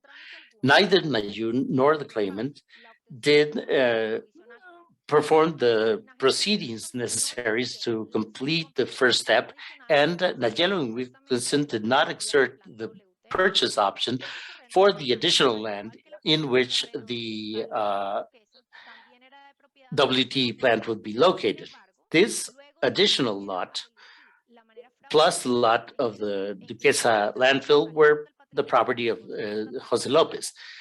However, there was a discovery that there was fraud in the purchase of these lots, and Mr. Lopez returned the lot to the state because there was no option for the buying of these lots by Nayelo and Wilson. If all the above were not sufficient to put paid to the claimant's claim regarding the WT plant, a single comparison between the object of the contract that we saw some minutes ago and the definite concession contract for the generation of electricity from solid waste is additional proof. Finally, let's go to the 6th and final question. The reality is that Mr. Lichin decided to, quote unquote, invest in the Republic without going through a complete and adequate due diligence process to support this investment decision. The claimant presented as evidence of its due diligence, technical due diligence, a business plan to look for resources donated by the IDB to develop a project for the recovery of solid waste from the Duquesa landfill. Contrary to a serious due diligence, this plan only gives an idea of businesses constructed on completely hypothetical premises which do not correspond to the reality of La June and the Duquesa landfill. This plan foresaw the involvement of A2C, an enterprise with experience in the recovery of solid waste, which never was involved with Duquesa. The proof of due diligence, or the financial due diligence presented by the claimant, is a simple table with the income of La June between January 2011 and July 2012.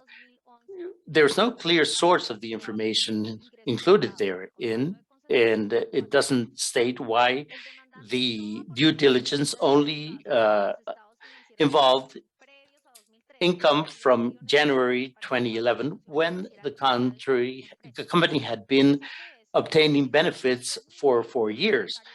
In spite of this fact, the claimant says that the due diligence clarified that the tipping fees were that were being paid by the municipalities were low. Regarding the supposed environmental due diligence, it is very strange that the claimant would not perform an analysis of the current situation of the Duquesa landfill, but it only reviewed an environmental impact statement prepared 6 years before this investment. A true environmental audit would have discovered the grave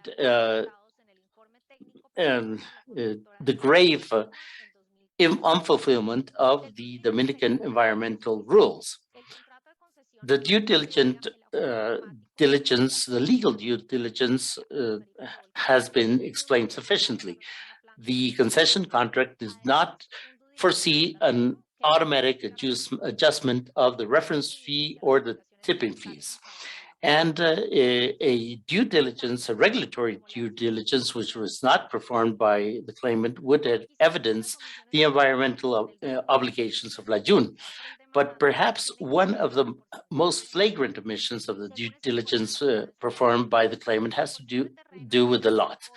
The lot, as explained by the claimant, was originally owned by the Consejo Estatal del Azúcar, a state entity, and it was not object to a real sale, but it was simulated based on false documents. A simple view of these documents, which the claimant confesses to have reviewed as part of the due diligence, would have evidenced this. According to Dominican law, any sale of land by the Consejo Estatal del Azúcar required the authorization of the President, as well as the Senate and the Chamber of Deputies. The contract, the original sales contract for the lot of Vertedero Duquesa is dated 17 June 1986. So the approval by the Senate and the Chamber should have been before that date. The supposed certifications by the Senate and the Chamber of Deputies that approved the original sale date from 2008 and 2009, respectively. That is to say, the approval of the original sale by those agencies occurred 22 years and 23 years after the supposed original sale. Only that fact was enough for the claimant to cast in doubt the validity of the certifications and the validity of the title. There are any number of other elements of those certifications that should raise suspicion, as the respondent spelled out in its papers. The very limited due diligence should be enough to conclude that its investment in Lajun had slim chances of success, but the claimant decided to ignore any number of red flags and is now seeking for the tribunal to save it from its very poor, or to protect it from the consequences of its very poor business decisions by granting it multi-million-dollar compensation. The certifications and verifications of compliance that the claimant relies on and which believes save its case don't change that reality. Setting aside for just a moment that, for the reasons that the respondent already explained in its memorials or its in pleadings, those certifications and verifications of supposed compliance are highly suspicious. The concession contract and the Dominican rules or laws provide what they provide. And the reality, which can be proved by videos and technical documents that are contemporaneous on the situation of the Duquesa landfill, is what it is. And there's no paper, whatever it says, that can change that reality. Before concluding this factual exposition, this exposition of the facts, and giving the floor to my colleagues to expound on arguments of the respondent on jurisdiction, admissibility, merits, and quantum, it would be good to have offer one additional reflection to contextualize the claim that Mr. Lichin presented before this tribunal. Next, we're going to show you a video without any sign that shows the state of the Duquesa landfill in mid-2013 when the claimant decided to make its supposed investments. You don't need to be an environmental expert or a sanitary engineer to realize that the operation of the Duquesa landfill did not comply with fundamental rules of environmental and health protection, and that Lajun had not complied with even its most basic obligations under the concession agreement, such as the application of coverages of closing coverage and the construction of a perimeter fence to impede access to the garbage pickers and animals. Now we reproduce a video that shows the status of the Duquesa landfill after the supposed multi-million-dollar investments made by the claimant. This video dates from July 2017 during the boom of the crisis caused by Laguna. You can see the lines of trucks filled with garbage that are waiting to get in and to dump at or to unload as at the Duquesa, as well as the Laguna provisions. Here, the images are broader, and unfortunately, we cannot see the landfill at the level of the garbage or waste, but the situation that we would find, according to the evidence in contemporary photographs, would be the same as we saw in the previous videos. These images call us to reflect. How is it possible Mr. Michael Lichin is asking this tribunal to grant a compensation of almost $700 million for mountains of trash, a company with the ruinous operations, with rudimentary facilities, and a WT plant that is just a fantasy. It is simply incredible, as particularly if we consider the environmental and health disaster that was caused by this irresponsible and extortive conduct. I now yield to my colleague, Fernando Tupa. Thank you very much. Right now, well, we're not quite at an hour and a half, but perhaps so as to not interrupt Mr. Tupa. Well, I put it to the respondent for your consideration. I don't know if you would like perhaps to take the 15-minute break right now, or if Mr. Tupa would like to start now and we break a bit later. I had intended to make the first part of my presentation, jurisdictional objections, in this block, and then the second part, which are preliminary objections on the merits after the pause. Yeah, I just wanted to mention it so as to not to interrupt you, but please proceed. Thank you very much. Next, I will address the jurisdictional objections and additional admissibility objections that have been submitted by the Dominican Republic in this case, and then preliminary objections on the merits. Now, beyond the Dominican Republic, with due respect for the decision of the majority of the tribunal, believes firmly that there is no consent under the treaty to submit this dispute to arbitration, and that the indirect investments are not protected under the treaty. As we've explained in detail in our pleadings, there are a number of additional reasons why this tribunal lacks jurisdiction to hear this case, and which make the claimant's claims inadmissible.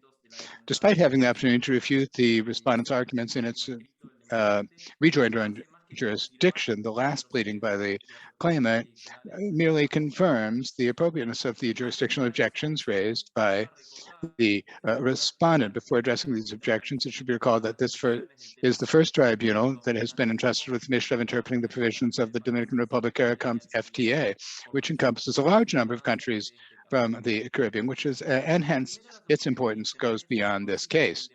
The first of the jurisdictional objections is that the claimant has not shown that it has an investment under the treaty, and therefore this treaty lacks jurisdiction ratione materiae on this case. In its memorial presents, or its statement of claim, the claimant has enumerated the investments it says it's made in the Dominican Republic. Mr. Lichin argues that he is the indirect owner of 90% of the shares of Laguna and of the lot or land through two Panamanian companies, Lution, which is 100% owner of the capital in the Panamanian company Nagelo, and Kigman, which is an 80% owner of the Dominican company Wilkeson. This in keeping with the corporate structure that is illustrated in the slide. Nonetheless, the claimant has not proven that it had made a contribution with funds with its own funds or with equity funds to acquire any of these supposed investments in the Dominican Republic, while the claimant argues that being indirect owner of the shares of Laguna would be sufficient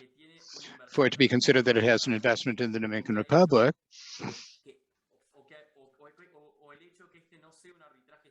Or that the fact that this is not an exit arbitration would be sufficient reason so as to not require an analysis of whether it actually made a contribution, that the claimant is mistaken. Mere ownership or formal ownership of an asset doesn't imply that there's a protected investment under the treaty if the investor did not make a relevant contribution to acquire the asset for which it seeks protection. Holding an investment is not the same as making an investment. Several non-ICSID investment tribunals have indicated for the purpose of this tribunal to have jurisdiction ratione materia, the claimant must show that the assets that supposedly constitute its investments meet the objective characteristics of investment, which requires proving that one has made a contribution and assumed risk. The claimant argues that since this is an uncitral arbitration, a protected investment doesn't require evidence of a contribution with personal funds by the investor, and that it is sufficient for the shares or corporate equity to be one of the assets mentioned in the non-exhaustive list set out in the treaty. The claimant seeks to distinguish the facts of some of the cases cited by the respondent and argues that they can be distinguished. But what is truly relevant is that all of those tribunals analyze the objective concept of the definition of investment under the respective investment treaty. A contribution is an essential requirement of any investment. As the tribunal noted in Malacorp against Egypt, the assets cannot be protected unless they're the result of contributions, and the contributions shall not be protected unless they actually, in reality, produce the assets for which the investor claims it's been deprived of. The mere fact of being the owner of shares doesn't show a contribution. That is why the tribunal in Kibrox v. Bolivia indicated that while investment may materialize itself legally in shares or other titles, mere ownership of a share itself is insufficient for proving a contribution in money or in kind. This requirement is also confirmed by the very text of the treaty, which requires that the investments be made by an investor, which necessarily means that the investment must have been actually made by the same investor who is seeking protection under the treaty.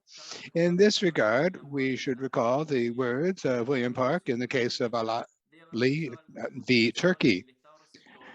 A purported investor must have made some contribution in the receiving state or host state, so as to allow that one to characterize this contribution as an investment by the investor. The language of the treaty implies that not only the abstract existence of some type of property, but rather actions of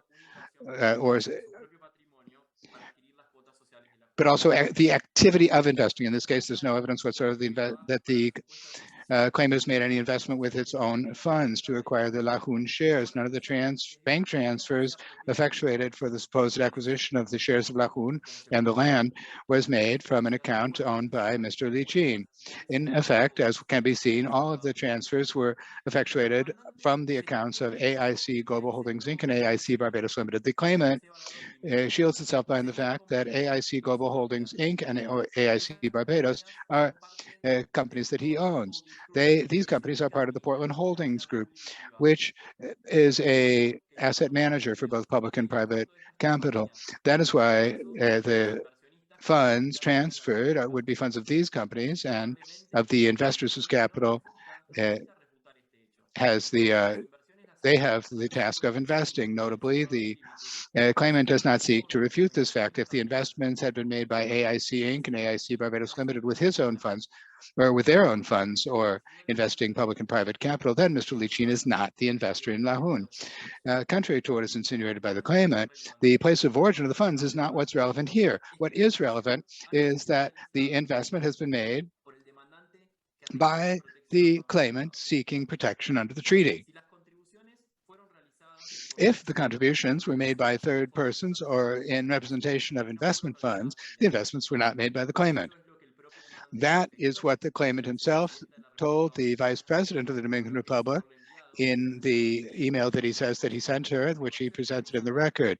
It is also what was expressly recognized by the claimant's son in the interview that he gave Dominican television, which we urge the tribunal to view completely. It is not surprising that the claimant has fled from these to compelling items of evidence about which it is not even sought to give the most minimal explanation. The claimant tries to save its case by arguing that its investment in Lahun is intimately related to him. But even if that were true, it doesn't imply that the claimant has made a contribution with funds that it owns or that he owns, and that it can be considered an investment made by Mr. Li Qin. Once again, it suffices to see the news interview with the son of Mr. Li Qin, who admits this fact very clearly. If any confirmation were lacking, the claimant himself has included in the list of participants of this hearing Mr. Adrian Li Qin and Ms. Lorraine Sullivan as representatives of the party in this arbitration, representing Portland Investment Council, Inc. and AIC Global Holdings, Inc., respectively, implicitly recognizing who is actually behind this arbitration. Finally, in none of his pleadings does the claimant seek to refute the argument that except for the shares of Lahun, he has no right to bring a claim under the treaty for the other investments which he says that he has made in the Dominican Republic, such as the concession agreement, the supposed right to develop a WTE plant, and the land. And this is for a simple reason.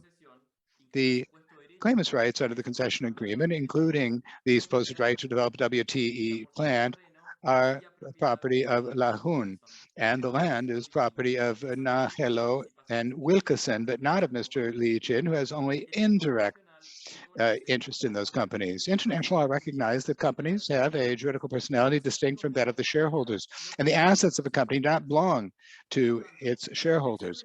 Therefore, the protection of indirect investments under an investment treaty does not imply that a shareholder has rights over the supposed assets of the companies in which he or she may have shares or an equity interest. And this was established by the tribunal quite clearly in Postova v. Greece, in which it held that the shareholders do not have claims arising from or rights over the assets of the companies in which they hold shares. Other tribunals have issued rulings along the same lines. As regards the supposed right to develop a WTE plant invoked by a claimant, the reality is that there is under the concession contract, there does not exist under the concession contract or any other document produced by any acquired right to develop a WTE plant, nor a concession conferred by contract, nor any other contractual right in favor of Lahun. The claimant has not noted any contractual clause that gives it that right, and he has not done so because it doesn't exist. Under Dominican law, the granting of concessions for generating energy is a power that lies with the president of the Dominican Republic, as we already saw, and thus no municipality could have granted to Lahun a right or option for operating a WTE plant, nor is there any evidence that Lahun a concession from the CNE, nor not when the claimant purchased the shares in 2013, nor at any time during which it administered the Duquesa landfill.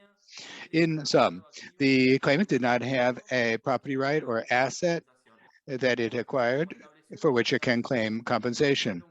As the tribunal established in MS v. Hungary, claimants should have held a property right of which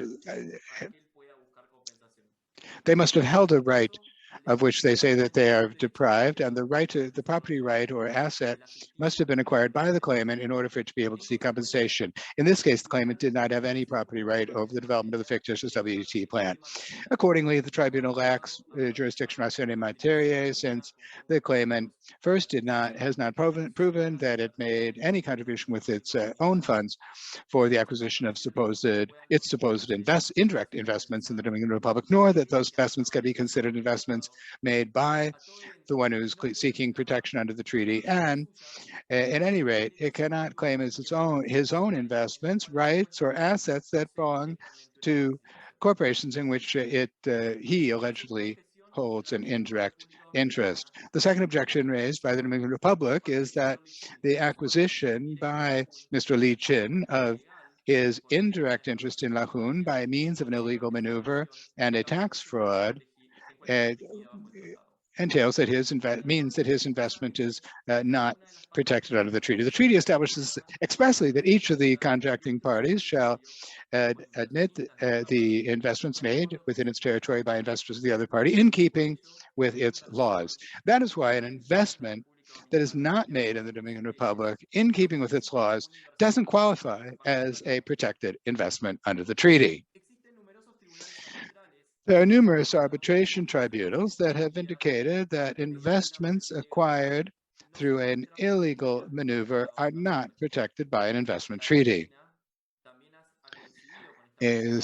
Scholarly legal writings have also coincided with this position, highlighting that a tribunal may deny protection of a treaty to an investor who does not comply with the domestic law of the host state, and that this requirement also corresponds to the principle that no one can benefit from their own misconduct. At the same time, this maneuver is a violation of the public international order, which makes the claim inadmissible. In the instant case, the acquisition of the shares of La Hun was done in clear violation of the tax laws of the Dominican Republic by hiding the real price of the sale from the Dominican authorities.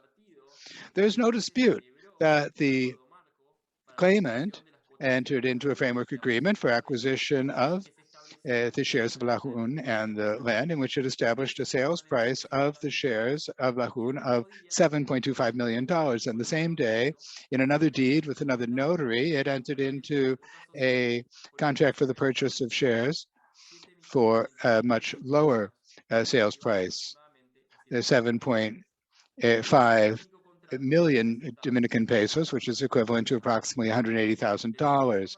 And this is the only contract that was presented to the Chamber of Commerce of Santo Domingo. At any rate, neither the buyers nor the sellers paid the tax corresponding to the purchase of the shares. The claimant tries to justify its illegal action by a number of indefensible arguments. First, the claimant seeks to hide behind a form that is merely a model, arguing that the Chamber of Commerce doesn't require the parties to accompany the share purchase agreement or report the real value of the transaction. It merely requires that the parties submit a form entitled Declaration of Transfer of Shares, in which it sets forth their nominal value. That's not so. The parties to a share purchase agreement must present the contract if it exists. In no way can they report an purchase amount that is less than the real one. Article 32 of the General Corporations Law established that transactions undertaken by commercial corporations should be based on documents and information that are reliable and that provide certainty of the transactions that they back. This implies that the sales price that should be reported to the Dominican authorities is the real price of the operation, which did not happen in this case. It's absolutely absurd to argue that the tax authority of a country doesn't want to receive the real information of the transaction. Moreover, as withholding agent, the claimant had the obligation to withhold the income tax and to pay it and enter it. The claimant's defense is that the obligation of withholding does not apply to foreign entities, at least doesn't apply to it, because Wilkinson is a Dominican company. But that is not correct. There is no distinction in the applicable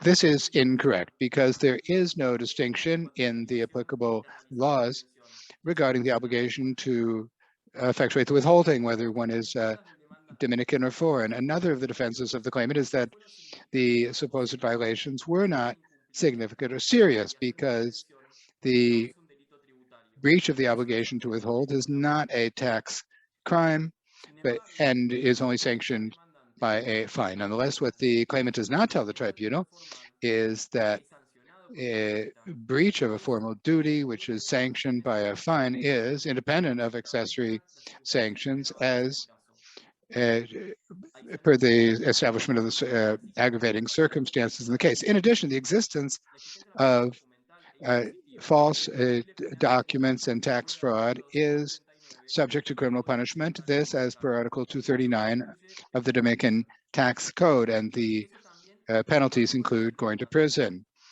Claimant doesn't tell you this either. In this regard, it should be noted that the Dominican Republic has been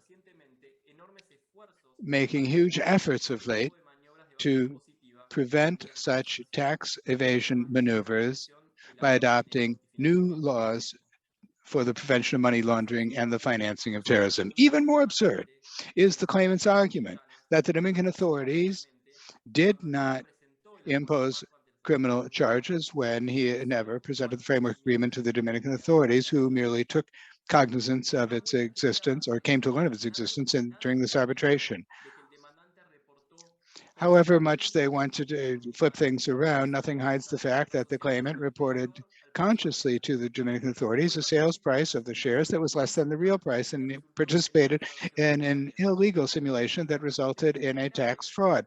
This illegal conduct is serious and should not be protected by international law nor allowed by this tribunal. Clearly, the claimant cannot now argue that it has an investment that's protected under the treaty when it sought in bad faith and illegally to hide the real value of the acquisition of the Lajun shares to defraud the state's tax authorities. The Dominican Republic has also said that the claims put forward by the claimant with respect to one part of what it alleges as its supposed investment in this case, which is to say the 40% holding of Lajun, of which Mr. Lee Chin is an indirect owner via the Panamanian company Higman, and the land, are inadmissible. For that part of his investment was acquired in a clear abuse of right once there was already a dispute with the Dominican Republic, or such a dispute was reasonably foreseeable. Investments made through abuse of right do not merit protection under the treaty. The tribunal in Tidewater v. Venezuela established a test to identify the existence of an abuse of right, which consists of determining whether the investor could have reasonably anticipated the existence of the dispute, or whether the dispute was reasonably foreseeable. The claimant does not appear to call into question the applicable standard to determine whether there was an abuse of right that would render its claim inadmissible. The abuse of right clearly existed in this case. Kigman holds 80% of the corporate shares of Wilkerson, which in turn holds 50% of the corporate shares of Lajun and the other investments of the claimant. It should be recalled that the claimant acquired the nominal shares of Kigman, did not receive them until 29 December 2015, when the Kigman shares became bearer shares, or went from being bearer shares to nominal shares in the name of Mr. Lee Chin. Similarly, the claimant just acquired the real property right over the land on 6 December 2016, when the transfer of property was entered in the property registry. At that time, the claimant himself considers that the initial expropriation had already begun. And in addition, there were other differences that were evidence that there was already a dispute with the Republic, or that it was at least reasonably foreseeable. In the face of these facts, the claimant makes a series of arguments, none of which has any basis. The argument of the claimant is focused on arguing that it has held bearer shares of Kigman since July 2013, and that it acquired the title to the land in June 2013, even though that registration was not done until late 2016. Both arguments should be rejected. With respect to Kigman, there is no evidence in the record about who held its bearer shares prior to 29 December 2015. While the claimant tries to render this argument ridiculous and says that it's not necessary to have a photo of the claimant with the certificates in hand, what is true is that it is necessary to have some reliable means proving who held those shares prior to December 2015. For, as is known, the holder of the bearer actions is the one, or bearer shares is the one who possesses them.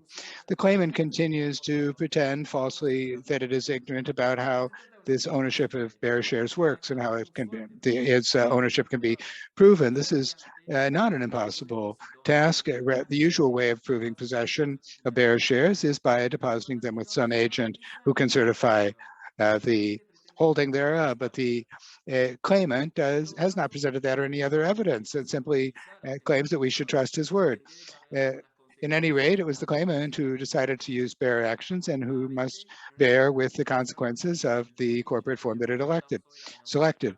Unfortunately, in investment arbitration that is with multi-million-dollar claim against a sovereign state, well, in such an arbitration, one's mere word is not sufficient.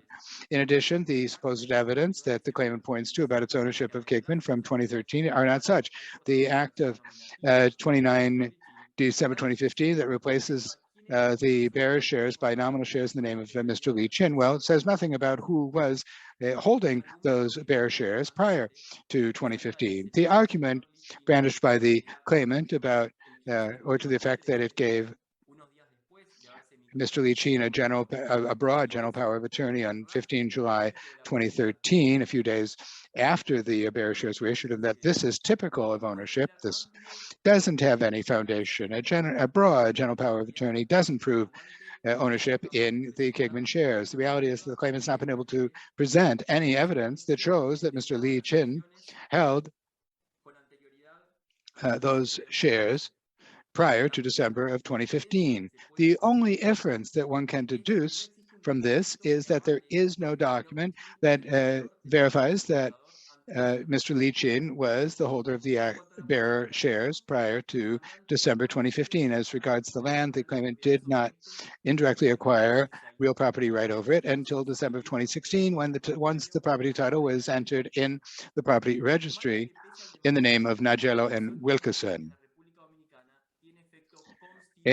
However, whatever the claimant thinks of it, the entry of a real property in the Dominican Republic has constitutive effect, which implies that the real property right does not arise until the real property is entered in his name. What the claimant had when entering the, or when signing the contract for real property prior to its being registered was a personal right against the seller, but not a real property right with the effect, ergo omnes effect, vis-a-vis third persons. The claimant argues that the distinction between personal rights and real rights is purely academic. This affirmation shows a lack of knowledge on the concept of real property rights in the civil law. If a registration is constitutive, the real property, the real right does not it does not emerge until the entry. It's as simple as that. If, while the claimant tries to distort and make have a partial reading of the judgment of the Supreme Court, arguing that the registry is only validating, if one reads the full text, there's no doubt about the interpretation that the respondent puts forward is correct. Therefore, the claims of the claimant related to this part of its supposed investments are inadmissible in this case. Mr. President, if you think so, this would be a good time to take a break. Yes, yes, I think so, especially mindful of the court reporters.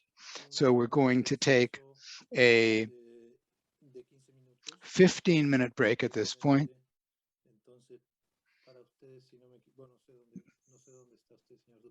So, well, for you, I'm not sure where you are, Mr. Tupa. In Buenos Aires, yes. So that's 4 hours earlier than here. So it'll be 15 minutes from 1:30 Washington time and Miami time until 1:45. So we'll see you in 15 minutes. Muy bien. Retomamos entonces. Very well. We resume now where we had left it, and we are going to listen to the last portion of the opening remarks by Respondent. Thank you very much, Mr. President. Now we are going to address preliminary objections on the merits. Even if the tribunal concluded that they have jurisdiction to hear this case and that the claim by claimant is admissible, at any rate, there are serious preliminary objections on the merits that make claimant's claim to be dismissed before the tribunal needs to analyze whether there was a violation of the substantive standards under the treaty. Aware of the seriousness of these objections, the claimant felt the need to present a report to defend himself in an expert report by Professor on International Law, Andrea Bianchi, who is a well-known academic professional in the area of human rights and counterterrorism and some areas of public international law, but who has no experience in the area of international investment law. The Dominican Republic, who doesn't think that the tribunal needs technical assistance on matters of international law of investment, has addressed the arguments presented by Professor Bianchi in the reply on the merits, and in spite that the claimant decided to address the arguments of the respondent on preliminary objections on the merits, decided not to attach a new report by Professor Bianchi addressing the arguments and the key criticism by the Dominican Republic to the positions of the experts. Therefore, the respondent has already answered Professor Bianchi's arguments in the reply on the merits, and the claimant decided not to present an expert report with the reply in the last pleading, and then the respondent considered that it wouldn't be useful for the tribunal to examine Professor Bianchi in this hearing, since the criticism to the report was already identified or refuted and addressed by the expert, in spite of and they were not addressed or refuted, even though he had the opportunity to do it. It should be stated that the reading of the rejoinder on the merits, upon reading the rejoinder on the merits, the respondent does not agree with most arguments, and Professor Bianchi should not reject a cross-examination. The rejection to a cross-examination does not mean or imply acceptance of the contents, and so the Dominican Republic believes that the tribunal has the experience to understand this. The first preliminary objection on the merits presented by the respondent is that the treaty has the general exception for national security reasons, and that all of the measures adopted by the DR are necessary for the protection of their own health, environmental, and national security interests, which precludes any claim under the treaty. The Article 12.2 of the treaty establishes that this agreement shall not preclude the application of any part of any of the measures necessary by the parties to protect their interests. Therefore, based on this provision, the state that has the ability to implement these measures considers that there is a need to protect national security without resorting to liability under the substantive provisions of the treaty. The assumptions that require the application of general exemption are here in this case in the protection of health and the environment are undoubtedly interests of national security, and this pandemic has pointed to the importance of protecting the health and the risk that could entail the non-application of necessary measures, and the measures adopted by the respondent were extremely necessary. Now, given the lack of arguments that prevent the application of this general exception of the treaty, the claimant has attempted to create confusion as to this clause and whether this is self-executing or not. And the report by Mr. Bianchi devotes at least 12 pages to analyzing this matter, but the DR has never stated that this is a self-judging clause. And after discarding that this clause is not self-judging, the claimant and its experts should support that a judicial review by the tribunal to determine whether the measures were necessary for protecting their own national security interests, as if it was a regulatory organ body or a supranational regulatory entity that could make decisions in lieu of the state. This is absurd. The judicial review suggested by claimant and its expert do not match the deference to be given to an arbitral tribunal in terms of the respect for the sovereign in connection with the measures implemented to protect its own interests of national security. And this is something that the claimant's expert recognizes. This is the criterion adopted by the tribunal in CC Divas versus India, where they indicated that this clause grants the state considerable freedom in connection with the measures that could be adopted, and that the arbitral tribunal may not judge issues of national security as any other fact that could arise between an investor and a state, since these are related to the existential core of the state. Therefore, an investment who wants to question the decision of the state faces the burden of proof, such as bad faith and the absence of authority or the application of measures that are not related to national essential interests of security.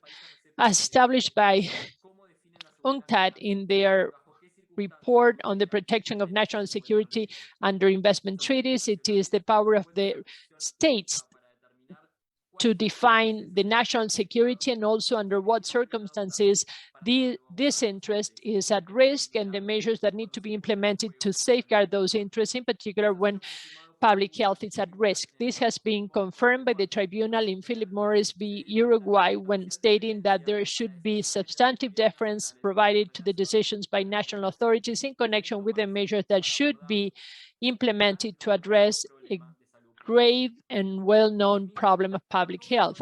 Likewise, the role of the tribunal is not to assess whether the measure adopted was the only possible measure or the best measure to be adopted given the circumstances, as stated by claimant and the expert, but its analysis should limit itself to assessing whether the measures adopted by the Dominican Republic are related to the protection of essential interests of national security of the state. The tribunal itself, in the Deutsche Telekom v. India case used by claimant, concluded that the tribunal shall not review de novo the determination by the state, nor will it adopt a necessity standard that will require the state to prove that the measure was the only way to attain the purpose.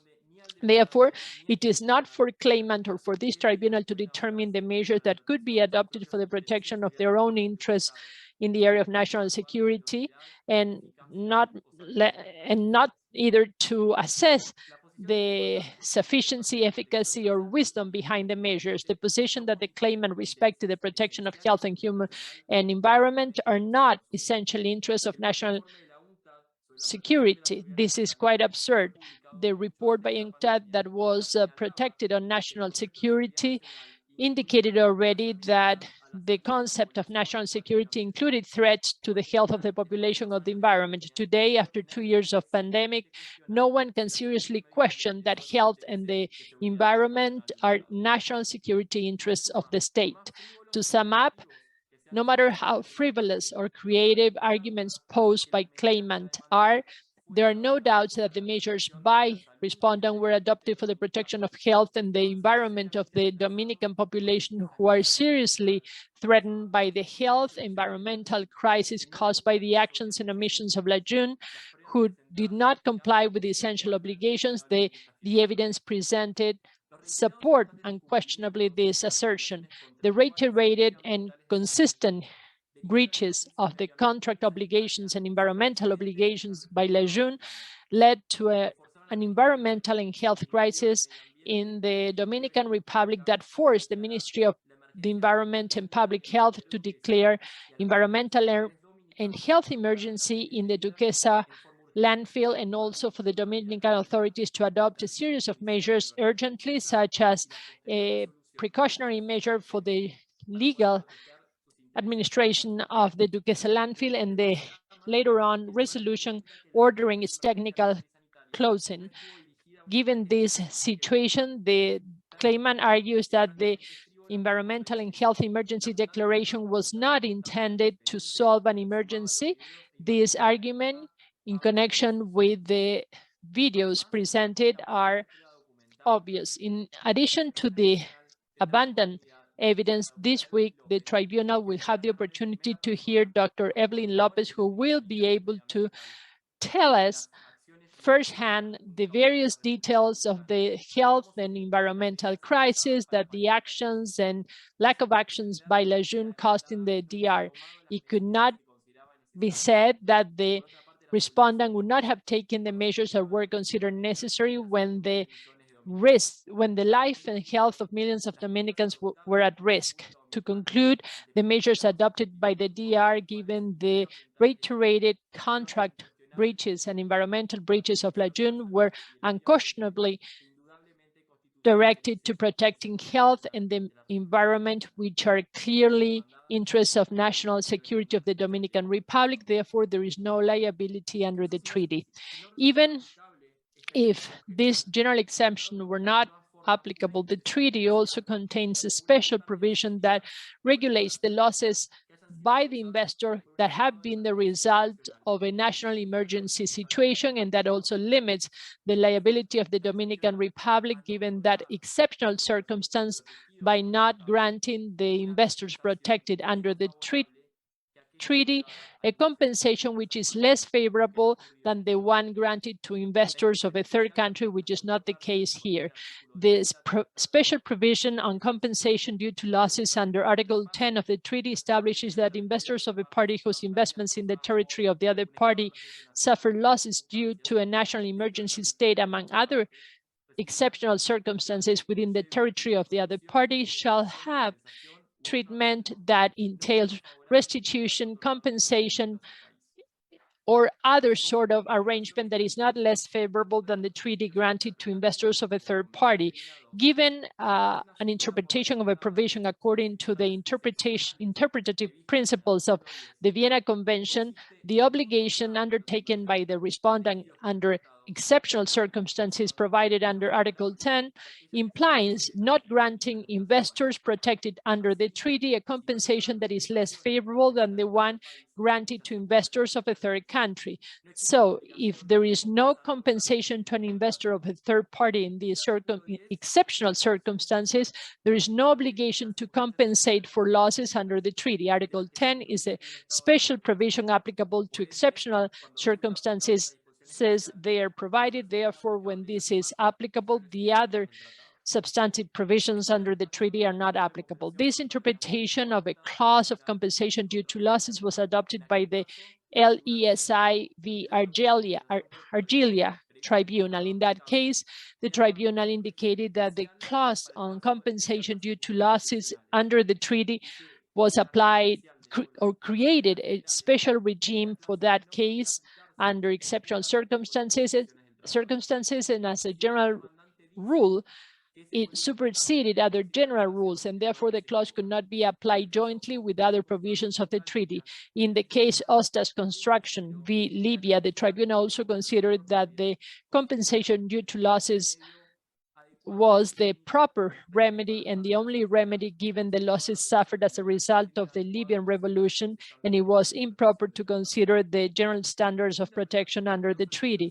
This interpretation of the clauses on compensation due to losses has also been supported by doctrine, as indicated by Perez Aznar in connection with a detailed treatment of these clauses. These are special provisions that create a limited degree of protection, and the situations by the provisions are not excluded from the application of the treaty, but the obligations of this host state are reduced to the most favored nation clause and national treatment, and the host country is not compelled to pay compensation if the national investors are not compensated. This implies that the other provisions are not applicable when the compensation due to losses is applicable.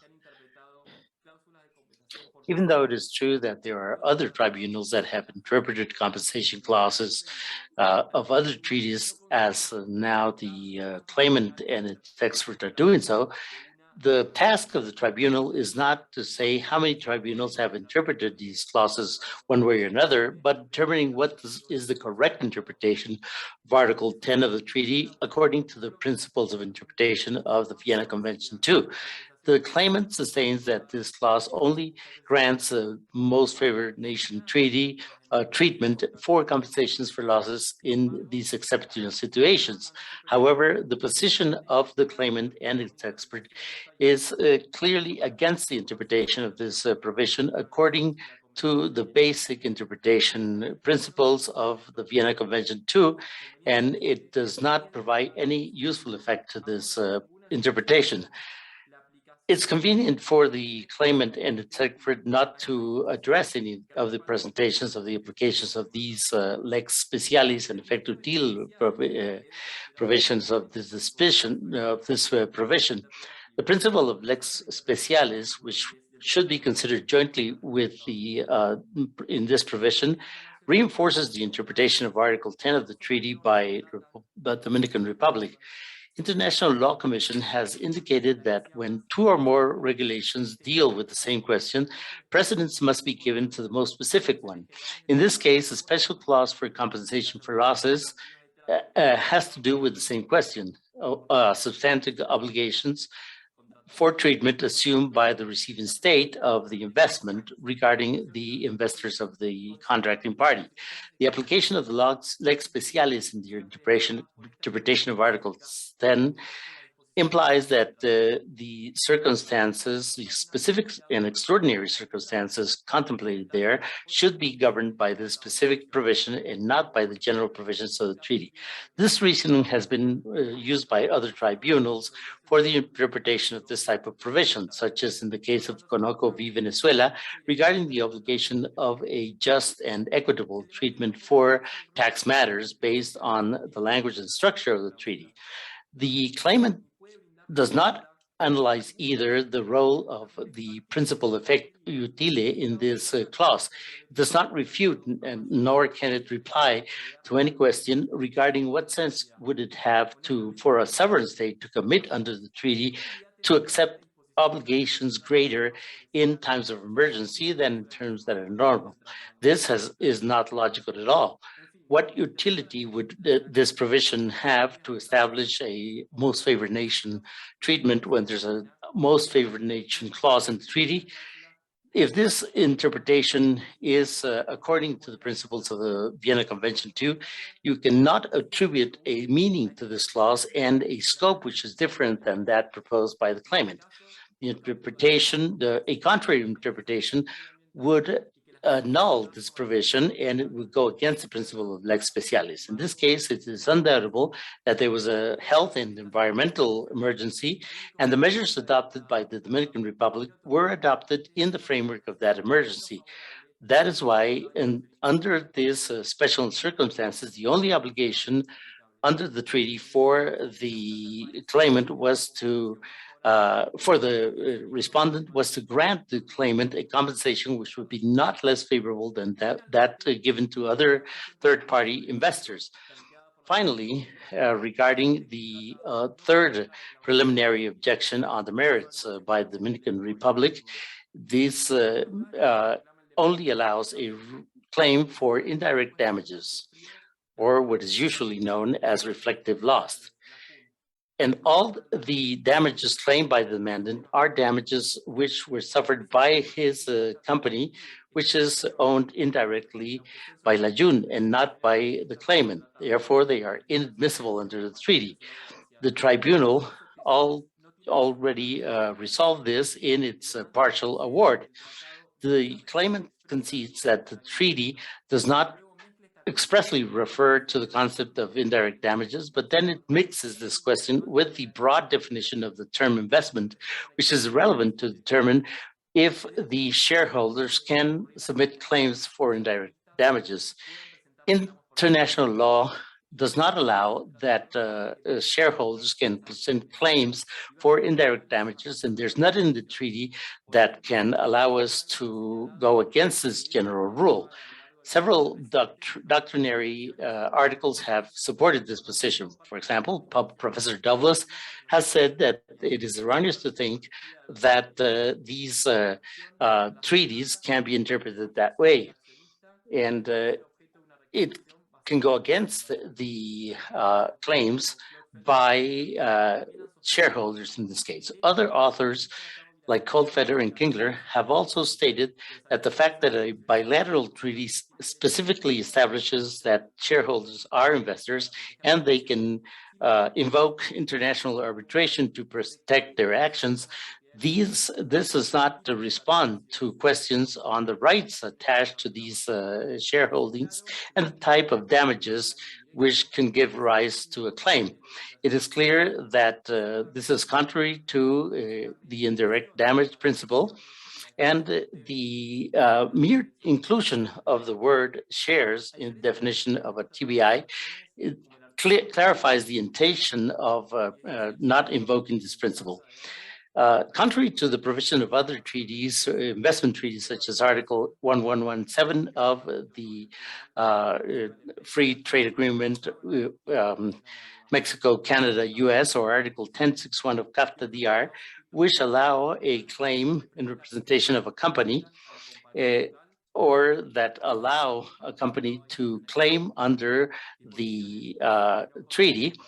These are provisions that are not present in this treaty. In this case, the supposed investment is a participation in the board of a company, but it doesn't indicate that the company has been expropriated or it has been denied right to vote. This is something that could be claimed under the treaty. The fast answer to this by the claimant and its expert is that other tribunals have rejected this principle, but the claimant does not explain why the claims for indirect damages would be allowed when there's no indication that this is contemplated, and the rule under common international law is that this is prohibited. Therefore, since the claim only covers indirect damages, this must be disallowed without analyzing the substantial standards of the treaty. Thank you for your attention, and my colleague, Dr. Claudia Frutos, will go into the merits of this dispute. Thank you. I know that the hour is getting late, and good afternoon and good night, as it may be. I should go into the merit arguments of this dispute. As it has been displayed by my colleagues, the claimant presented a set of facts in a partial way to convince the tribunal that it is entitled to address its claims. This is incorrect, but even if the tribunal would dismiss the objections presented by the respondent, it would also reach a conclusion that there was no violation of the obligations of the treaty by the Dominican Republic. Let me go into the claim of violation of the just and equitable treatment standard under Article 4 of the treaty. The claimant affirms that this standard has evolved.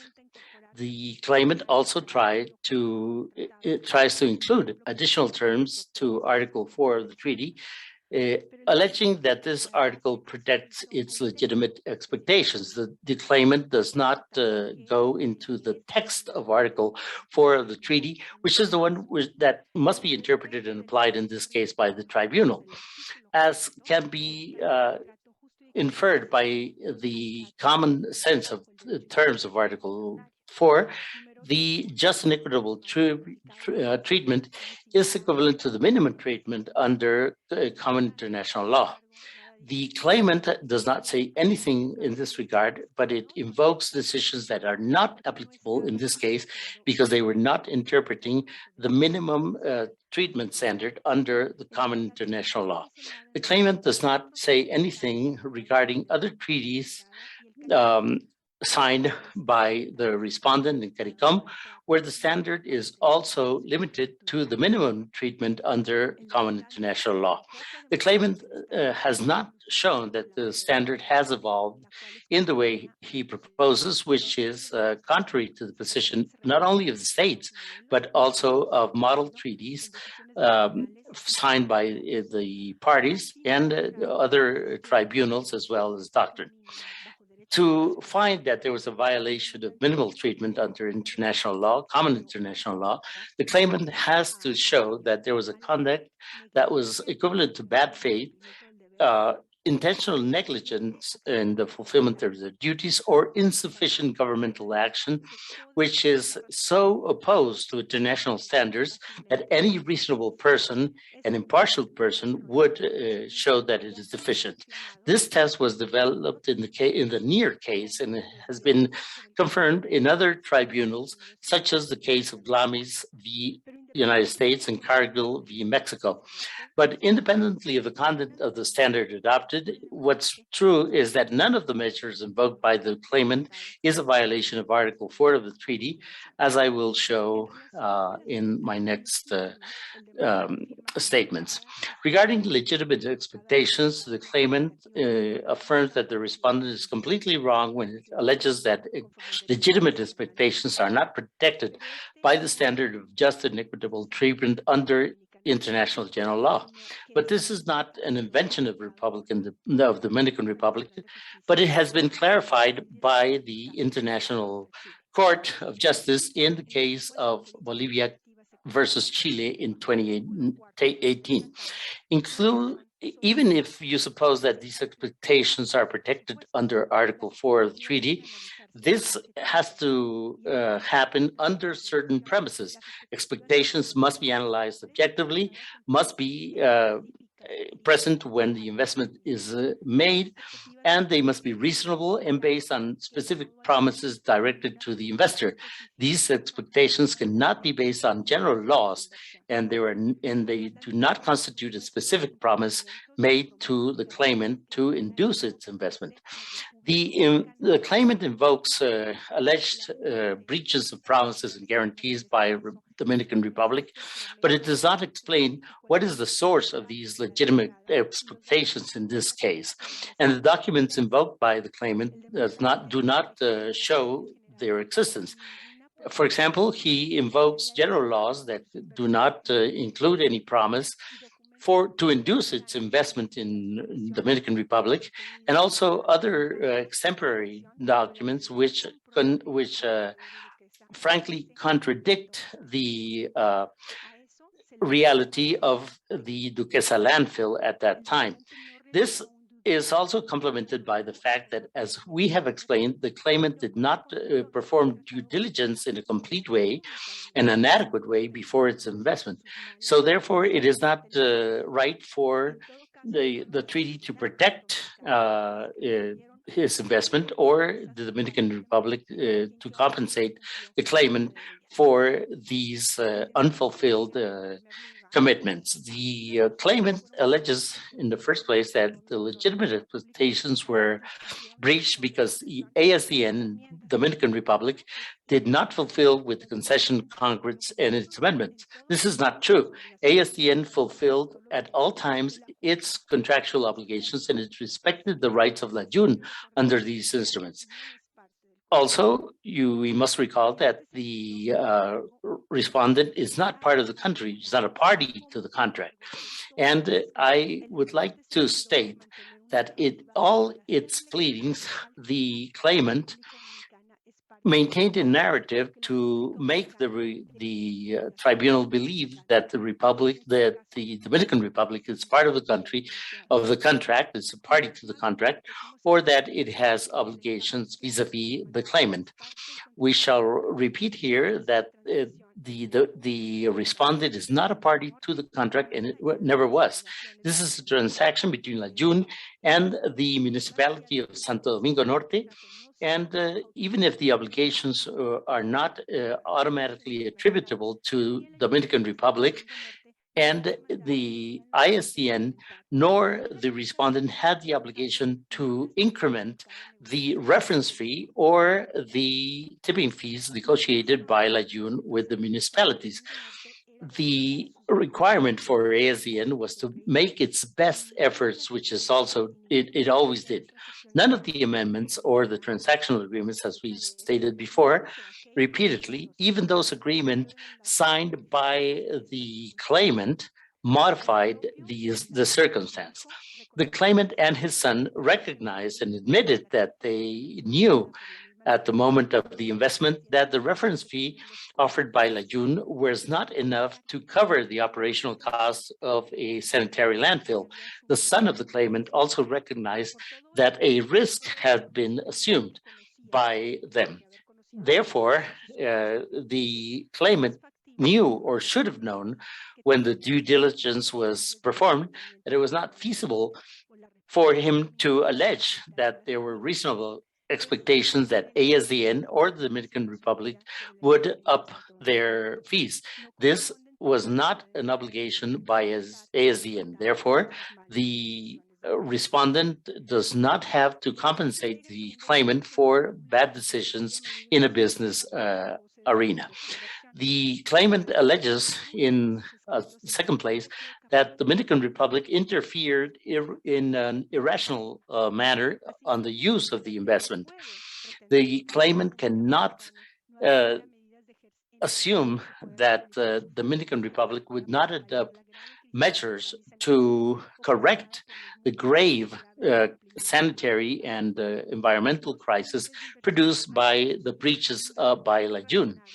Tribunals have recognized that a reasonable investor must foresee that the state may adopt regulatory measures taking into account public interest. Legitimate expectations must be set against the right of a state to regulate public interest in benefit of the well-being of the population. This is the context of the health and environmental emergency caused by La June.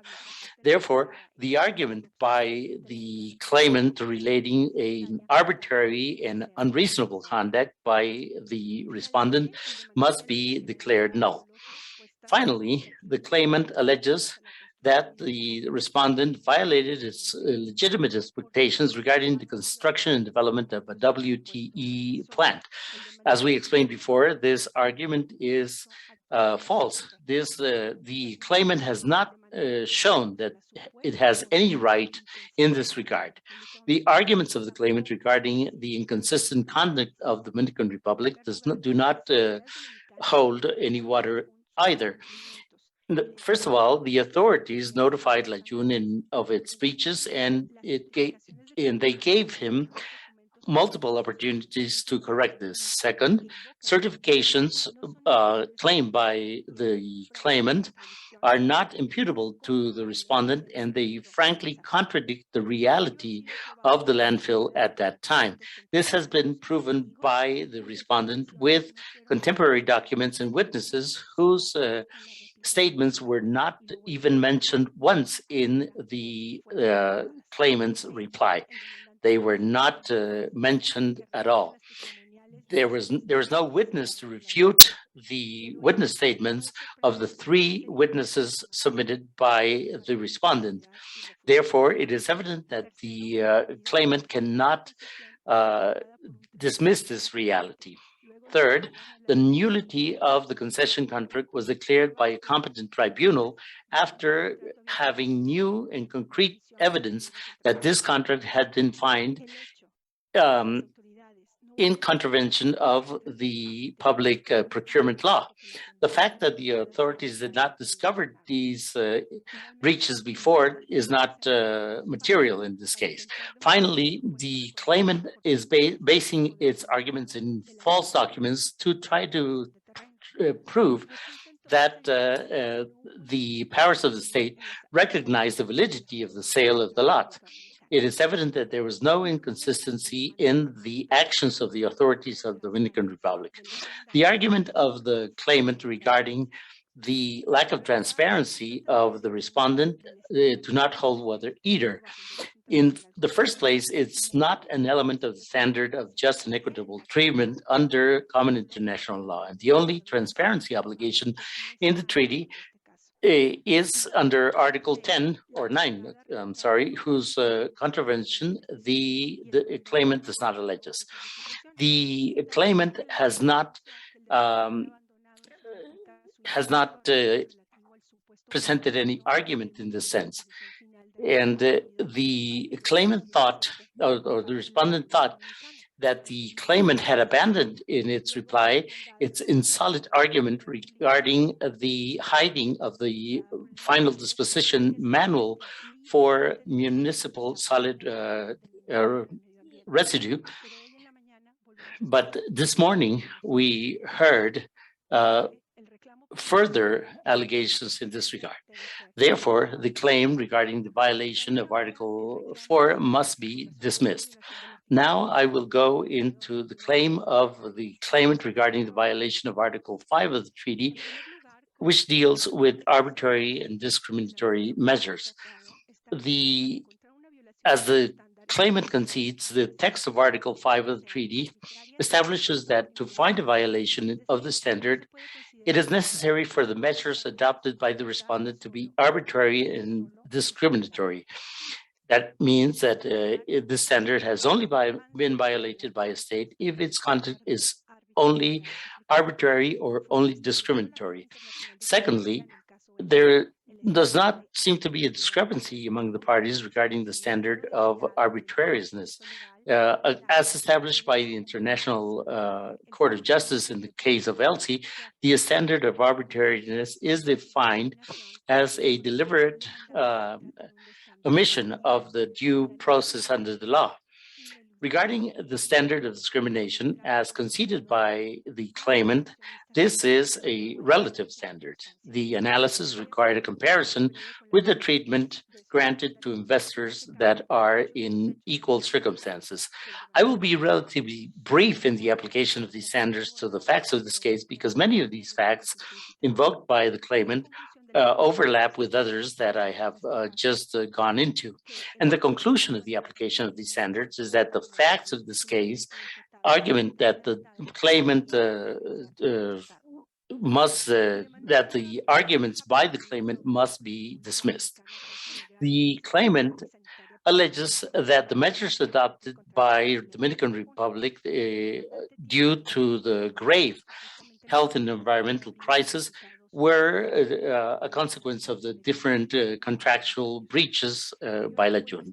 The claimant alleges that supposedly the respondent did not notify him of the concerns regarding the environment through the years. This is completely unreal. La Jun received numerous notifications in this regard, and it is contradictory that the claimant would be claiming that the imposition of these sanctions were not justified. The claimant tries to hide the reality of the landfill with 4 certifications of fulfillment. These certifications are suspicious because they do not correspond to the contemporaneous reality, and they are even more false when you read the witness statement of Mr. Socrates Perez, which has not been refuted by the claimant, nor by the other documents, nor with any other witness. Regarding the standard of discrimination, the claimant did not fulfill the burden of showing that there was an existence of another investor in identical circumstances, which received a more favorable treatment by the Dominican Republic. He did not prove that there was a discrimination based on his nationality as Jamaican, and the expedient is full of evidence that show that the claimant always submitted that he was a Canadian. He did not prove that there was a discrimination based on his nationality, which is what is required to prove that there was a violation of this obligation under the treaty. This is why this part must be dismissed as well. I will now go into the alleged violation of the so-called umbrella clause in the treaty. The DR showed in its submissions why the claim by the claimant does not have any law or fact support. In the first place, this umbrella clause is not applicable in this case, and there was no contractual relation between the claimant and the DR, in spite of the rhetoric of the claimant in its pleadings.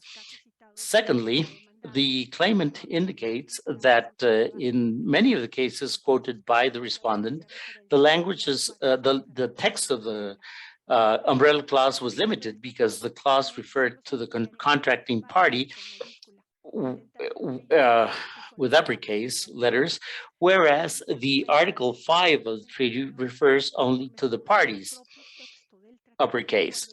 But this argument is completely erroneous. It suggests, it comes out of the text of the treaty when the treaty refers to the parties, that is to say, the Caribbean community, CARICOM, on the one hand, and the DR on the other.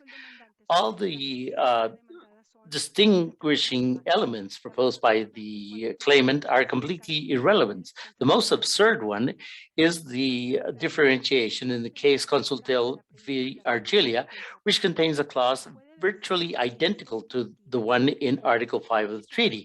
As you can see in this slide, in this case, the tribunal stated that the contract had not been signed by the claimant, but by a subsidiary, and that even though the treaty protected indirect investment, this does not mean that the umbrella clause was destined to be applied to commitments contracted regarding a subsidiary of the investor.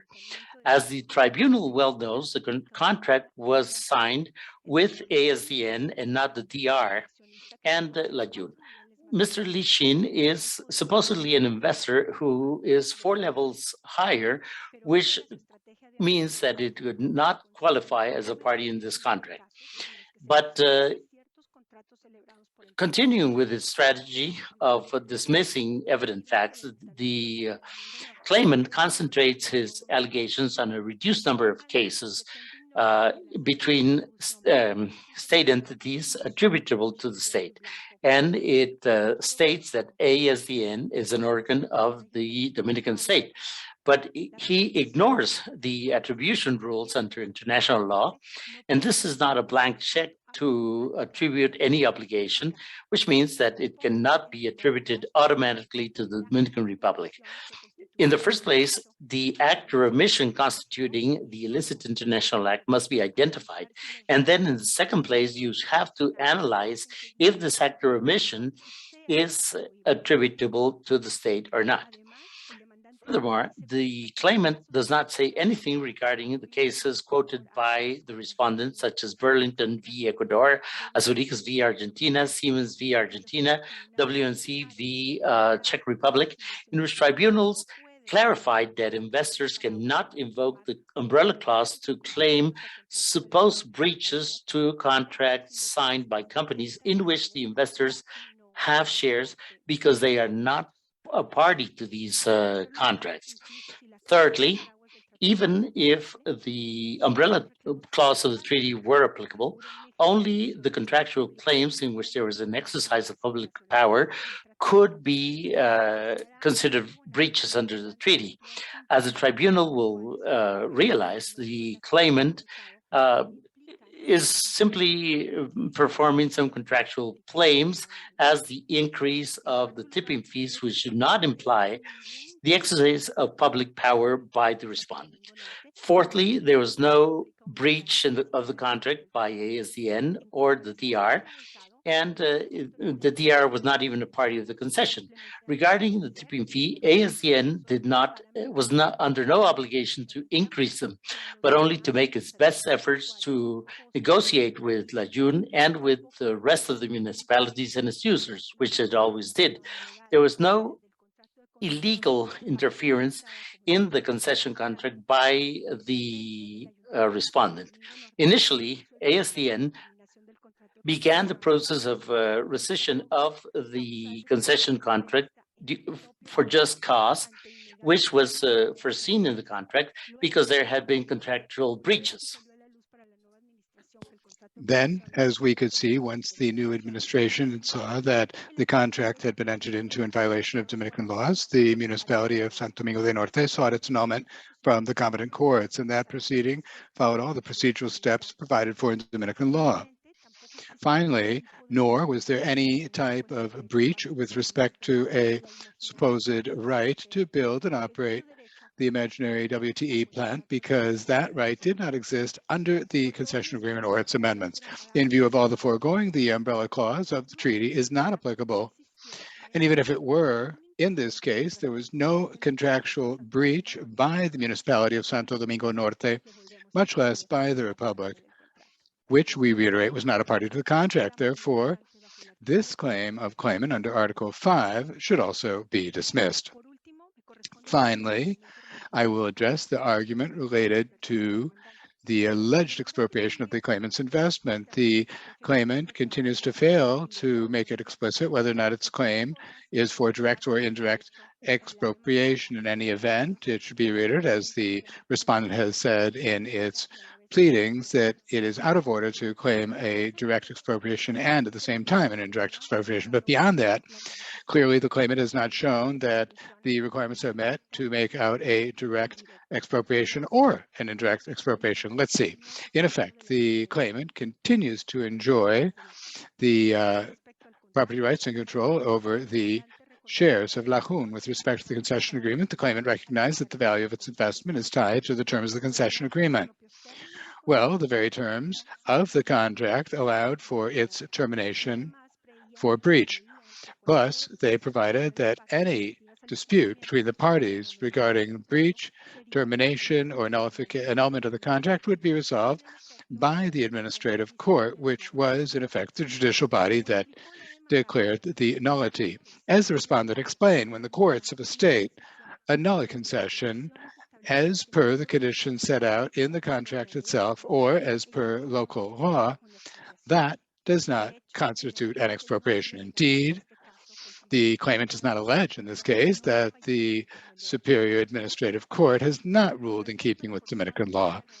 Now, as regards the land, the claimant does not deny that it is extrinsically tied to the concession for the Duquesa landfill and that its particular use is its private use is exclusively tied to the operation of the landfill.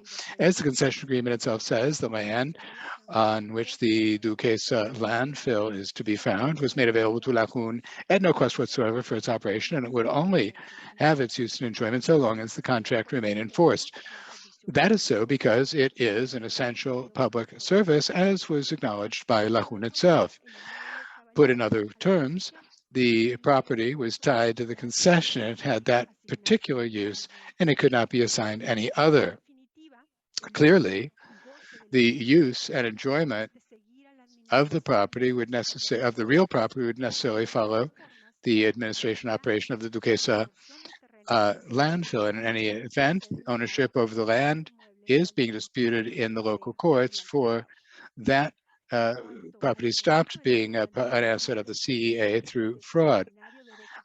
As regards the argument of the claimant regarding expropriation of its imaginary right to develop a WTE plant, as we already explained, the claimant had no property right for the development of that plant. The claimant incorrectly alleges, citing one of its preferred cases, TechMed, that one must bear in mind the legitimate expectations of the investor in order to determine whether a given measure is an expropriation.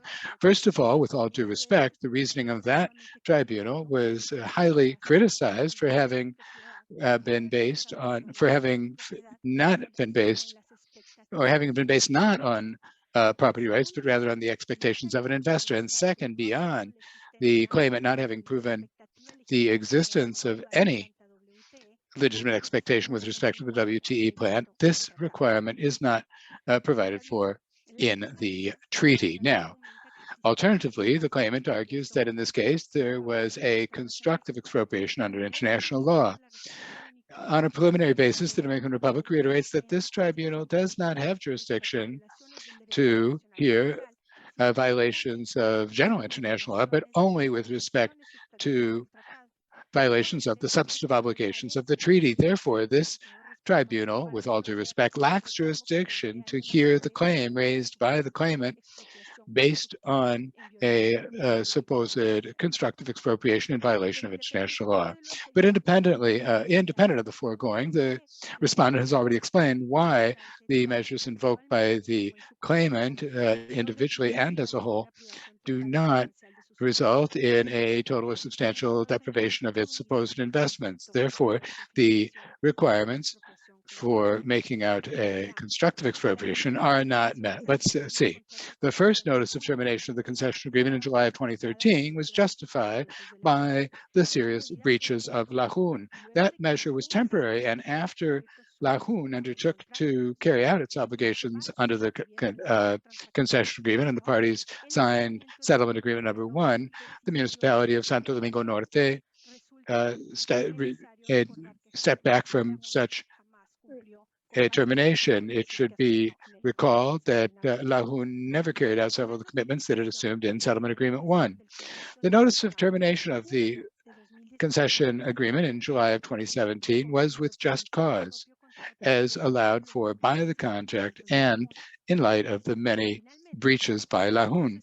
Finally, the concession agreement was annulled by the Dominican courts after it was discovered that it had been entered into in violation of the law on public procurement. Clearly, none of the measures prior to 2017 stood in the way of the claimant on a permanent basis, continuing to operate the Duquesa landfill, or did they deprive totally or substantially or cause the claimant total or substantial deprivation of the economic terms established in the concession agreement, which claimant says it was familiar with. Now, with respect to the intervention in Duquesa landfill in September 2017, it must be recalled here that that intervention was ordered by the Dominican courts fully in keeping with Dominican law. Moreover, the intervention of the ministries of Environment and Health was in the exercise of their prerogatives under Dominican law in light of the very serious environmental and health crisis caused by Lajun, and therefore it was a proportional and reasonable measure. The judicial procedures with respect to the procedure to annul the concession agreement continue to pen before the Court of Cassation, and likewise the CEA proceeding for fraud in respect of the land. With all the facts proven, it is clear that there is no expropriation, but in any event, as we have explained in detail in our pleadings, if this tribunal considers otherwise, it would not be illegal. In conclusion, the claimant has not proven the existence of a direct or indirect expropriation, and its claim must be dismissed. With this, I end on the merits arguments, but now I yield to my colleague Dori Yoldi, who will make a presentation in terms of DR's position on damages requested. Thank you very much, Ms. Yoldi, please. Thank you. Good afternoon, good evening to everyone. We're talking about quantum, a stage that this case should never reach. In just a few words, the claimant's case are the accounts of the milk person, if you recall Aesop's fables. The claimant dreams what he would have earned if Lajun had had a comprehensive waste to energy project, a dream that evidently was not shared by A2Z, the company that knew about solid waste, with whom and it quickly decided not to become involved. The dreams of and illusions of the claimant in this case lead to the extreme of holding that any person should be compensated for any business that they have not engaged in or carried forward.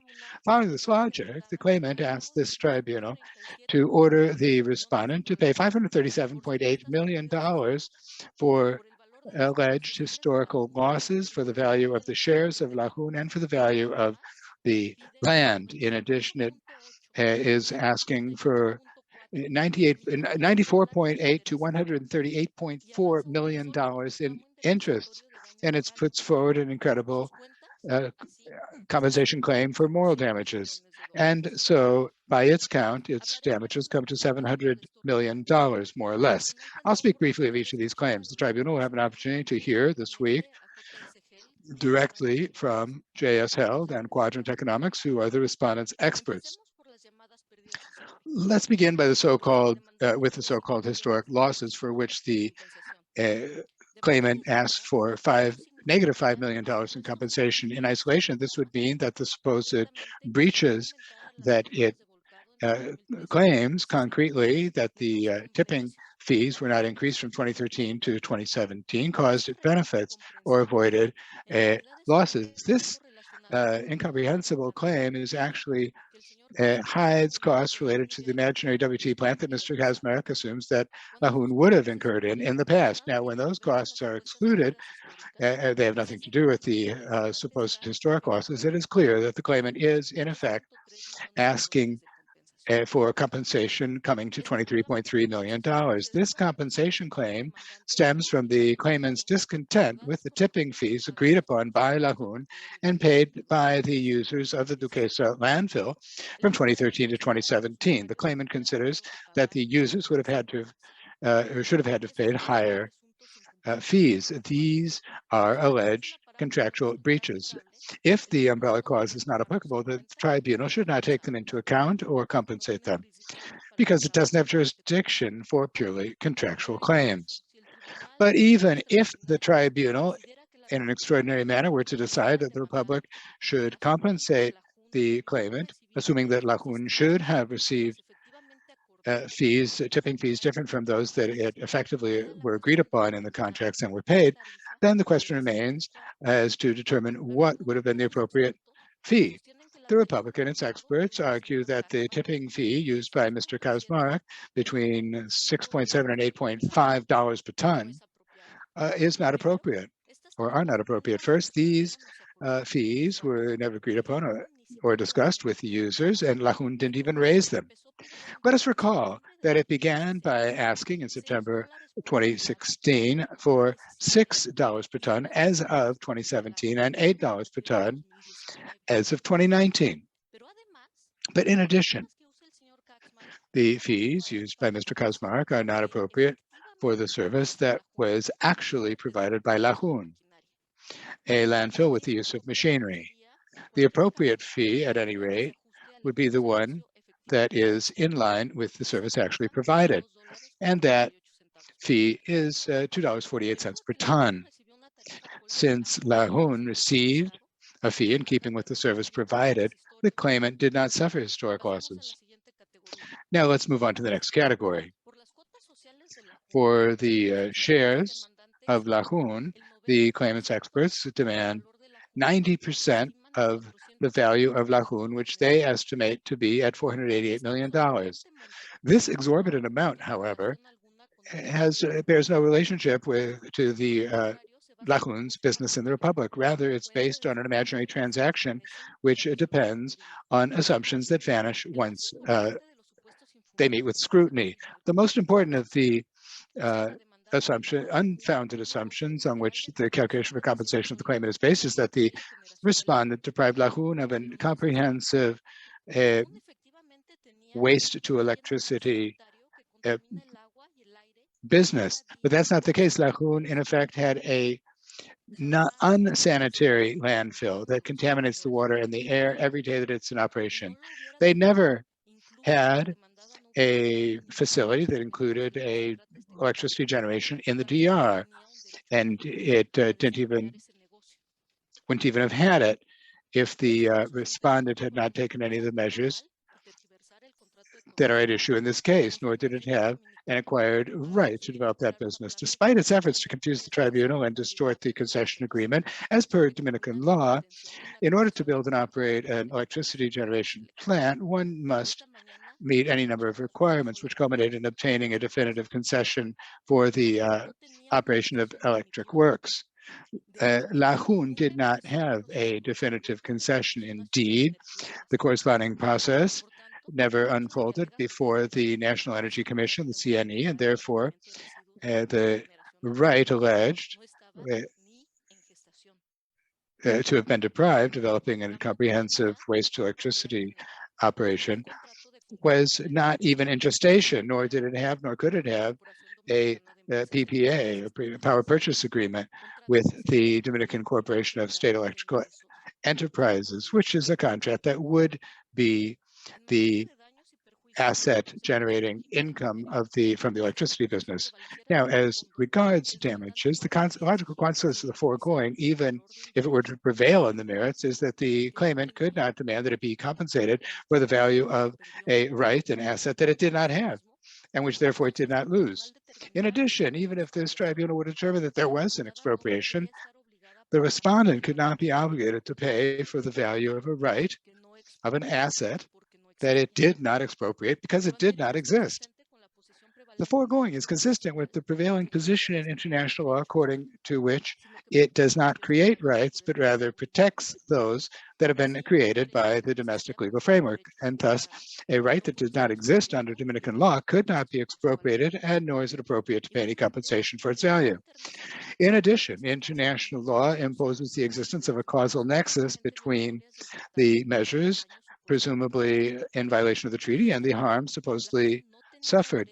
In this case, Lajun did not have the right to operate an electricity business or a power business because it never initiated the process under Dominican law to obtain it. The actions of the Republic, therefore, did not interrupt the chain of causality created by the omissions of Lajun, and they are not the cause of the ill-named loss. Now, if a hypothetical buyer, the one presupposed by the standard of fair market value, wishes to operate a comprehensive business for waste treatment and electricity generation at Duquesa, it would have to begin from zero, incurring all of the relevant investments and expenditures and obtaining all of the assets, permits, and concessions needed. Logically, it would not pay for something that it has to do with its own means or resources. In light of the foregoing, any compensation of the claimant under the extraordinary presupposition that the tribunal would determine that the respondent expropriated its business, it must exclude all references to the WTE plant and focus exclusively on the business that the claimant had in the DR, which is the administration operation of the Duquesa landfill. Now, let us briefly discuss what would be entailed in evaluation of this business. One essential element in the valuation is the appropriate tipping fee for estimating revenues. The claimant's experts assume that as of September 2017, the fee would have been $20.43 per ton. This assumption clearly is not appropriate. If the tribunal were to determine that the respondent expropriated Lajun's business and that it has a right to compensation, revenue for the receipt of solid waste should be projected based on the fees freely agreed upon by Lajun, because it didn't have the right to any other fee. But if the tribunal were to determine that the level of those fees as of September 2017 is, for some reason, a violation of the treaty and that it's necessary to project revenues assuming higher fees, the use of relevant criteria would lead to a range of fees ranging from $5 to $8 per ton. But this would be if and only if one were to incur $21.8 million in costs, which is what the claimant's experts proposed would have been required to improve the Duquesa landfill. The $5 fee was recommended by the Ministry of Environment for a landfill in which one covers the solid waste, leach is captured, and gases are captured. The fee of $8 per ton was recommended by the Interinstitutional Commission on Costs, which was formed in 2017 at the initiative of the Ministry of Environment for a sanitary landfill in which capital costs would have been invested. Let us recall that not even the best imaginary scenarios of Deltaway would convert the existing landfill into a sanitary landfill. $8 a ton is also the highest fee that Lajun during its administration of Duquesa sought to negotiate first and to impose later. The $20 per ton fee used by the claims experts is not actually a fee. It's the average of the tipping fees in Latin America, which includes very different landfills and countries, and it's also distorted by Brazil and the exchange rate of the real. This average clearly has nothing to do with the Duquesa landfill or the Dominican Republic or what their inhabitants, its inhabitants could pay for. In addition, there's no reason to conclude that the users would have been in agreement with that. And Lajun didn't even dream of $20.43. Another essential presupposition for estimating the value of Lajun are revenue for sale of recyclable waste.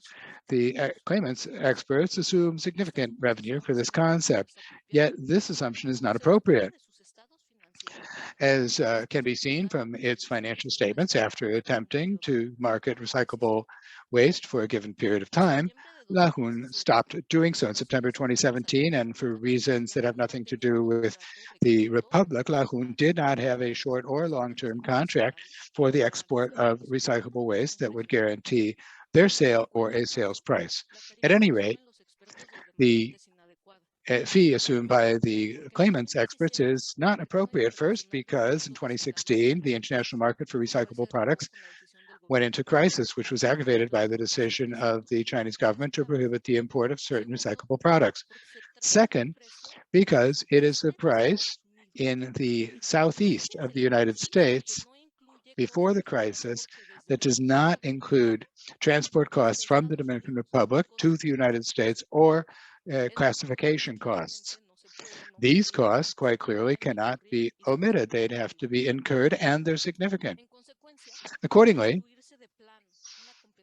from the outset, one should exclude compensation for a potential recycling business that Lahun did not have, and which in any event would not have been profitable in September of 2017.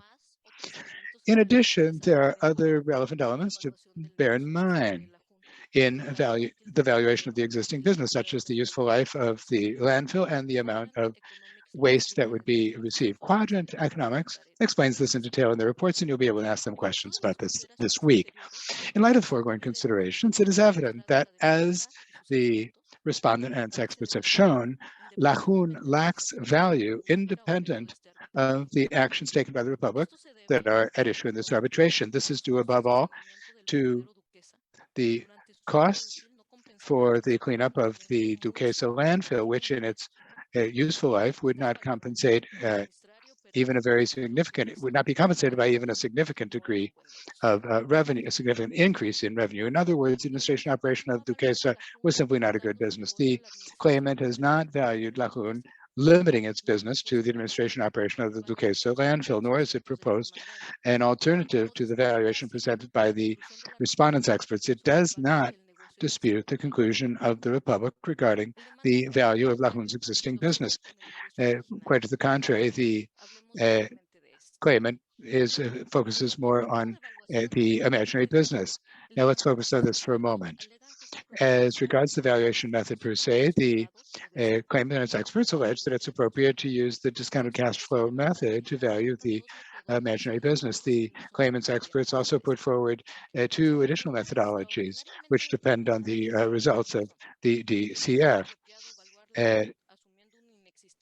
And aren't independent from it. If the tribunal were an extraordinary turn to determine for any reason that it is appropriate to value Lahun, assuming a non-existent comprehensive solid waste treatment and electricity generation business that Lahun did not have, the DCF method would not be appropriate. As we all know, uncertain damage and speculative damages cannot be compensated.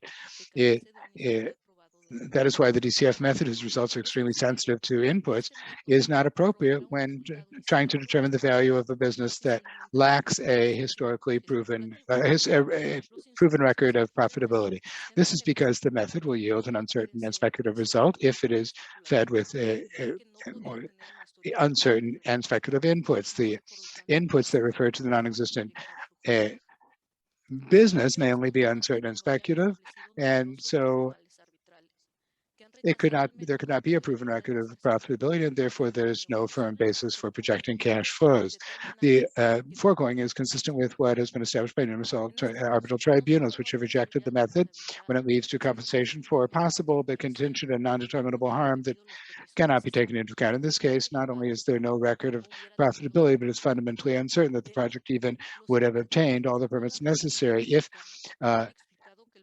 it had been carried out or had made sense. Indeed, the experts consulted by the Dominican Republic have explained that the project that Deltaway puts forward does not make sense, nor is there any evidence of its cost, nor are there assets to generate revenue. For example, contracts, purchase contracts for long-term PPAs. The tribunal would have to expound upon these variables and could not reach any certain conclusion because there's no solid foundation on which to base itself. The logical conclusion would then be to take a look at the investment made by the company's Grupo Portland in Lahun and the land. That is to say, $6 million less than the cost of mitigating environmental and health damages caused by Lahun during its deficient administration of Duquesa, which the experts of the claimant estimated $21.8 million at least. The claimant should not receive any compensation whatsoever for the value of the shares of Lahun. Now, if, despite everything, the tribunal were to decide to venture into the imaginative exercise as invited by the claimant to do, it should conclude in any event that Lahun lacked any value. This is because the claimant's experts use vague and inadequate assumptions. When these are further specified, it is evident that the project proposed by Deltaway would not be profitable. To begin with, one must recall that the project proposed by Deltaway in this arbitration is very different from the project proposed by Deltaway in the feasibility study. as JS Held will explain in detail. The most significant of these changes is that despite Deltaway's efforts to justify them, the only relevant event between the feasibility study and the first report was the beginning of this arbitration. And so this project contains new elements and different technical solutions whose analysis and technical development was not done by Deltaway. These are indefinite proposals that are overblown and on occasion contradictory. Nor has Deltaway provided evidence of its cost estimates. Indeed, the claimant itself has confirmed during the document production phase that there is no such evidence, referring generically to its experts' reports. In any event, as JS Held explains, the costs of building and operating the plant that Deltaway puts forward are outside of the market standard. This has led the respondents' experts, and it should lead the tribunal, to conclude that the business model put forward by Deltaway is not credible, and therefore it is not valid either. But in addition to the technical aspect of the project not having a solid foundation, the Deltaway's assumptions on revenues are really quite crazy. In addition to the reference fee and revenue for recycling, of which we spoke significantly, and which are still an imaginary business, Deltaway assumes a capacity for electricity generation that the WT plant would not be able to maintain and uses a sales price for electricity that is absurdly high. Actually, first, as JS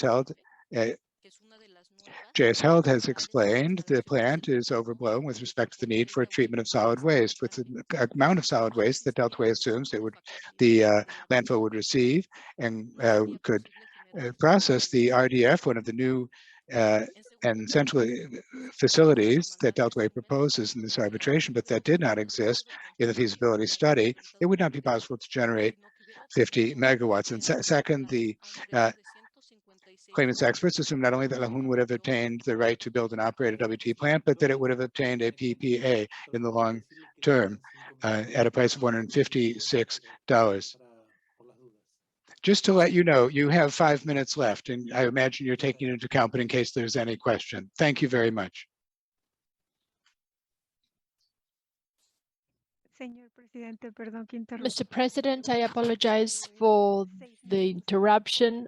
We have 6 minutes and 30 seconds, and I'll fight to the end.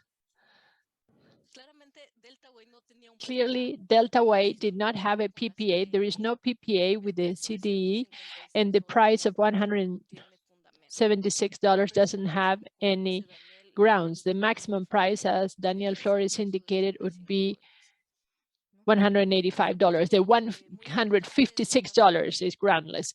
Also, the discount rate is another important element. There are important differences among the experts in connection with this concept. Daniel Flores from Quadrant Economics explains this thoroughly. Therefore, I am going to move on quickly to the value of the imaginary business. Basically, when the assumptions are corrected and you replace Deltaway's assumptions for other more solid assumptions, it is clear that this is not good business. Therefore, it lacks value. As to the portion of land, it is assessed as if it was the best use of a photovoltaic plant. To see this, first they say that they paid, or that it cost $2.5 million, out of which Claimant paid $2.2 million. Now they're asking 90%, for that 90%, $54.9 million, almost 25 times more than what they said they paid. When the portion of land in the years that they had it was worsening. So they reached that amount saying that it would be the best higher use, and that would be a photovoltaic plant. The theory of the better and higher use doesn't help them because it is not a carte blanche to assume that this required use, and the plan was not part of the Delta Way initial plan. It doesn't make much sense. J.S. Holt can explain that, but first, the place where they're going to install the plan and the waste management site are incompatible. There are not enough hectares for 41.7 megawatts. That is much larger than what could be offered in the market. And they're also assuming, again, another PPA that is in existence. The PPA is the profit generating asset, and they assume that they would have this at $137. That is much higher than what was agreed about, $100 per megawatt.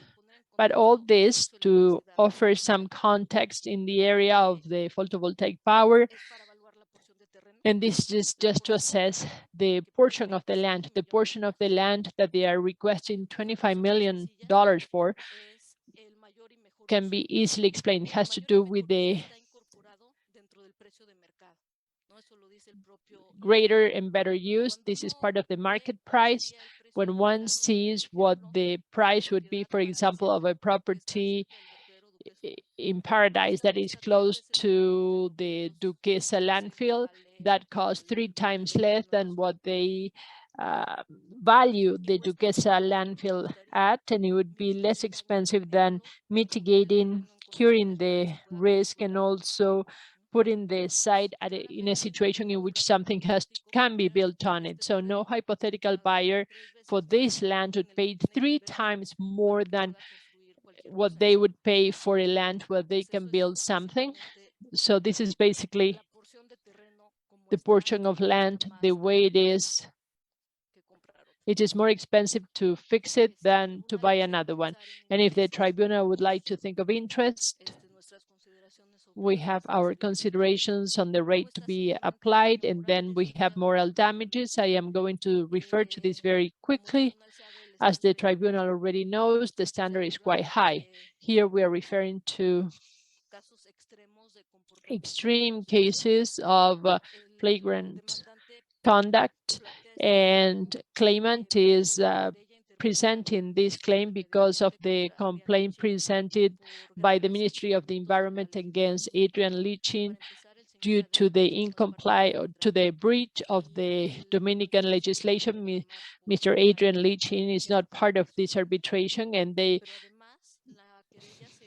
claimant can only claim for damages suffered on a personal basis, but then this is also against the environmental law that provides for any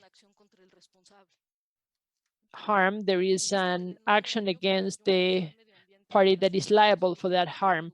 And given the damages caused or the harm caused in that area where the Duquesa landfill is located, it's no surprise that there is a counteraction, and the Republic clearly applies the laws. This is not an extreme case of flagrant conduct, and there is no right to compensation due to moral damage. And by hearing about the claim, we see that this doesn't make any sense. I conclude here, and I give the floor to my colleague, Claudia Frutos, to conclude.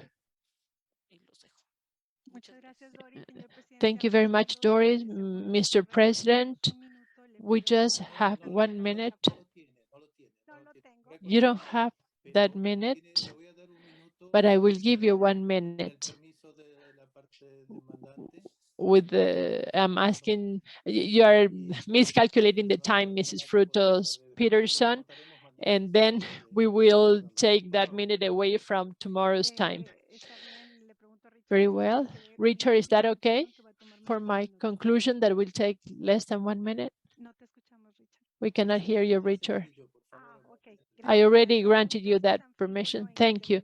This is such a frivolous case in which claimant has not even evidence having made an investment with their own funds. This is the product of illegality, where their actions and omissions in the administration of an open landfill led to a serious environmental crisis and public health crisis and that threaten the population of the greater Santo Domingo. The measures adopted by the Dominican Republic to address this crisis were proportional and reasonable. Given these facts, the tribunal has no other alternative than to reject the claim and also awarding the cost in favor of the respondent. And with this, we conclude the opening of the Dominican Republic. And thank you very much for the patience to the members of the tribunal and the other party. Thank you all.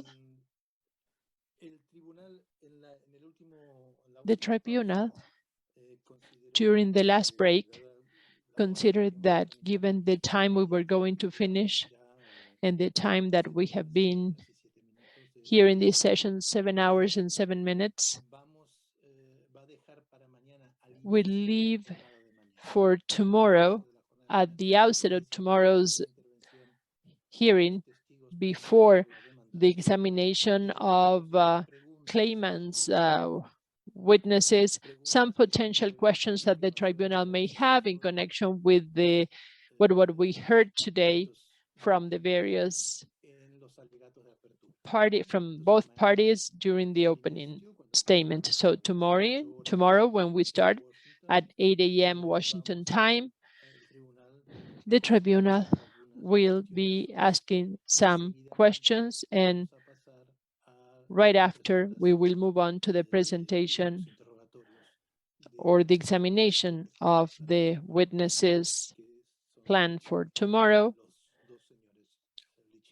who are gentleman Lichin, Claimant, and his son.